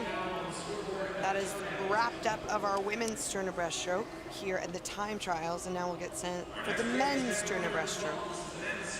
So we have 3 heats in this one again, and as you mentioned, and we've mentioned earlier, these are the time trial events, so you cannot move to the B final, A final, or junior final from these races here that we're seeing this afternoon. It's just an opportunity.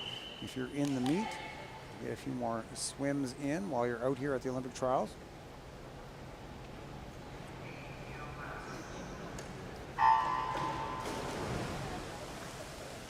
Today, obviously a bit of a later session, but often some of them have started at 11 a.m. So it's often the one thing about time trials is you do have to stick around till quite later in the program. But if they start a little bit early, today was a bit of an exception because of the miles, but it is a great choice between athletes and coaches to get the opportunity to race more events here at the Olympic and Paralympic trials. Well, you're exactly right, and regardless of what the sort of event is that you choose to swim, you're here, you're in a full state of preparation, and if there's an opportunity to get in and swim either something you've just missed out on qualifying or maybe a different event you'd like to try, these time trials present you with that opportunity. And we've seen all sorts of swimmers in the last 3 days now in these time trials making huge drops, big personal bests, which is exactly what the intent of these races is for. Right, and I don't think I've ever watched a set of time trials that have multiple heats and multiple events. It's often just a one and done, or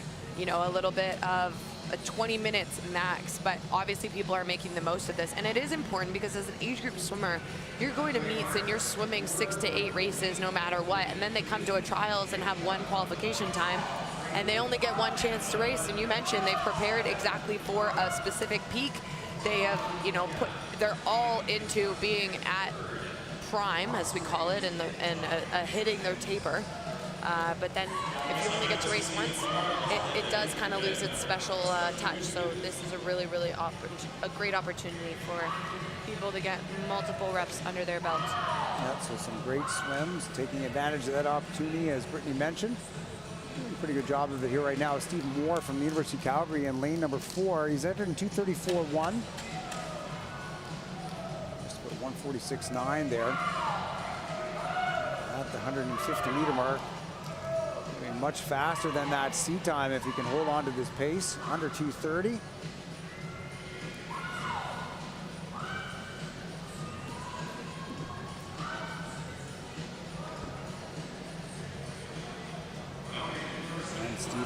Moore in lane number 4. University of Calgary Swim Club entered in 2:34.12. He's going to win our first heat of the men's 200-meter breaststroke, 2:26.97.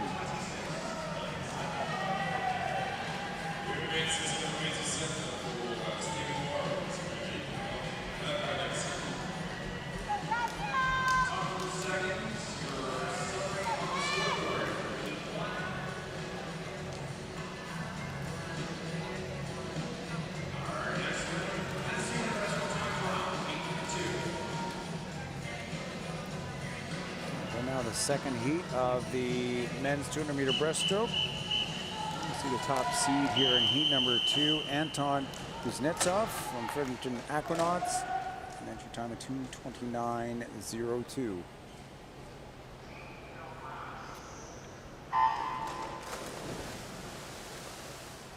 Kuznetsov flanked by 2 Brock Niagara swimmers in lanes 3 and 5. Jared Banta and Cameron Kushen Carter both entered in 2:29.06.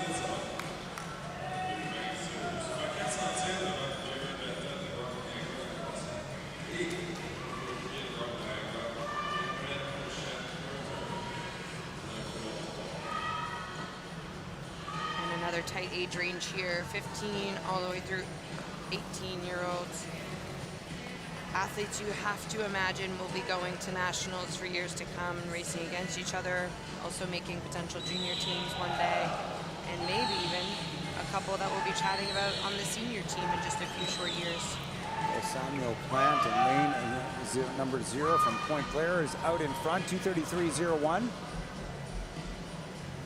Make his mark here in the second heat of the 200-meter breaststroke. He's up ahead of one of those Brock Niagara swimmers. That's Cameron Kushen Carter in lane number 3. It's actually Kushen Carter hitting the wall first at 1:08.99 to the first 50.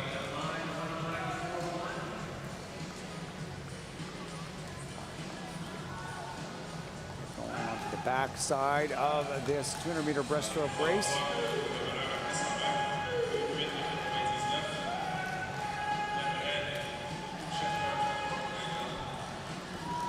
We got a couple 15-year-olds in the water. Some young Olympic trials rookies.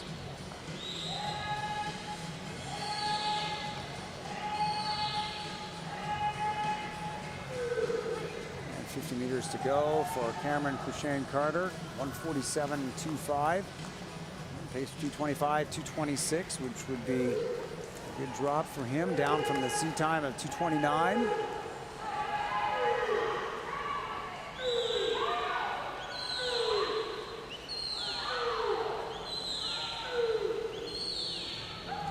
Just 15 meters left to go now in the second heat of the 200-meter breaststroke for the men. And Cameron Kushen Carter in lane number 3. Led this one early on, and it looks like he's going to be first to the wall, time 2:26.83.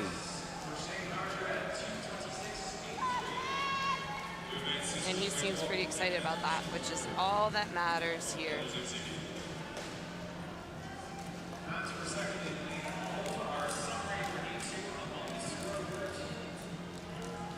Solid 3.5 seconds off.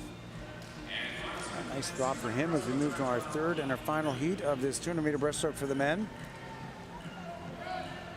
The top-seeded swimmer in this time trial, swimming in lane number 4, Hyun Cho. From Langley and Abbotsford Olympians, he's entered in 2:22.35.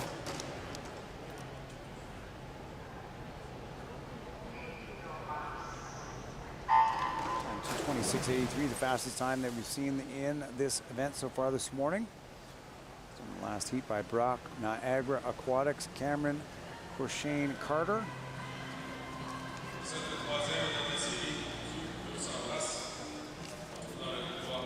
Final heat here of the breaststroke, and we're going to pivot to backstroke, 100 meters specifically.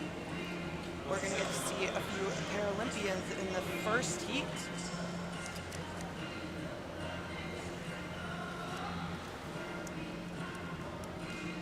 Front 31.73 is the split time for Josa Adam in lane number 5. Adam looking pretty strong. Brittany talked about the variations in the breaststroke technique that we've seen. Josa up pretty high here in the water. Yeah, really high. You can see with each stroke, he's really lifting himself up with that elbow positioning. So Josa going through the 100. It looks like he'll be first. No, it's lane number 1. That's Lucas Trigger at 1:08.51, 7/100ths of a second up. Up by Josa.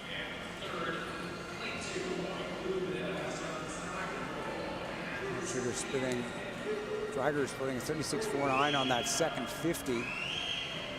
Looks like he is up and maybe moving beyond Joja now as they come to the 150 wall, but the rest of the field also moving up.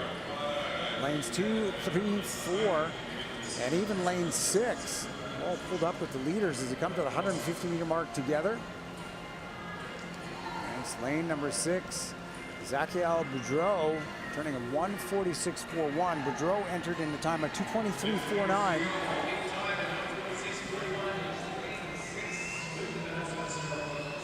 Need to split that again to get down to his C time of 2:23.49. See if he can hold on to that momentum that he built up on that third 50 and through the wall. Boudreau looking so strong right now. Pretty good in lane number 6. It is Zachiel Boudreau from Club de Natation Sherbrooke. 2:23.49 is his C time. Just over that, but winning our third and final heat, the fastest time in the time trials this morning, 2:24.05.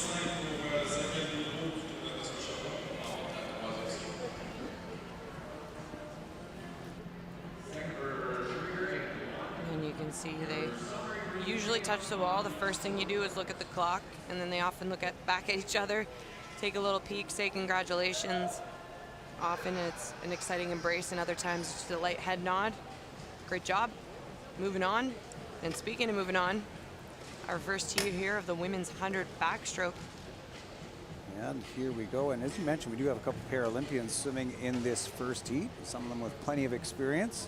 Yeah, so we're seeing 2 returning Paralympians where we have Shelby Newkirk swimming out of lane number 2. She swims in the S7 category. She is a Tokyo Paralympian and a multi-time world champion. So what a privilege we have this morning, or this afternoon, sorry, to close out our program well. We also have Ali Van Wyck Smart. She will be swimming out of lane number 7. She's also a Tokyo Paralympian in the S3 category. She trains out of this very pool with Coach Don Burton at the developmental center here at TPASC. And there you're seeing Shelby Newkirk. Oh no, that might be Ali. I think it's Ali actually. That is, that's Ali Van Wyck Smart. My apologies. She's grooving to the music there. She comes in with an entry time of 2:37.50. So here we go with the first of 5 heats in the women's 100-meter backstroke.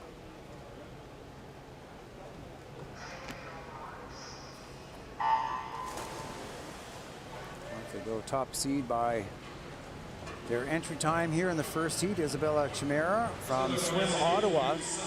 In lane 4, 1:11.92. Looking pretty strong though in lane number 5. Moving nicely. Sonia Bakshi, University of Calgary. Bakshi entered in a 1:12.26.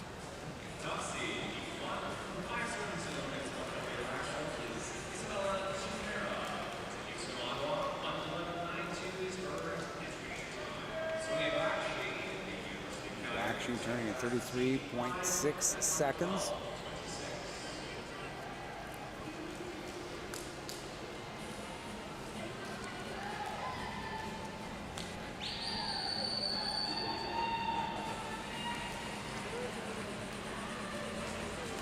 Bakshi with the yellow cap and the yellow lane, so it's hard to miss her. Still leading here with about 10 meters to go. Looking pretty good, nice and high on the water is Sonia Bakshi from the University of Calgary. 33.62 on that first 50.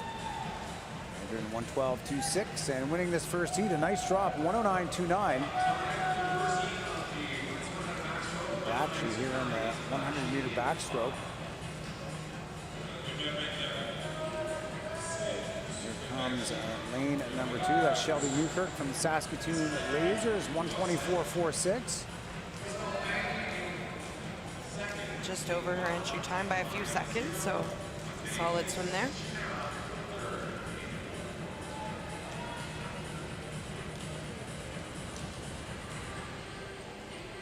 And it is important in the Paralympic program, as we mentioned with Sebastian Masabi, each event is just specific to certain classifications. So not every event is offered for each classification. Some athletes making the most of the opportunity to race here by doing it in the time trial portion if it's not an event that's offered in the normal program. We have another one of our Paralympians coming in to finish. This is Whitney Swimming's Ali Van Wyck Smart. seat time of 2:37.90. She's got just a little bit over 5 meters left to go in her race.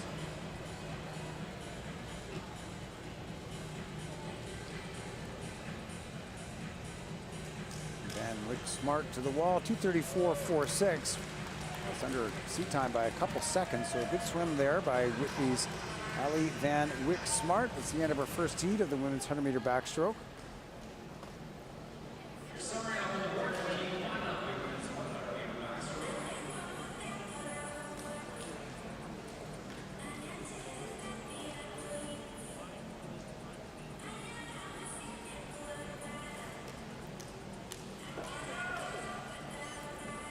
Next will be the second of 5 heats in the 100-meter backstroke.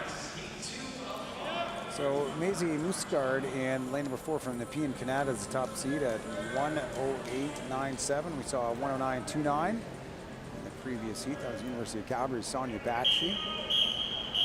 3-second drop by her.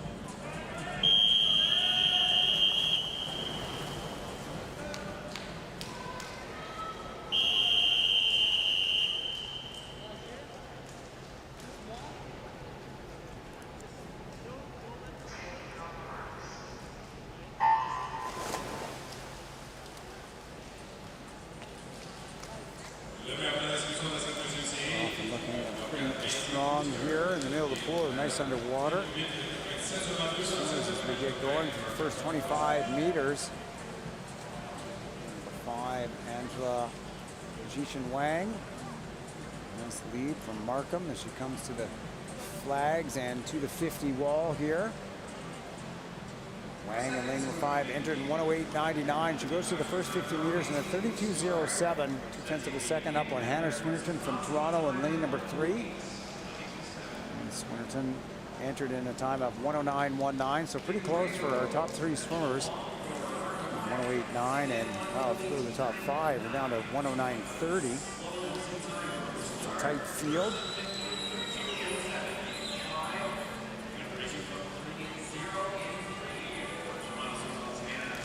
Angelina Wang in lane number 5 from the Markham Swim Club will win our second heat. A drop for her down to 1:06.86. Really solid swim there, 2 seconds off in a 100. And it was a strong swim from start to finish, well split too, 32.0, 34 high. Nice swims early on here as we get ready to go for heat number 3. 5 heats here in the time trial of the women's 100 backstroke, and you're now seeing the names of the athletes for heat number 3. Keely Matthews in lane number 4 will be the top seed in this heat from the Granite Gators, entering a 1:07.67.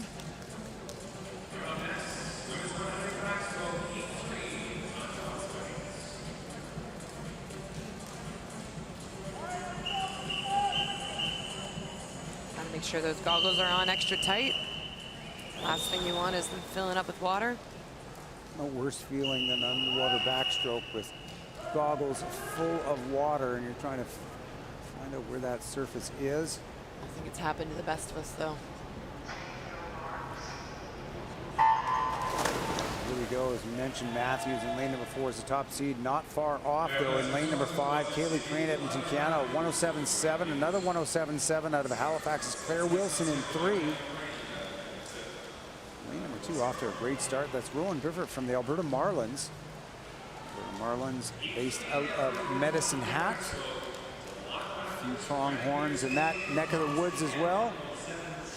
I can't wait for my next trip to Alberta so I can find some pronghorns. Well, the next time you're into Banff for Canmore, you take the southern route and you can check out all the pronghorns on your way. Maybe I have seen them, I just don't know what they look like. Education for Brittany next time.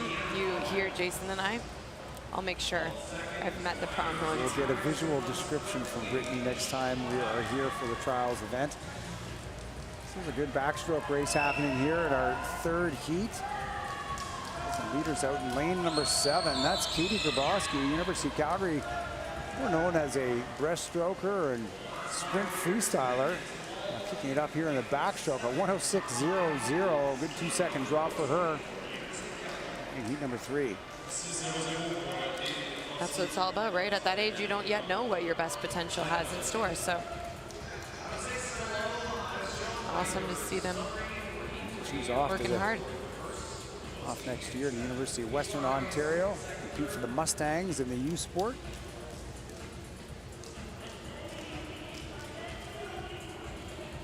Seen a few of them here so far. One being Shona Branton last night in the 100 breaststroke.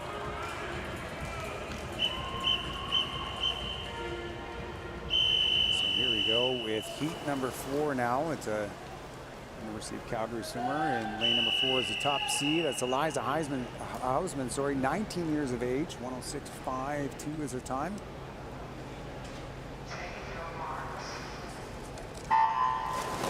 .0 done by her teammate Katie Grabowski in the previous heat. The fastest time we've seen a 100 backstroke this morning. Right out to the 15-meter mark was Hausman in lane number 4. Very nice on that stroke, very flat on the water. Very smooth, rolling nicely is Hausman in the middle of the pool, but it's not that far ahead of any one of the competitors in the lanes 2 all the way through to 7. Come to that turn together. And first is Daniela Gonzalez from Cambo, 32.22. Yes, top 7 swimmers within 0.4 of a second of each other.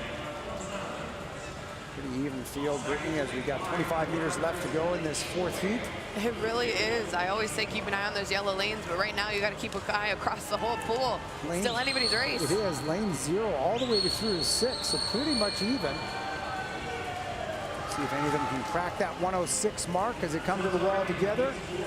And 106.47 out of lane number 1. That's Chanel Boudouin from Samac. Heat number 4.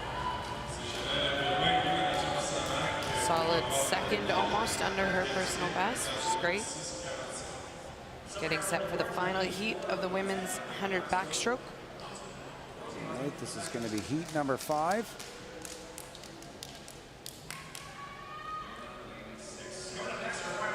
The top seed is going to be Sophie Rooney in lane number 4 from Acadia University. She's entered down in a 104.40. We'll see how close she can get to that. 106.00 still stands as the fastest time in this time trial event.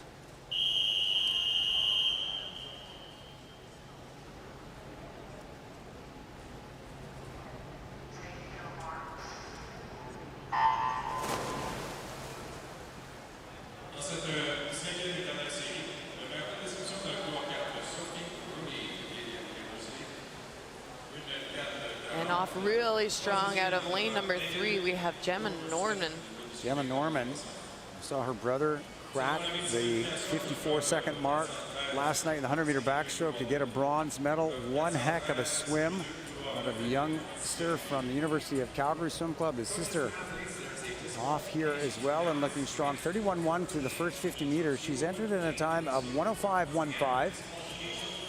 Looks like she's on pace to get underneath that here. She's the race leader by 0.3 of a second. Lane 0 looking pretty strong though now. Eva Labrie. Labrie from Neptune. Doing a good job as well, trying to get her way up to Norman, the race leader, as we come to the finish. A little bit less than 10 meters to go. See if it's Norman that holds on. It looks like it's going to be Gemma Norman, University of Calgary, 104.85. Nice drop for her by 0.3 of a second. That's the fastest time this morning. Women's 100-meter backstroke. Pretty content about that. Yeah, there you go. Big smile from her. You'll love to see that. Get under that 105 standard for the first time.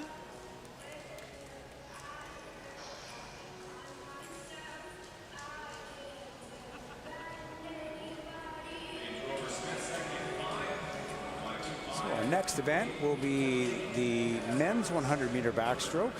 We have 4 heats in this event.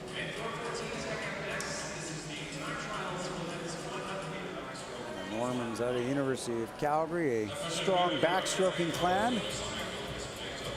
Speaking of a strong backstroking clan, we have the 100 backstroke coming up, and I was looking at the names of the age group national records, and I think you know them pretty well.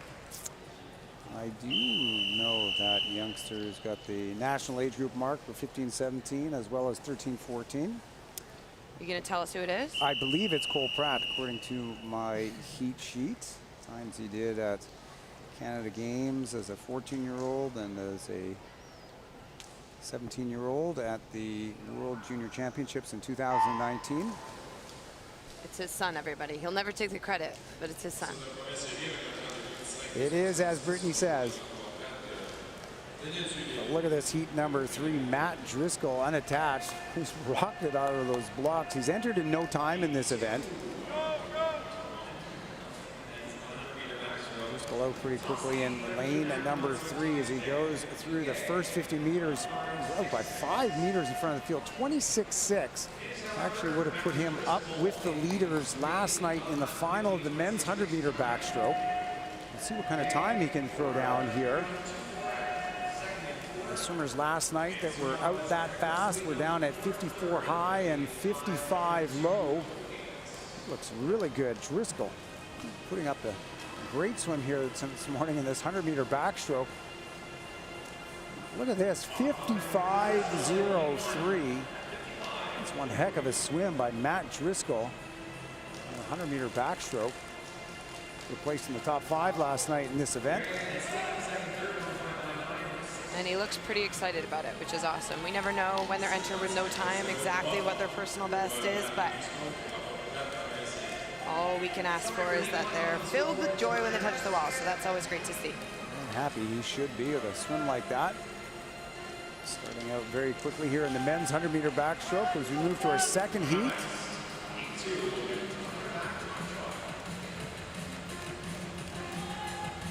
Second heat, 100-meter backstroke. Top seed is Keenan Gander in lane number 4 from Ridge Meadows. 101.37. So no swimmers here in this second heat seated underneath that 1-minute mark. We'll see if we can maybe get 1 or 2. Down under there to talk about those milestones in swimming, and certainly for the backstrokers, it is breaking minute for the first time.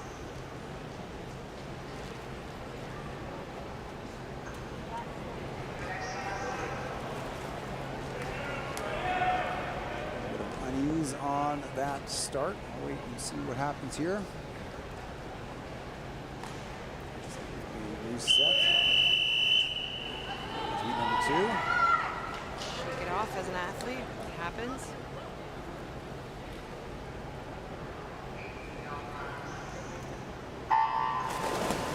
Off we go in this one. Great outing and performance by Driscoll last night, this morning at 55.0. I think he was a part of our final last night. He could have been with that time. He certainly could have been.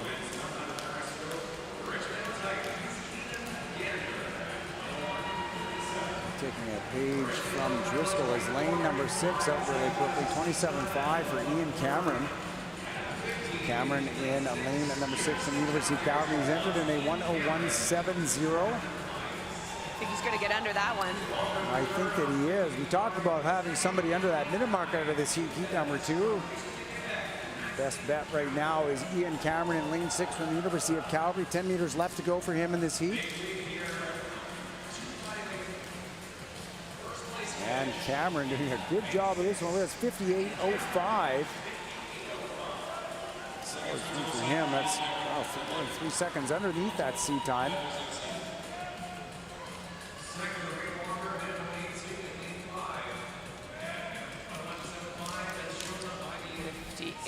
58.05 there for a heat winner. And next up, we get to watch 2 brothers swim beside each other. As you see Ethan Killam and Carson Killam. I am making an assumption, however, they're from the same team and 3 years apart. So feel free, Mom or Dad, if you're watching, to shoot me a message to let me know if they're not related. But it would appear that we get to watch 2 brothers in the lanes next to each other. You never know, but I would say you're probably safe in that assumption. Ethan and Carson representing North York in lane 6 and 7. Seemed pretty close as well, 1006, 1009. Top seed is in lane number 4.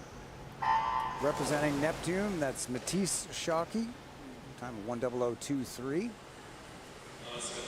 As you mentioned, swimmers swimming these events with their seed times likely, they either haven't qualified or they haven't swum this event in an awful long time. Getting down for some good drops. We saw that with Cameron. A little bit unfamiliar with Driscoll and his best time, but by the looks of it, that was his best time. He was pretty happy with that performance down to 55.0.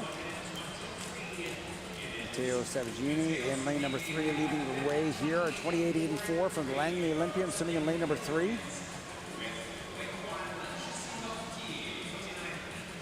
Savagini just ahead of Matish Shockey from Neptune in lane number 4. Shockey starting to move up now on Savagini as they come to the finish. Looks like it is going to be lane number 4, 1:00.19. That's Matish Shockey from Neptune in heat number 3.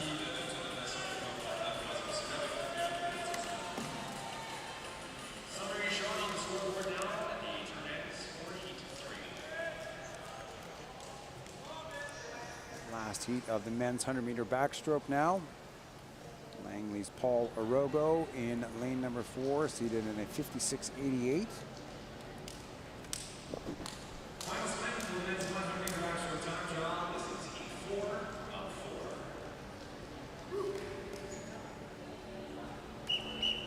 Last heat here, and we're going to switch gears to some butterfly.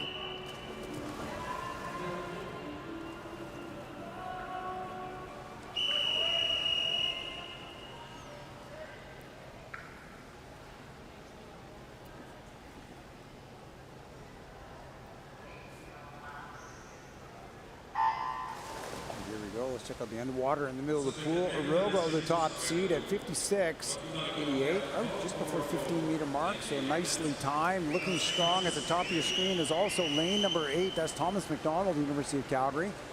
He's entering 59.94, looking pretty good through the first 35 meters, but Arogo now grabbing a hold of this one as they come to the wall.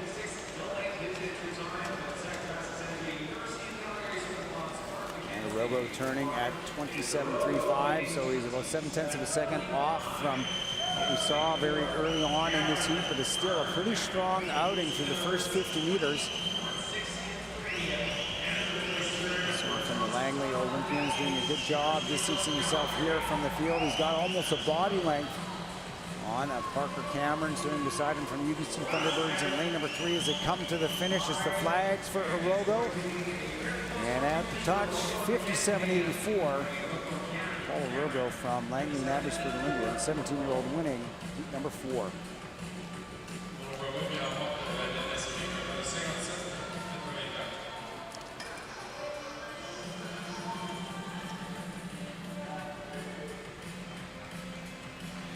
And the flags come back. We have one final event today, which is the 200 fly. We have 2 heats of the women and then 2 heats of the men. So we just saw the flags and just have an opportunity to talk about some of the little nuances of the sport. You see them coming down, and sometimes they're up, sometimes they're down. And I know that some of the people are tuning in have all sorts of knowledge about the sport, but maybe if you don't, how come the flags are going up and coming down at different races, Brittany? Great question. So they're there at the 5-meter mark of both walls, and they are meant for backstroke to indicate where the wall is, because of course you're on your back. You do not know, hopefully you don't know, because if you do know, that means you've been looking around way too much, but you time perfectly, you know exactly how many strokes you want to do within the flags, and you have to hit the wall at the perfect speed and at a high level. We do not keep the flags in for an event that doesn't require backstroke, so they'll stay in for the 100 back, the 200 back, they'll stay in for the 200 IM and the 400 IM, and then the rest of the races, they come, they get out of the way. But of course, if you're in an age group competition, these flags are just a part of the competition, and they'll stay up throughout. Right, and so for most of you, if you're coming and you're tuning in and you're sort of your swimmers at the first time in Olympic trials, the senior meet, that is why they take down the flags. It's sort of a standard at international swimming, but back at home at an age group meet, it's not something that you would normally see happen, but it is happening here. You get underway at the 200-meter butterfly, no flags because the swimmers can see the wall on either end. This is the first of 2 heats. Yan-Wu Choi in lane number 4 from Langley is our top seed at 228.10. This is an event that hasn't been competed yet at this Olympic trials in the course of the regular meet. And late addition to the program here. We have Aneshka Frickleton, and she is out very fast at the first 100. She'll be the leader right now in lane number 1. And so E swims Frickleton out in front, 106.27 on the first 100. This is also one of the races in the program that can be brutally humbling in the final stretch if you don't kind of pace it to the best of your abilities. 200 fly, again, one of the more challenging events in our sport. Certainly as a youngster, it takes a little bit of time to develop that stroke and that technique to be able to race this one efficiently.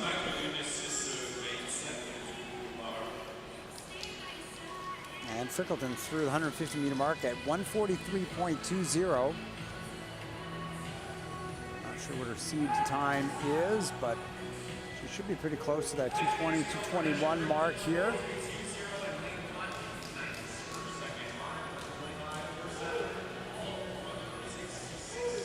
She still looks pretty strong here. This is where the piano can fall, and it really starts to hurt at the final 25, but she's still pulling through the water strong. Looking pretty good. She's still got her hips up high, coming to the surface of the water at the finish. And Frickleton 220.88. Looks like that was a good swim for her. First heat of the women's 200-meter butterfly.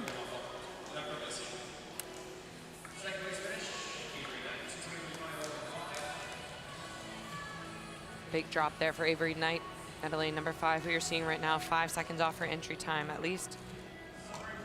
Entered in a 2:28, finishing in a 2:23.50. Here we are, one more heat of the women's 200 butterfly.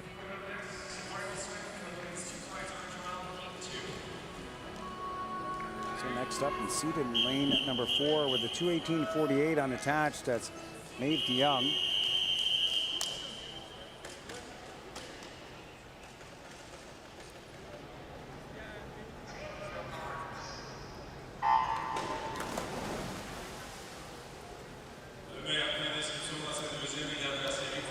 Underwater in the middle of the pool as well, taking advantage of the fastest point in any race, coming off of that start in that underwater portion. Swimmers are allowed to get out to the 15-meter mark.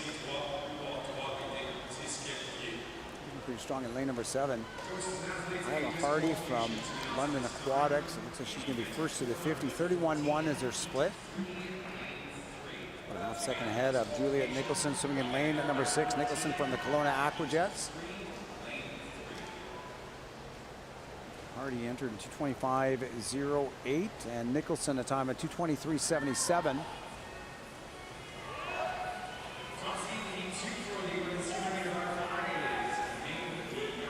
Pretty even here.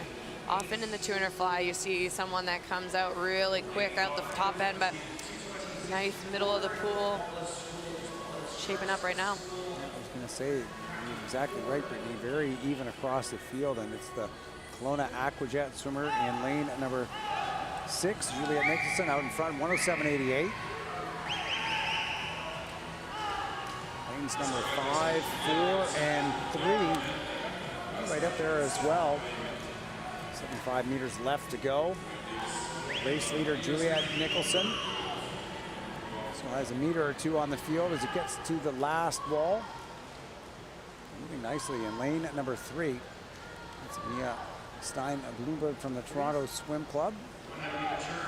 Contending as well. She is second at 145.4, half second back of Nicholson from Kelowna. Kelowna still the leader. Look at this move happening now in the middle of the pool. Lane number 4, Maeve DeYoung.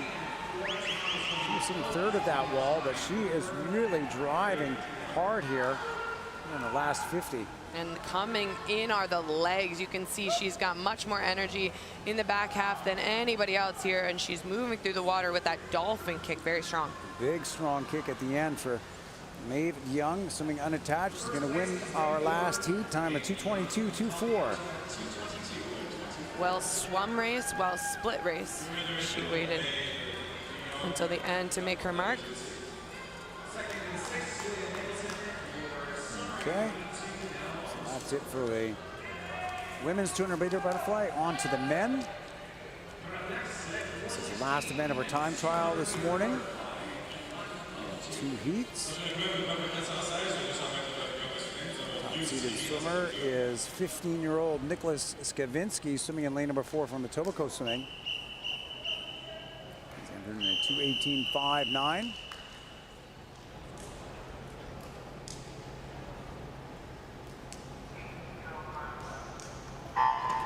Another age group record for Cole Pratt. Who knew he swam the 200 fly? 13-14 age group record holder. As a youngster, he had a lot of these 13, 14, 15, 17-year-old records. And, you know, we talk about the sort of multi-stroke, multi-discipline development, and he was one that did that an awful lot as a youngster.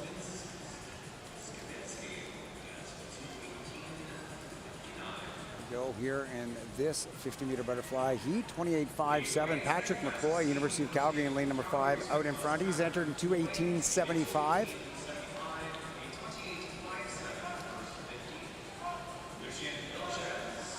On the men's side, we haven't seen any butterfly races yet, but this is one of the most exciting strokes now for our men's Canadian program, and one that, you know, if we look back 8 years, we never really had a butterflyer in the mix on the international stage, and now we have a potential to be on the Olympic podium in both the 100 fly and the 200 fly.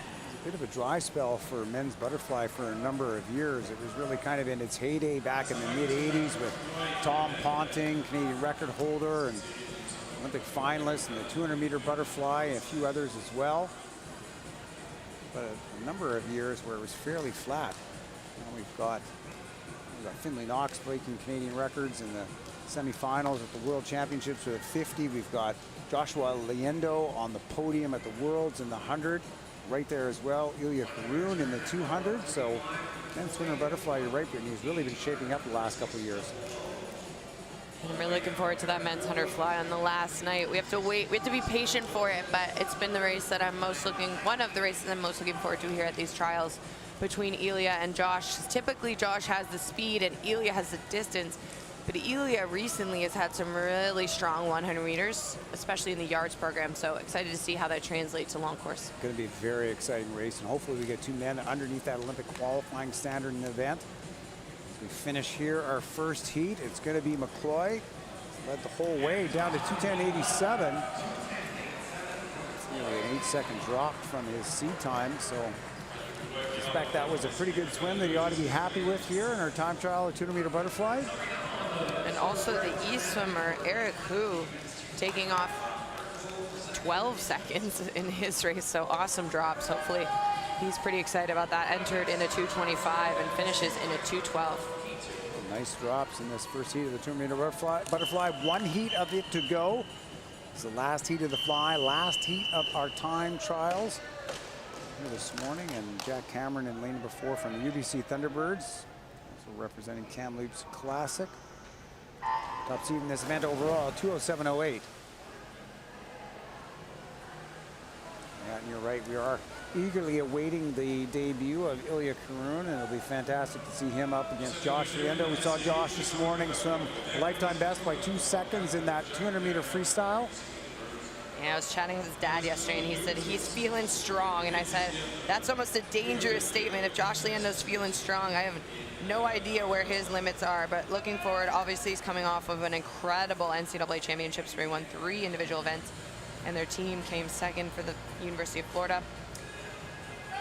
Solid effort across the board, but we haven't seen him swim long course in a little bit, so that'll be fun to watch. Not always an easy transition, whether it's from short course yards or short course meters to long course. Sometimes it takes a bit of time, but it didn't seem like that was any impediment on Liendo and his swims this morning as he made the debut at the meet here at day 3 with a great 200-meter freestyle. 59.12 is a split time out of lane number 5. That's Alex Filippi from Nepean, Canada. Watch the second kick. The butterfly kind of has 2 undulations, and it's one initial push down on the water and then a secondary kick that you can see, which is what's snapping the outside and creating the white water. But he's got a really strong second half of his kick. The easiest way to think about it is like kicking your arms in, kicking your arms out. You're seeing that happening here in lane number 5. Paliki coming to the last wall, looking good at 132.3, 33.2 on that third 50. He's entered in 207.89. If he can hold this pace, he's going to go underneath that seat time by at least a couple seconds. Cameron in lane number 4, right there as well, and actually looking to move up. Cameron entered at 207.08. He's just behind, just sitting at the hips of Paliki in lane number 5 as they come to the finish. There's about 10 meters left to go. Cameron moving. He has the momentum here towards the finish. And it is 207.37 out of lane number 4. That's Jack Cameron, UBC Thunderbirds, winning our second heat and final heat of the men's 200-meter butterfly. And just under his entry time, you see now Alex Palici, 207.62. That was a great example of an athlete that started to tighten up on that final 50, but you got to give it to him for going for it, and he absolutely went for it. Still under his entry time, so a solid performance here to close out our time trials. And it really did come down to the touch, as you can see here. Simultaneous touch for both of them. Only 3/10 of a second separating. And that's, if you're ever wondering, that's what 3/10 of a second looks like. It doesn't look like much, does it? Not much separating those two. As we wrap up our time trial session, that is it for this afternoon for Brittany and myself. Again, a reminder, if you're tuning in here now, that the pre-show for tonight's finals begins at 5:45 p.m. Only a couple hours away. Gotta Not get ready. very far, not very far. 6 p.m. start for racing. That's on CBC Sports Online or on the GEM app. For Brittany McLean, thank you very much for joining us here. We'll see you back again this afternoon for finals and tomorrow morning for day 4 preliminaries. Natation Canada tient à remercier ses partenaires. Swimming Canada would like to thank our partners. Comité olympique canadien, Canadian Olympic Committee, Comité paralympique canadien, Canadian Paralympic Committee, le gouvernement du Québec, the Government of Quebec. Mieux pour tous et toutes les façons dont Bell redonne aux communautés et au sport à travers le Canada. Bell for better and all the ways it gives back to communities and sports across Canada. Murtha Pools, toujours au cœur des sports aquatiques de haute performance. Murtha Pools, always at the heart of high-performance aquatic sports. La Société de sauvetage du Canada, votre partenaire de confiance en éducation aquatique et en prévention de la noyade. Life Saving Society Canada, your trusted partner in aquatic education and drowning prevention. I have a disability, but I'm not fragile. My first big hit was a rush. It made me feel alive in a way only sports can. Because of partners like Vel, I get to feel it on the world stage. And now I get to share that feeling with the next generation.